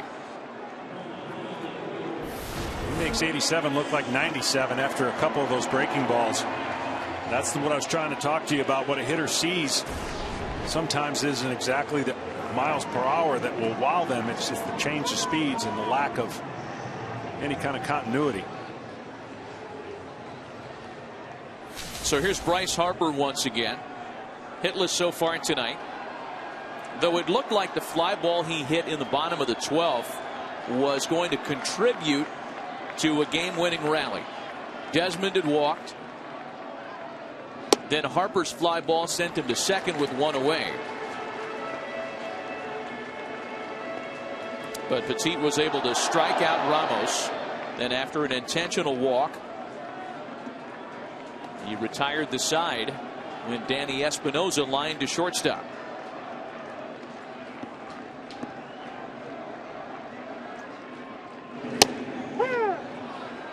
See, that's a backdoor cutter there, trying to keep the ball away from Harper. Nothing down and in the middle, as we saw. Velocity does not bother Bryce Harper. It's movement and it's curveballs that he sees a lot of them. You can't throw it hard enough down the middle or even over the middle, heart of the plate. He's going to hit it out of the park with his swing. Well, he turned around a 98-mile-an-hour fastball yesterday from Hunter Strickland and put it into the top tank out there in the right field corner. So to your point, he'll catch up with the hard stuff. 2 balls and a strike to him here. Bases empty, 1 away. Last of the 14th, tied at 1. Yusmeiro Petit's longest relief outing during the regular season came against the Nationals. Back on August 23rd, as a part of a 6-2 San Francisco loss, he went 4 1/3. Again, he did make 12 starts during the regular season. So distance certainly isn't an issue yet for him, working in his 3rd inning. And he did set a major league record by getting 47 consecutive hitters out, which still blows my mind. That might have been the least celebrated major league record set this year. I mean, that's a big time accomplishment. It's unbelievable. And it was almost reported as an aside in some circles. Certainly in baseball, people paid attention. Mark Burley had been the previous record holder. 2 balls and 2 strikes to Bryce Harper. Struck him out. Back-to-back strikeouts start the 14th. That's just really good pitching. That's working with your strength, attacking a hitter's weakness. Away, and away, and he painted.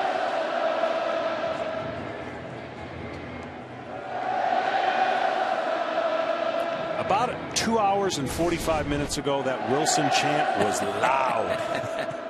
These folks are waiting to get loud. That Wilson chant's got a little more tiredness in it. Wilson Ramos has struck out 3 times tonight. He has singled as well.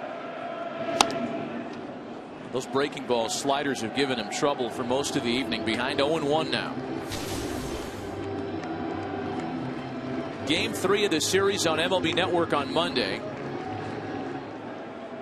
And it'll be a World Series rematch. The 2012 Giants-Tigers World Series. Madison Bumgarner and Doug Fister.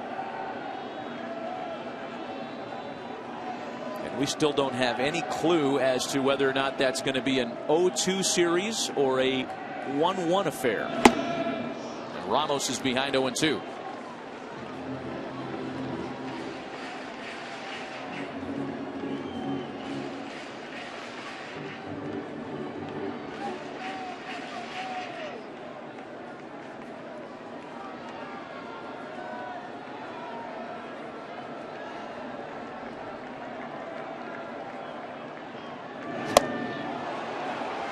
For the 4th time tonight, Wilson Ramos has struck out. A 1-2-3 4th as Petit strikes out the side in the 14th.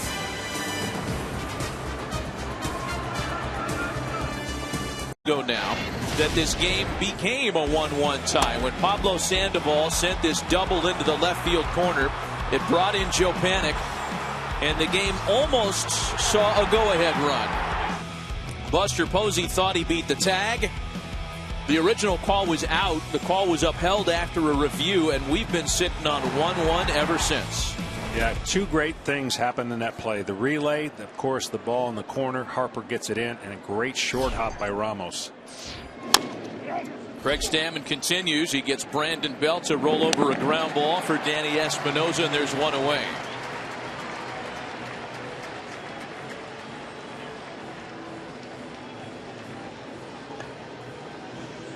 And it does seem like another night, you could say this accurately, when Jordan Zimmerman was out there, absolutely dominant over 8 2/3, at one point retiring 20 straight Giants. A stretch that ended when he walked Joe Panik in the 9th with 2 away. Here's Brandon Crawford now with 1 gone. There was Drew Storen that came in the 9th. That tying run, though charged to Zimmerman, scored on Storen's watch. Since then, it's been Tyler Clippard, Matt Thornton, Aaron Barrett, Jerry Blevins, and now Craig Stammen. Stammen's done a great job, really settling in. Another ground ball to the right side of the infield, and 2 quick outs for Stammen in the 15th. A lot of those outs. There's Espinosa playing second base for the thrown out Struble Cabrera.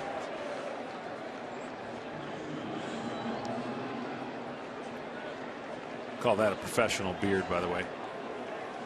That's what a beard's supposed to look like. Yeah, in addition to Struble Cabrera being ejected, Matt Williams was run as a part of that same sequence of events. So Randy Knorr has been acting manager since then, and there's a strike 1 to Yusmeiro Petit. More will be asked of the big swing man, apparently.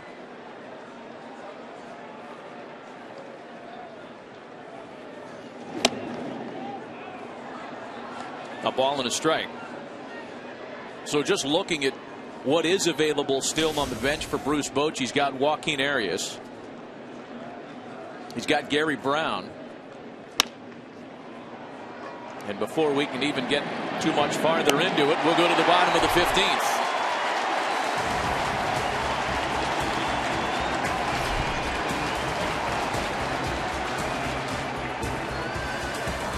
Fight night The main event can now be seen on FX and on Fox Sports Go.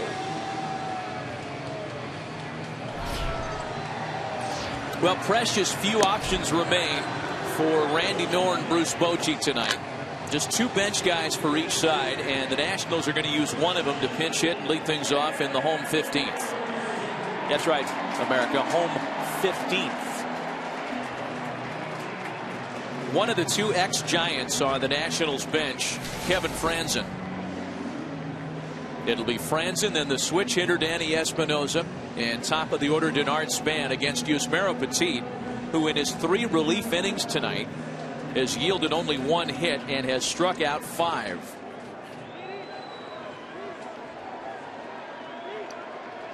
Yeah, opposite his name so far, he has been big.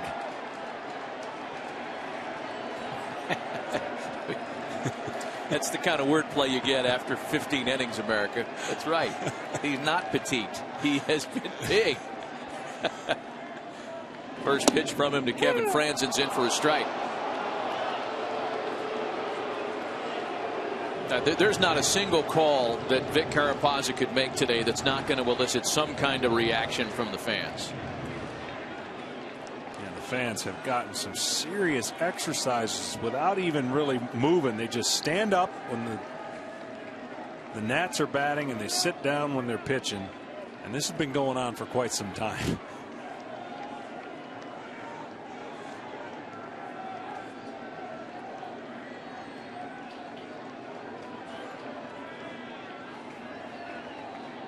Kevin Franzen, drafted by the Giants out of San Jose State University. Played for the home team, if you will. And there's a pop-up for Panic and 1 away. That was the first hittable one in a while. That ball stayed in the strike zone. A little cutter that really didn't cut as much, but coming off the bench, being cold, 4.5 hours later, it's a pop-up. You know, you'll hear guys talk about how in long extra innings games during the regular season, they'll admit to something that they wouldn't ordinarily admit to. Yeah, I was just swinging for the downs. I took a couple of huge hacks hoping to end it. In a postseason game like this, I'm not sure that same mentality applies. Again, the stakes for the Nationals in particular are very high tonight.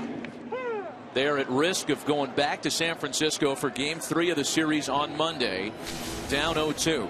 Yeah, they really don't want to think about the what if, and the what if was the 9th inning. A starter who has been dominating the entire game, and on some close pitches walks this first batter with 2 outs in the 9th. Still not a big deal, but it was because the next 2 guys got hits. Espinosa behind 0-2. And honestly, it is easier to play if you're the Giants up 1-0 in this scenario. You're going home. You feel like you're going to win 2 games anyways if they don't win this game. It's a lot harder to play if you're the Nationals, even though you're at home and you got it last at bat right here.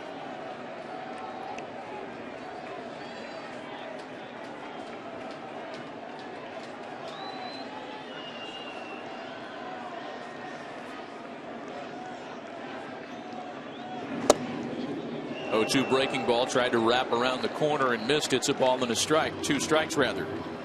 We talked a little bit about Danny Espinosa's time with the Nationals in his last plate appearance. A career National and a guy that's had to overcome some physical adversity to stay a part of the plans. Problems that have included a torn rotator cuff. That on his left non-throwing shoulder late in 2012. Something that happened as a result of a dive in early September.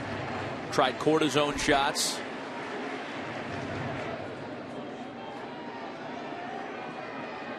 Last season, some time with a fractured wrist. 2 balls and 2 strikes to him here with 1 gone and the base is empty.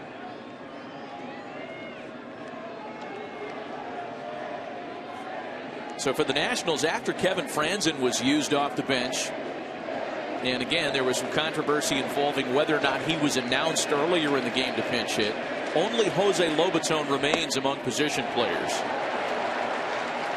And for San Francisco, as we talked about last half inning, Gary Brown, Joaquin Arias. That's it.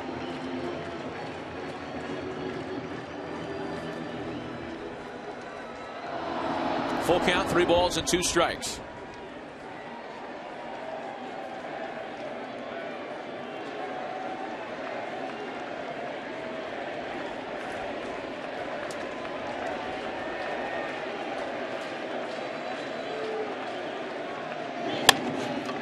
On the ground for Panik. And it's 3 2/3 of scoreless relief authored by Yusmeiro Petit. Another good 3-2 pitch on the corner. Not giving in, even though he's throwing his fastball. Making good location pitches. Getting outs. So now Denard Span, who has endured a long offer today.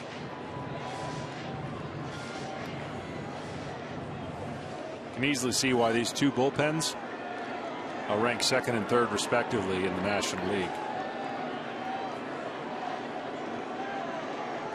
Span's been held hitless today, 0 for 6.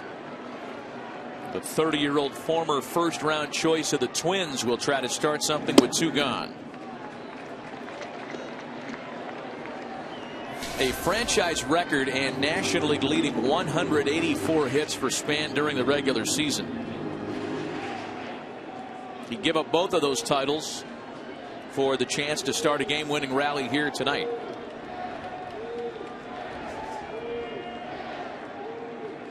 Just keeping Span off base has been huge in this series so far. Yeah, it has. You mentioned the hits he's been given or had through the year. He's first in multi-hit games with 58. He'd just as soon just get that one right now out of the way. Stolen bases, he's 5th. Runs, he's 5th. He's had a really good year. They'd love to get him going, even if it's in the 15th inning right now, that some carryover effect as the series plays out. I mean, he's been kept 0 for 10 in the series. He has not been on base. It's a guy that stole a career high 31 bases this year, and at one point had a consecutive games streak of 36 in which he reached base safely. Has been completely neutralized in 2 nights by the Giants pitching staff.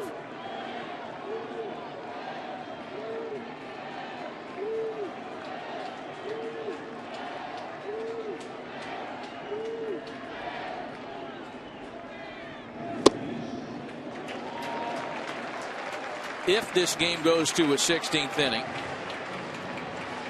San Francisco has 9, then 1 and 2. Perez, Blanco, and Panik in their top half of the 16th.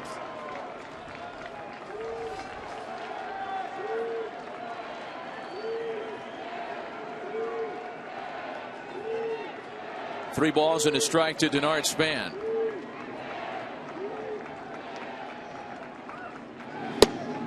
And there's ball 4, and that's the first time in the series that Denard Span has been aboard. Well, that has the potential to change things now. His stolen base threat is certainly in play in front of the guy who's had the best offensive night for Washington, Anthony Rendon. Yeah, you almost think right here that they got to try whatever they can to get him to second base. Of course, Petit is going to try to vary his times and probably throw over there a few times.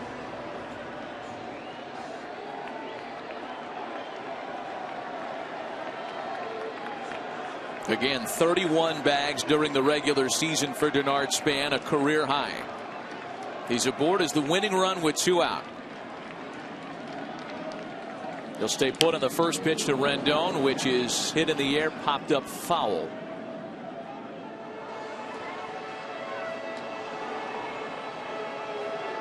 You know, this one has certainly played out a lot closer to what we saw throughout the regular season. In fact, it's been more stingy than what we saw during the regular season.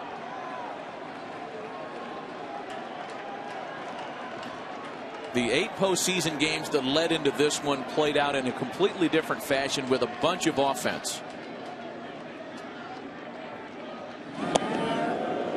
And we saw how big the stolen base can be in this postseason already. The American League wildcard game between Kansas City and Oakland. Kansas City swiped 7 bags. A record for stolen bases in a postseason game. Ended up with a 9-8 win.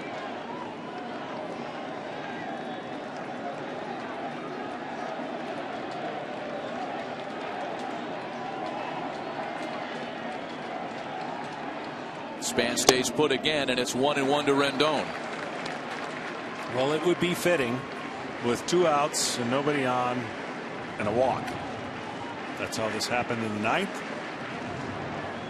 Could it happen? That's right. For the Nats in the 15th. Did you say 15th? I did. I got to remind myself of that. I had to look up at the scoreboard because you know I gave up scorekeeping after the 3rd. Span stays put again, and it's 2 balls and a strike to Rendon. And this was the pressure we talked that hasn't been able to be put on many pitchers. And we're talking about the threat of stealing, which therefore the pitcher has to speed up and doesn't throw as good a pitch as if he doesn't have that awareness of somebody on base that could go. So there is a trickle effect on what the hitter can see as a pitch with a runner on first as opposed to nobody on first. There goes Span, had a huge jump. Rendon shoots it into deep right center field. Blanco's under it to send us to the 16th. 4 scoreless innings in relief by Yusmeiro Petit, and we play on in our nation's capital.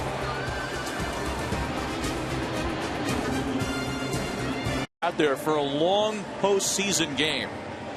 Tonight's is the longest since Adam LaRoche played in that 18-inning affair between the Braves and Astros back in 2005.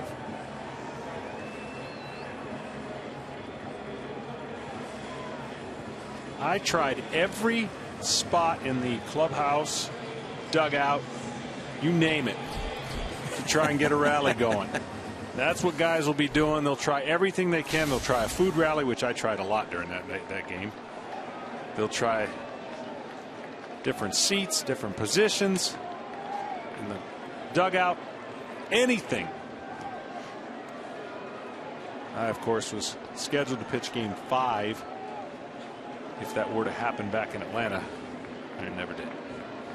Juan Perez leads things off in the 16th against Rafael Soriano. Yeah, this was an interesting decision really by Matt Williams. Soriano lost his closer spot and has been struggling, but they decided to put him on the roster. He's been a big part up until this point to the year.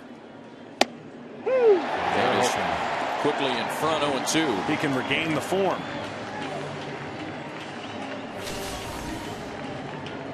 Juan Perez did not start the night in the lineup, but still might end up with 3, 4, 5 plate appearances. And he strikes out as he swings and misses. 1 away. Well, this is challenging a major league record, the time and length of this game, and we talked about that night in 2005, that Braves-Astros contest that went deep into the night. Chris Myers back in the Fox Sports 1 studios has some more details and a walk down memory lane for John Smoltz.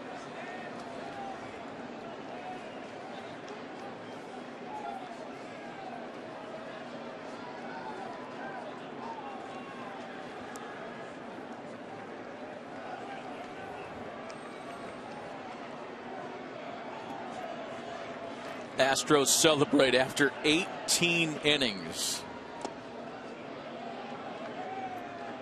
Top of the order now, Gregor Blanco. Turned my head. I didn't even want to watch it. I noticed you did turn your head. Had to boycott the whole thing. Yeah, we talk about Adam LaRoche's participation in that game. He was replaced after 8 innings by Julio Franco. So he was probably wandering around the clubhouse with you looking for a lucky place to sit.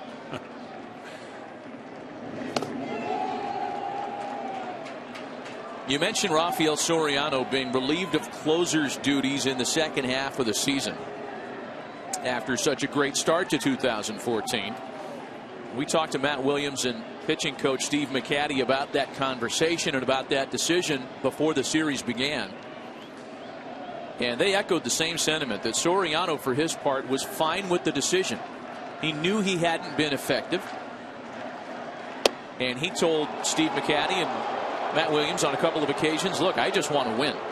Do what's best for the team.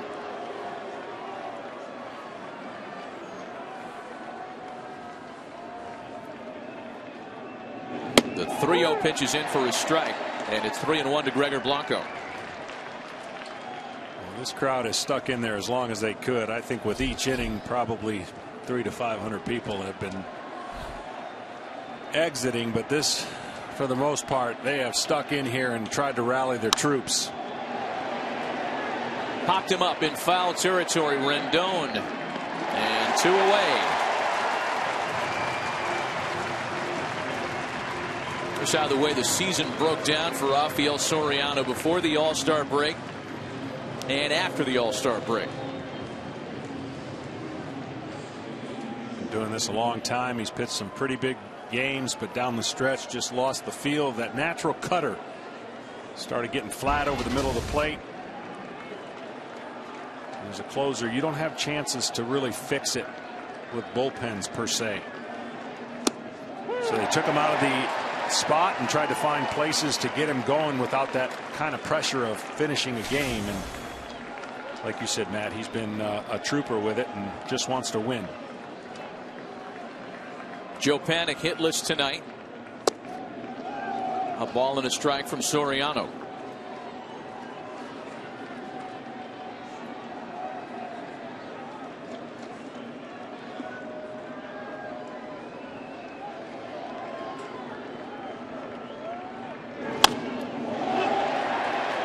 Another pop onto the left side of the infield. Another chance for Rendon. And Rafael Soriano works a scoreless top of the 16th. Jason Worth leads off the bottom half, still tied at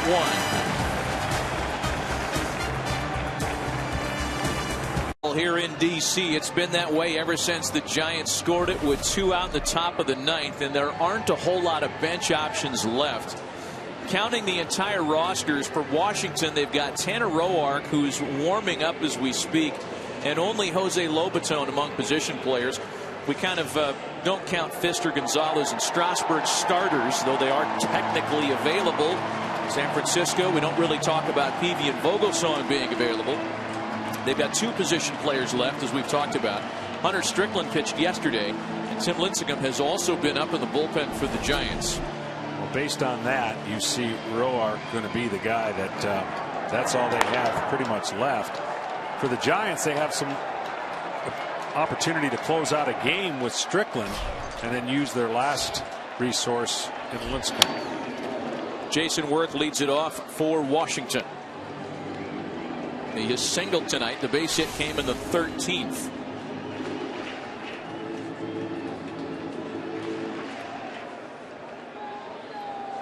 We've said this before for the Nationals, but they've got the middle of their order with a chance to walk this win off.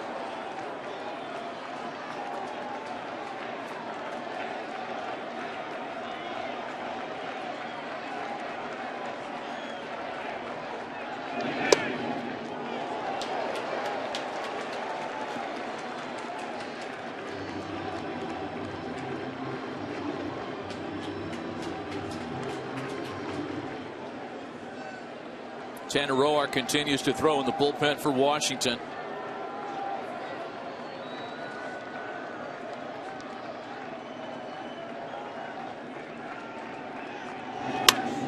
The pitcher spot isn't due up until 6th. And the Nationals would likely have already won it before that spot comes up in the lineup. It's not a guarantee, but it's likely if it were to go that far.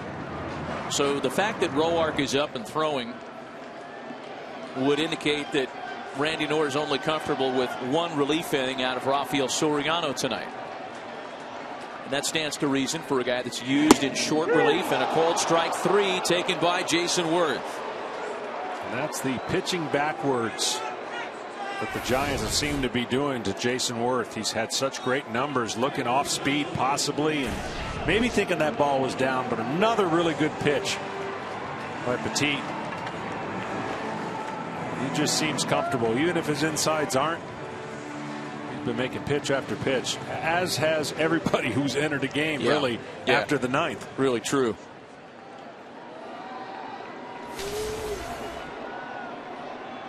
So now Adam LaRoche hitless over 6 tonight. I mean, Washington really they haven't even had that many opportunities as LaRoche swings and misses at a changeup. After they scored the run in the third, the Nationals have had but a handful of runners in scoring position tonight. Yeah, and only one time with less than 2 outs. They had the runner on third with 2 outs when they scored their first run. And then 2 outs, nobody on. I'm sorry, 2 outs, nobody on when they scored their first run. The Nationals really have, this has been a game where 2-out hits have been huge. For the only 2 runs that have scored, they've come with 2 outs.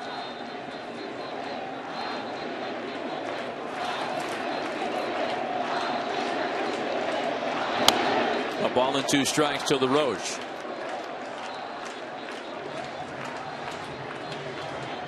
In the 8 postseason games that preceded tonight's,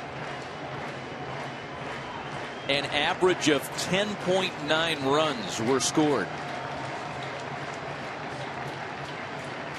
Those 8 games averaged almost 3 home runs a game. Yet tonight we've gotten into the bottom of the 16th, 1-1.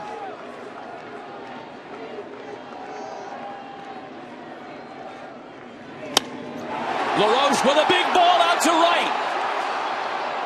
That dies for Hunter Pence. Ho ho. A little bit off the end of the bat there when he first swung and made contact. Of course, the crowd is wishing, trying, blowing it out here.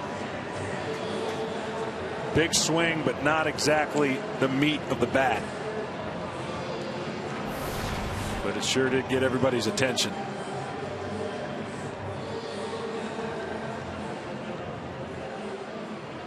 Half-inch down the trademark, and we're going home. So 2 away now for Ian Desmond.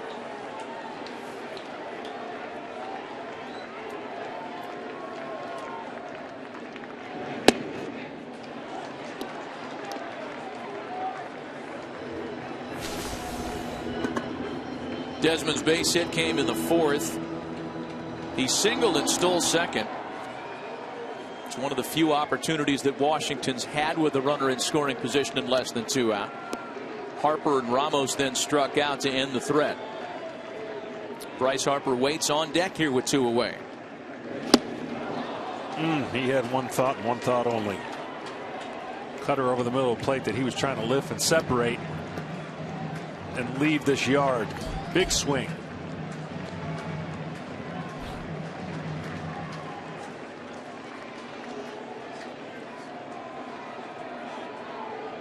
Ian Desmond, the last member of the Nationals whose original DNA can be traced back to the Montreal Expos, is now behind a ball and 2 strikes. This is the anniversary, I believe, of 10 years and 1 day since the final Montreal Expos game, before the team ultimately packed up and headed across the border, settling in D.C.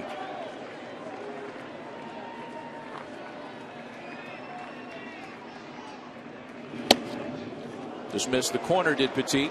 It's 2-2. Well, he's been following this trend, trying to get the hitter to walk outside the plate with him, trying to creep on that outside part of the plate, and then he throws a little spinner off of that fastball away, keeping it away from the middle of the plate.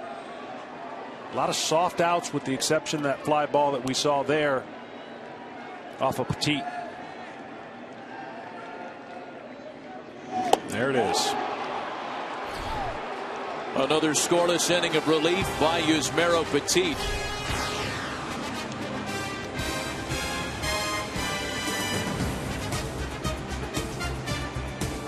How does 135 games in college football have played and finished before our game's been over at the start of our game?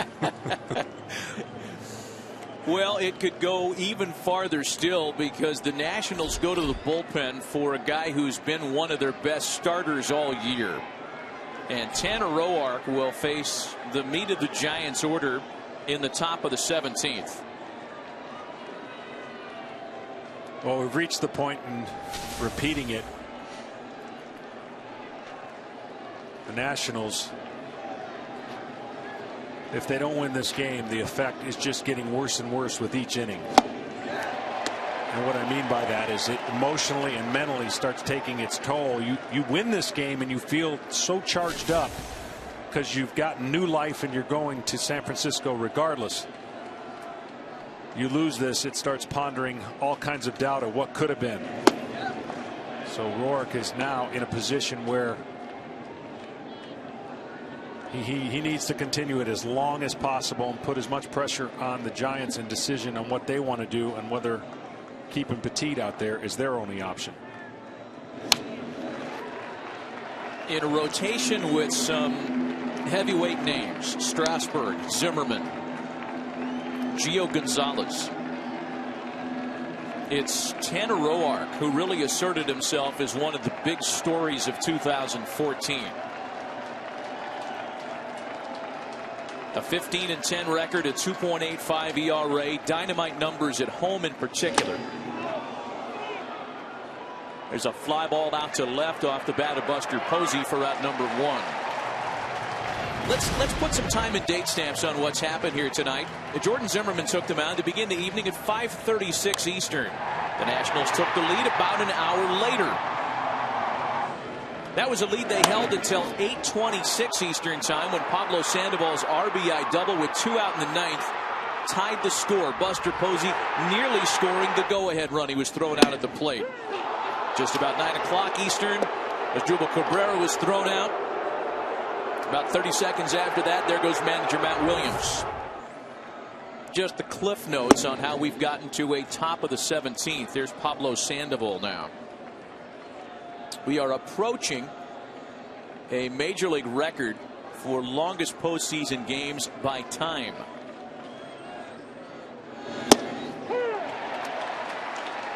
One and one. We've taken it this far, Mr. Smoltz. Let's keep going. Might as well. Got another 9 minutes to set a major league record tonight. I say we're getting there. We're in the top of the inning. Oh, we're there. We're there, man.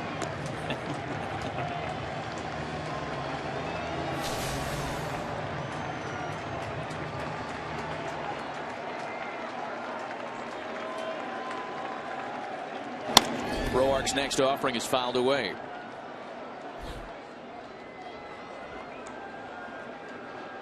Success at AAA Syracuse and success with the major league rotation are different things.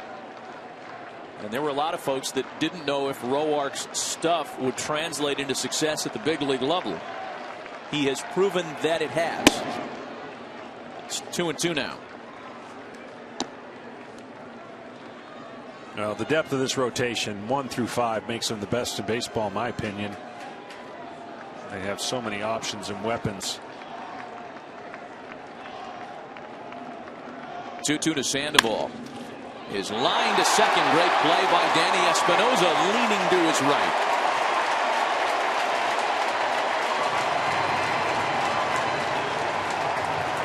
That truly was one of the harder hit balls in a while. That resulted in an out. This ball squared up. Good chance where the outfielders were that was a double. But Espinosa was there to make sure it wasn't.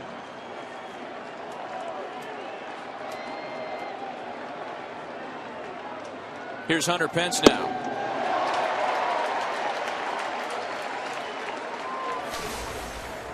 Two for 6 tonight. Pence doubled to lead off the 12th and then was left stranded. Oh, that's a foul tip that Wilson Ramos catches in the arm. Yeah, that smoked him. I I mean, there's no padding there right off the bicycle. Oh, man.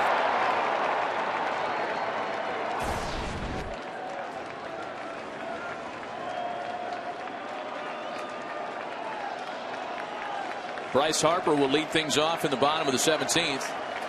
And Tanner Roark is a strike away from sending us there. The fans' shoulders are officially tired. The towels are not up as much as they were earlier.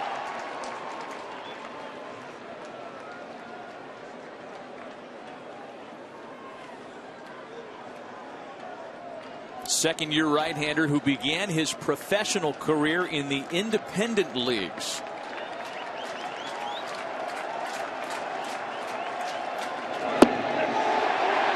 Down to first, the appeal. Pence swung the bat. We're going to the bottom of the 17th. Bryce Harper with another chance to be the hero. Still tied at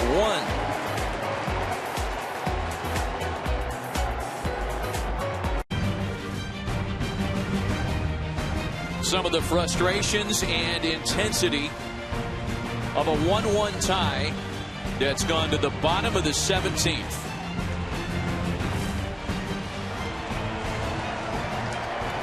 Back with John Smoltz, J.P. Morosi, Matt Vasgersian. Bryce Harper will lead things off in the last of the 17th. As the Nationals have 6-7-8 against Yusmeiro Petit.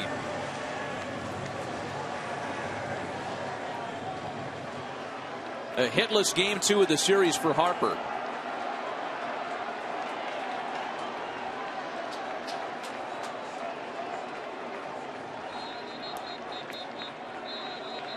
Petit has been outstanding in relief. 5 scoreless innings tonight. He has struck out 7 and yielded only 1 hit. He's pitched around a handful of walks, 3 of them.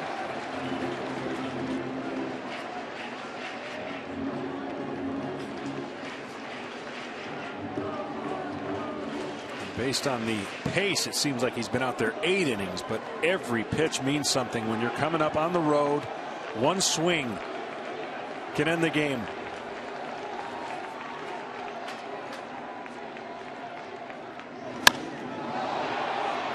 Harper with a fly ball into the left field corner, and Perez is there for it. There's 1 away.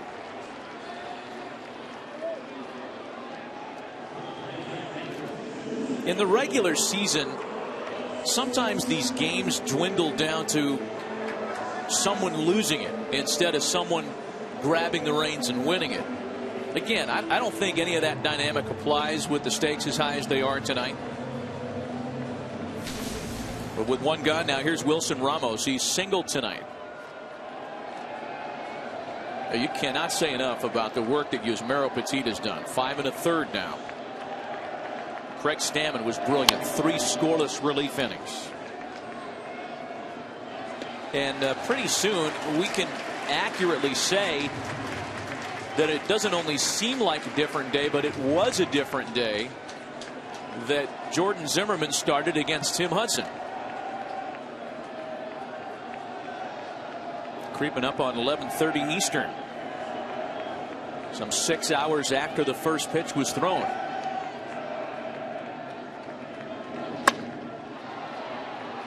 Ramos sends a fly ball out to right center field, and there are 2 away. Yeah, the one crazy thing about this game is when you play in this game this long, you can get out the same way this long, and they have been able to do that with a lot of hitters via plan and scouting reports and executing it. That's what's so amazing to me. We're here in the 17th inning, and these pitchers are executing pitches in in situations that one bad pitch could change the game. Tanner Roark will bat in his turn in the order here with 2 out. Ground ball for Crawford. We go to the 18th inning in D.C. tonight. Giants and Nationals still tied at 1.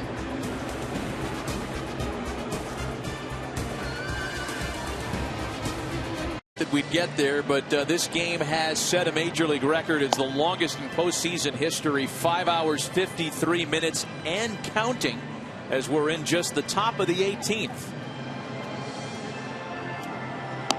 Well, I've reached one of my bonuses in broadcasting now. Oh, I thought you were going to say you got to a contractual bonus. So you get to 18 innings, bonus money kicks in.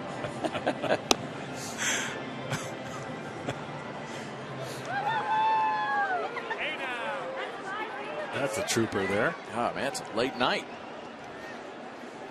Well, we're only a few minutes away, more than a few minutes. We're a half an hour away from this one getting so deep into the night that Tanner Roark will be a year older.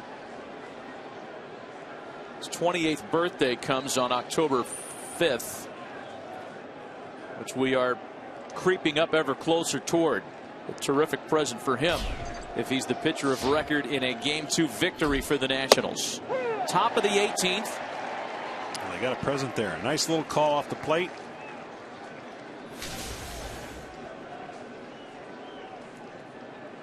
Belt, Crawford, and then the pitcher's spot. Yusmeiro Petit's already hit once in this game. 2 bench players still available for Bruce Bochy. 0-2 the count to Brandon Belt.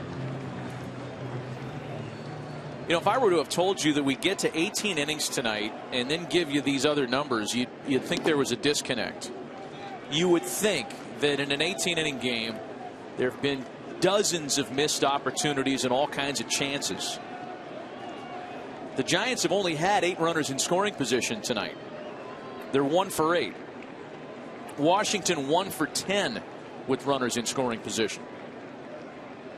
Minimal success, but again, it's not like there have been dozens of runners on base this evening. No, it's been well pitched. A lot of good plays. Just the hitting's at a disadvantage tonight. That man right there needs an ice tub afterwards.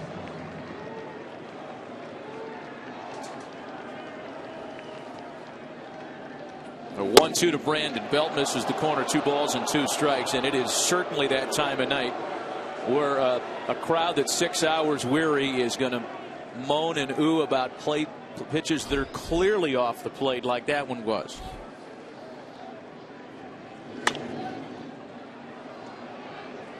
And it stays 2-2 to the Giants' first baseman.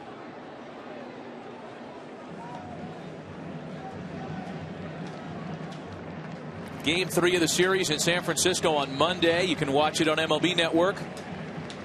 Madison Bumgarner, who was brilliant in the National League wildcard game on Wednesday in Pittsburgh, against Washington right-hander Doug Fister. Full count. Good pitch there. Didn't get the call.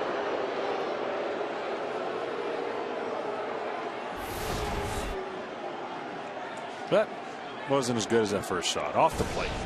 So he did make the. Well, even you're getting into it now. Yeah. Belt with a drive hammered to deep right field, and that one is gone.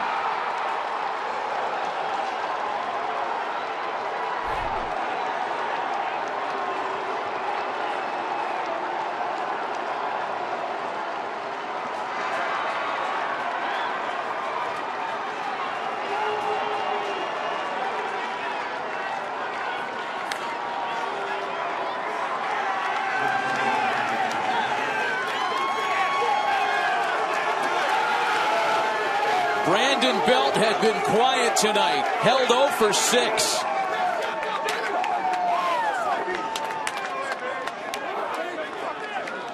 It is unbelievable. So that, friends, was no cheapie either. A 3-2 pitch from Tanner Roark that went a long ways into the right field seats.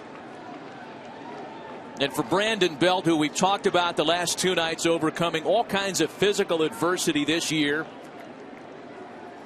playing in just a couple of dozen games in the last 2 months of the season. A huge home run to lift the Giants to a 1-run lead in the 18th inning. Well, now more than likely that's going to bring up Hunter Strickland to come in and try and get the save, the hard throwing right-hander that we saw in game 1.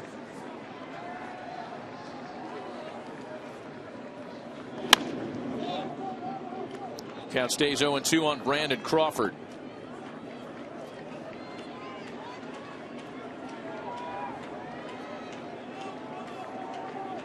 Strickland gave up the 2 solo shots yesterday, including that moon ball off the bat of Bryce Harper. And Crawford with a swing and a miss. 1 gone in the 18th. Well, look where the pitch was supposed to be and look where it ended up. That was in. He missed location. One of the rare times a reliever has missed location. He pulls his hand in and absolutely crushes it. So for most of the part, all these pitchers been able to hit their spot, and we said one swing are going to miss. Could change the game, and of course the Giants are ecstatic at this point. Gary Brown now pinch hitting in what was Petit's spot in the order, which backs up your statement even farther, John, that we'll see Hunter Strickland in the bottom of the 18th.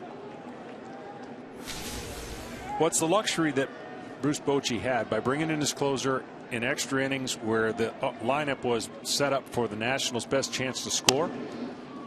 He knew he had a young man that could throw 100 miles an hour, that if needed, if his team took the lead, he could bring him in. So the luxury of what Petit was able to do and the amount of innings that he gave the Giants just set it up for Hunter Strickland to come in and try to nail it down.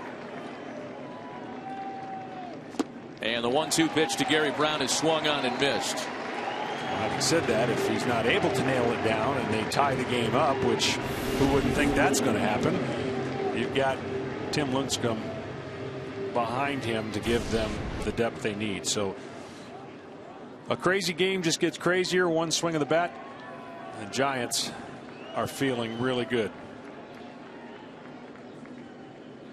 Here's Juan Perez now with 2 gone.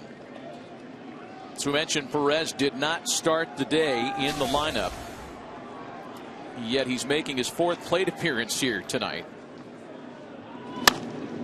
The Nationals led for 8+ innings tonight. San Francisco tied it with 2 out in the 9th. We stayed tied for 9 innings. And the Giants on the Brandon Belt solo home run have taken their first lead of the night some 6 hours after the game began. A ball and 2 strikes to Juan Perez. The Nationals in the bottom half of the 18th will have Danny Espinosa to lead it off, then Span and Rendon.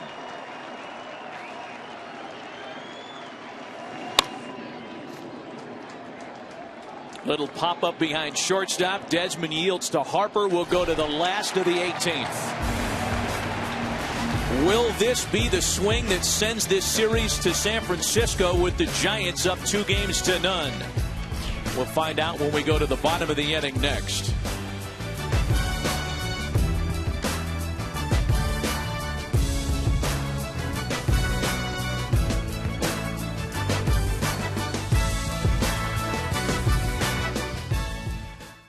The longest game in postseason history, one that's used 39 players, 16 of them pitchers, only 17 hits as we go to the bottom of the 18th inning. And we're over 6 hours into the night. Brandon Belt's leadoff home run in the top of the 18th stands as the difference. And if Hunter Strickland can get 3 more outs, the Giants are going back home for Game 3 on Monday, up 2-0 in the series. Hunter Strickland throws 100 miles an hour, literally. I don't know if he'll reach that tonight, but he can rush it up there with a fastball, pretty good curveball. And I think if you're the Nationals, you're trying to figure out if he can pound some strikes if you're the first hitter. We've already seen what happens when the fastball's not put in the proper spot. They were able to launch them in the right field, but one of those guys is no longer in the game. That is Cabrera is no longer in, so his replacement Espinosa is leading off. Well, we know about how big missing location can be, because that's what happened with Tanner Roark when he lost Brandon Belt on the home run. Yeah, one bad pitch right there, a sinker trying to go away, and it just stayed over the middle of the plate. And like you said, Matt, this was not cheap. It was upper deck. And the Giants doing their little happy dance when they get in there.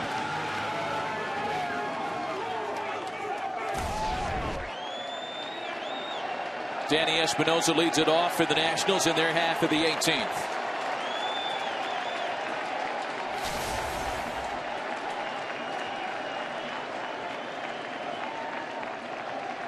There will be a lot said and written about potential heroes in this one tonight. And if the Giants end up with the win, Brandon Belt's going to get many of the headlines. But in an 18-inning story, you have to go back to how big Tim Hudson was starting the night. Yusmeiro Petit, 6 scoreless relief innings in this ball game. Pablo Sandoval with the big 2-out double that tied it in the 9th.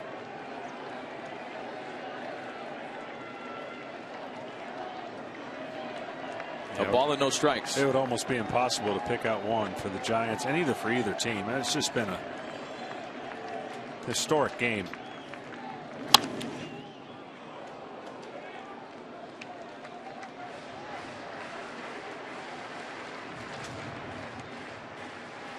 I don't know what was more improbable as we talk about last night. A lead with Kershaw is almost like as good as the greatest safe there is to try to break into, and that didn't happen last night. And then 2 outs in the 9th with a guy who has been dealing. No chance that a rally could take place in the 9th with, if you've seen this game from the start that we did, and it did. It happened with 2 outs and a walk.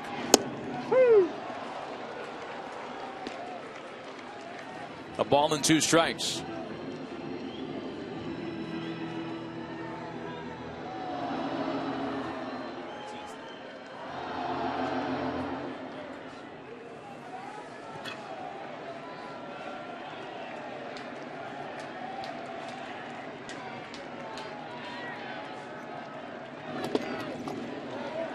Yusmeiro Petit would be in line for the victory tonight.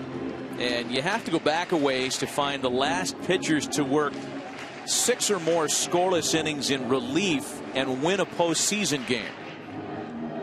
Pedro Martinez in Game 5 of the 1999 ALDS. And then you have to go all the way back to 1971. And then rookie Bruce Kison in Game 4 of the World Series that year with the Pirates. Bruce Kison would go on to work 14 more years in the big leagues.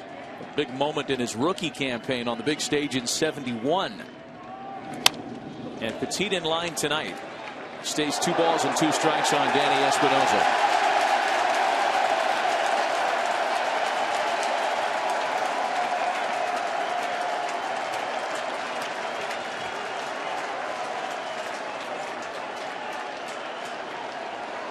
I don't think the fans were being too kind.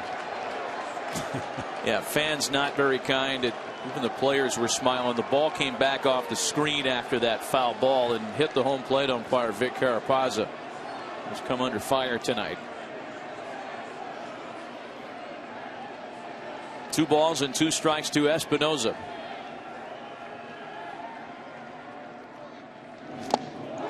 Struck him out. The Nationals are down to their final 2 outs tonight. There's that breaking ball. I was wondering if he foul tipped it, but he didn't. The ball skipped. When you come to a playoff game, I don't care what game it is, unless you're the previous day starter, you never know how it's going to play out and if you're going to be asked to be used. And certainly this is one of those games.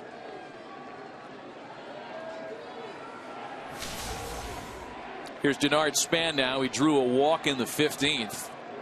He is 0 for 10 in the series. That base on balls in the 15th inning came with 2 out. And it's been the only time he's reached base safely to start the series.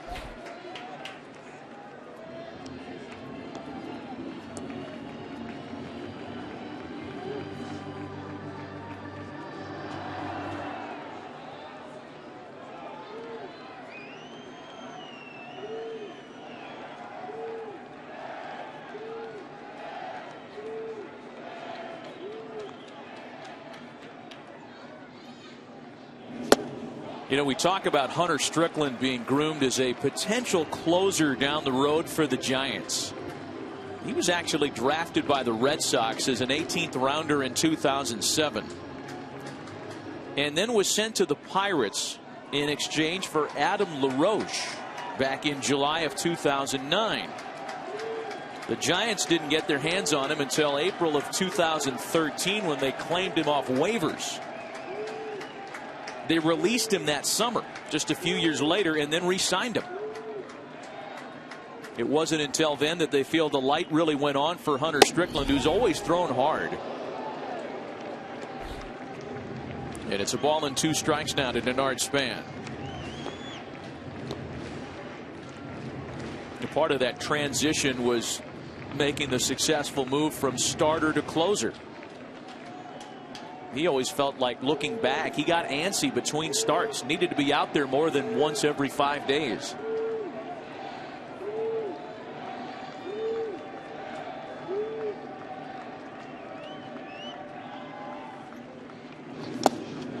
When Strickland made his postseason debut last night, he did so having made only 9 regular season appearances in the big leagues. Only David Price, then of the Rays, made a postseason debut with fewer major league games on his resume.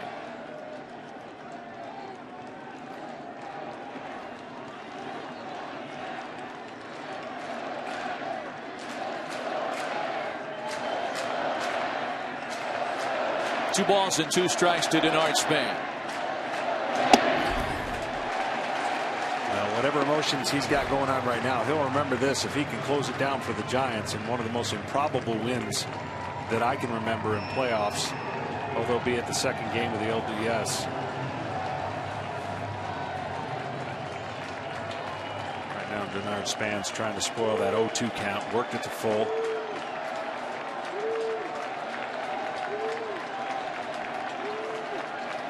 Anthony Rendon waits on deck. 4 hits for him tonight. Here's the 3-2 on its way to Span.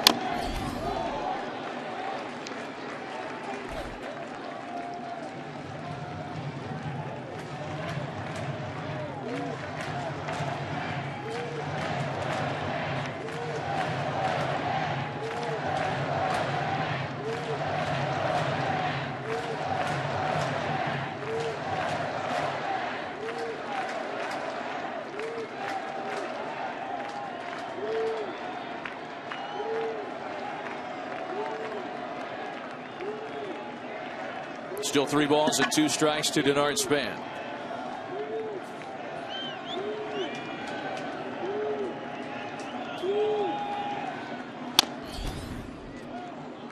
And it'll stay full. You know, while we have a moment, we should mention the terrific job by our Fox Sports 1 crew. Folks on the field capturing the images that you've been watching for the last 6 hours. Personnel in our production truck tonight.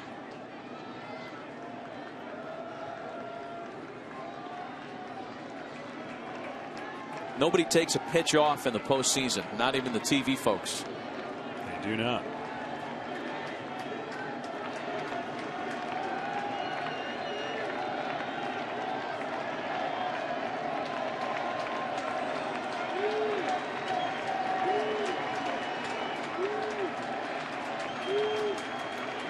Still full, 3 balls and 2 strikes to Denard Span.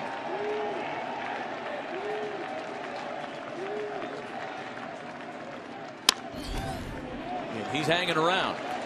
He is spoiling off a couple good pitch. Posey's going to go out and tell Mr. Strickland what he wants to do here. 3-2. A couple that he's pulled foul.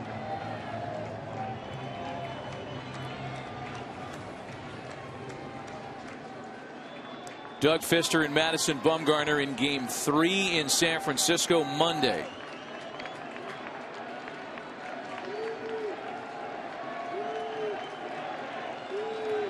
This game is 2 outs away from making the Nationals Giants League Division Series. the third with a team that faces an 0-2 deficit. The Angels backed up against it against Kansas City. Same for the Tigers, down 0-2 to the Baltimore Orioles. And now we're 1 out away from that.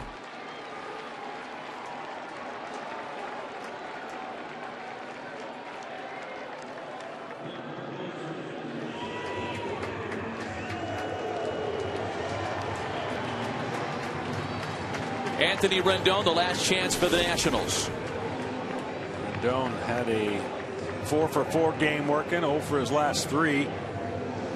I would think he's trying to figure out which fastball and where in that location can he take advantage of the power of Hunter Strickland.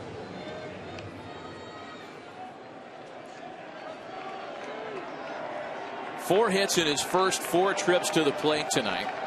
A 4-for-6 night overall from Anthony Rendon. Check it, 4 for 7.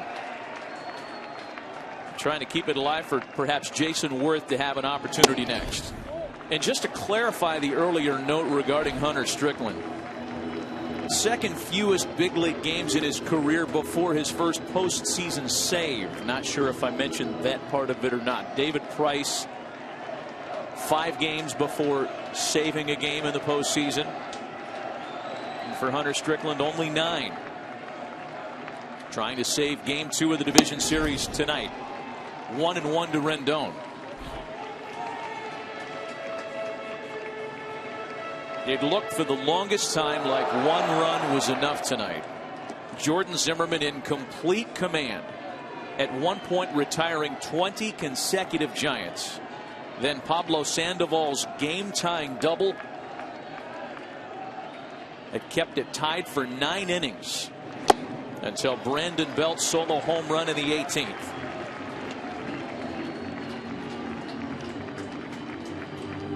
Good discipline there. 1-1 count, good breaking ball. If you're aggressive, you may go after it.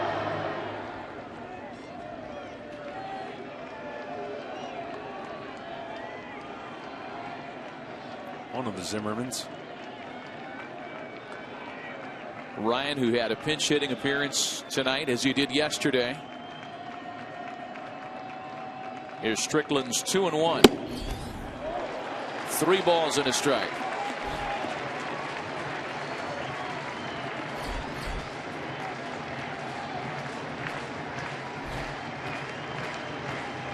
Jason Worth has a single tonight in his 7 at-bats. Responsible for the only walk-off hit in Nationals postseason history. Hoping for an opportunity here. 3 balls and a strike to Rendon with 2 away. And it'll go all the way full, and why not?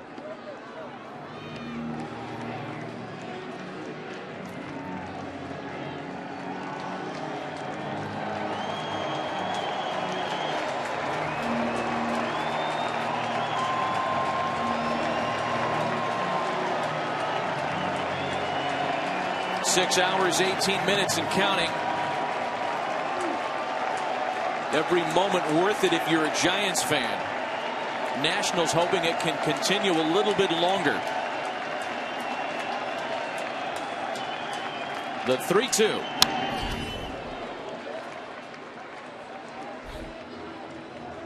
Spoiled off another one. Giants at the edge of their seat, getting ready to pour out of the dugout. Nationals just hoping they get to extend it now. Get Worth at the plate.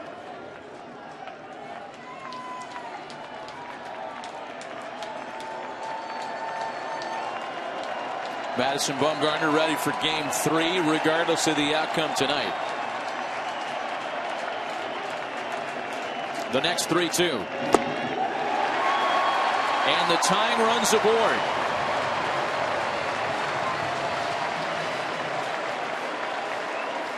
Strickland threw him a breaking ball on the full count. You can see how pumped up Bryce Harper is, just keeping things alive here in the last of the 18th. Another opportunity now for Jason Worth.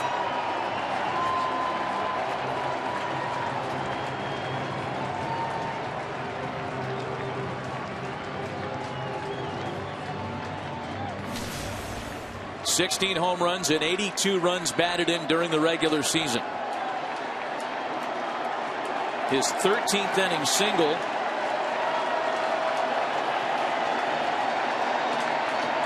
His lone hit of the series.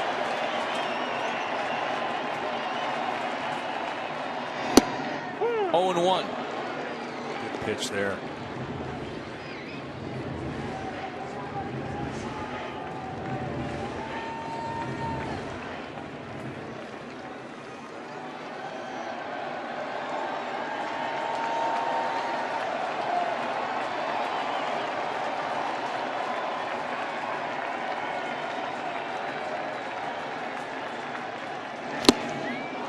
And the Nationals down to their last strike once again. I don't know if you could be too gutsy anticipating another breaking ball and maybe try and steal bag with 2 strikes. Get in scoring position. 0-2 count.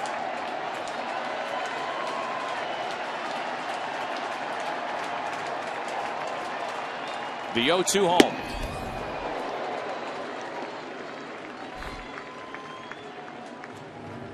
So this one is seconds away from becoming a 2-day affair.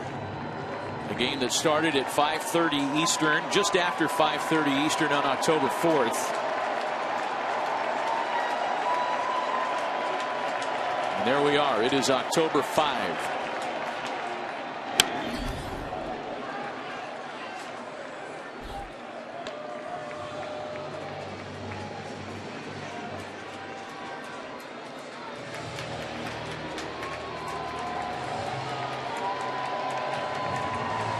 Bruce Bochy showing extreme faith in his rookie right-hander. Yielded a couple of home runs in his postseason debut yesterday. Called on to secure a 2-1 18-inning victory in Game 2 tonight. He's a strike away from doing it.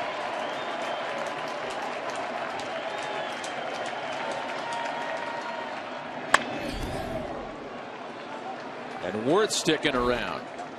Well, he's so good, man. He is so good with 2 strikes. They have pitched him tough. Both him and LaRoche, they've really done a nice job at the meat of the order for the Nationals, as the Nationals are pulling out all the tricks now. Jason Worth edition rally gnome. Still 1-2. Worth is the winning run with 2 out in the last of the 18th. Rendon off first. 2-2.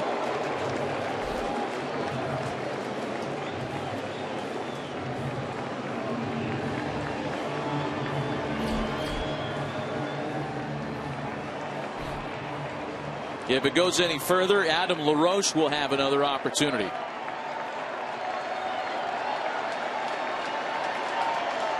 Why not?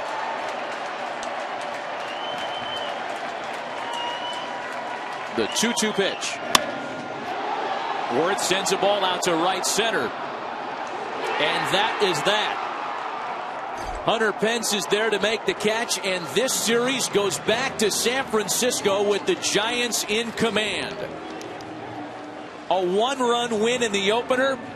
A come-from-behind 1-run 18-inning win tonight in 6 hours and 23 minutes. The longest postseason game in Major League history.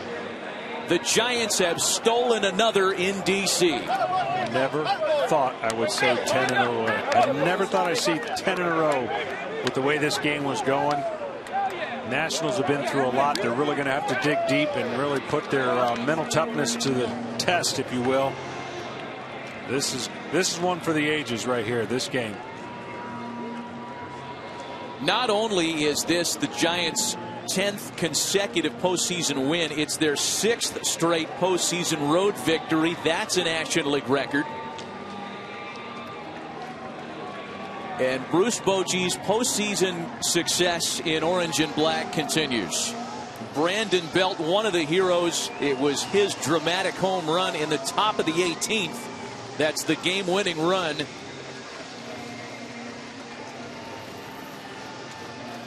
And J.P. Morosi is standing by with tonight's San Francisco hero. Thanks, Matt. Brandon, your home run clinched the longest postseason game in MLB history by time. Your reaction seemed to be one of almost relief. What did you think as you saw that ball go out? Yeah, I mean, it's just it was a hard effort by both teams. So it's just nice to see that ball go over the fence. But at that point, we knew it wasn't over. I mean, the way this game was going, we could have gone another 5 innings. So we're just happy to get out of it alive and get back to San Francisco. You know, at 8:30 tonight, it looked like Jordan Zimmerman was about to complete his game, his shutout. Here we are after midnight. You guys have won now your 10th straight postseason win. What does that say about the resolve of this team? Says a lot. I mean, we just had up and down the order. Just people just grinding it out, battling. Rookies, veterans, doesn't matter. Had great at-bats in that last inning, kept us in the game. We just battled our butts off today. It's freaking awesome. I'm glad it ended up working out in our favor. Brandon, now you go back to San Francisco, 2-0 lead. Madison Bumgarner on the mound in Game 3. How much confidence will you have on that long flight back to the West Coast? We're going to have confidence, but we're not going to take anything for granted. This is a tough squad we're playing, and we've seen people come back down 0-2. We did it ourselves in 2012, so we're going to go out there and grind it out next time just like we did today. Brandon, get some rest. Thanks very much. Back to you, Matt. All right, JP, thanks. John, an amazing night tonight, the longest postseason game in Major League history. The Giants take a commanding 2-0 lead back home, and they've got Madison Bumgarner ready to go in Game 3. Yeah, again, the formula for the Giants is the underdog, and they are just they find ways to win. A long night of baseball is over in D.C. A weary home crowd files out. 2-0 Giants is where the series stands. Let's send it to Chris Myers back at the Fox Sports 1 studios.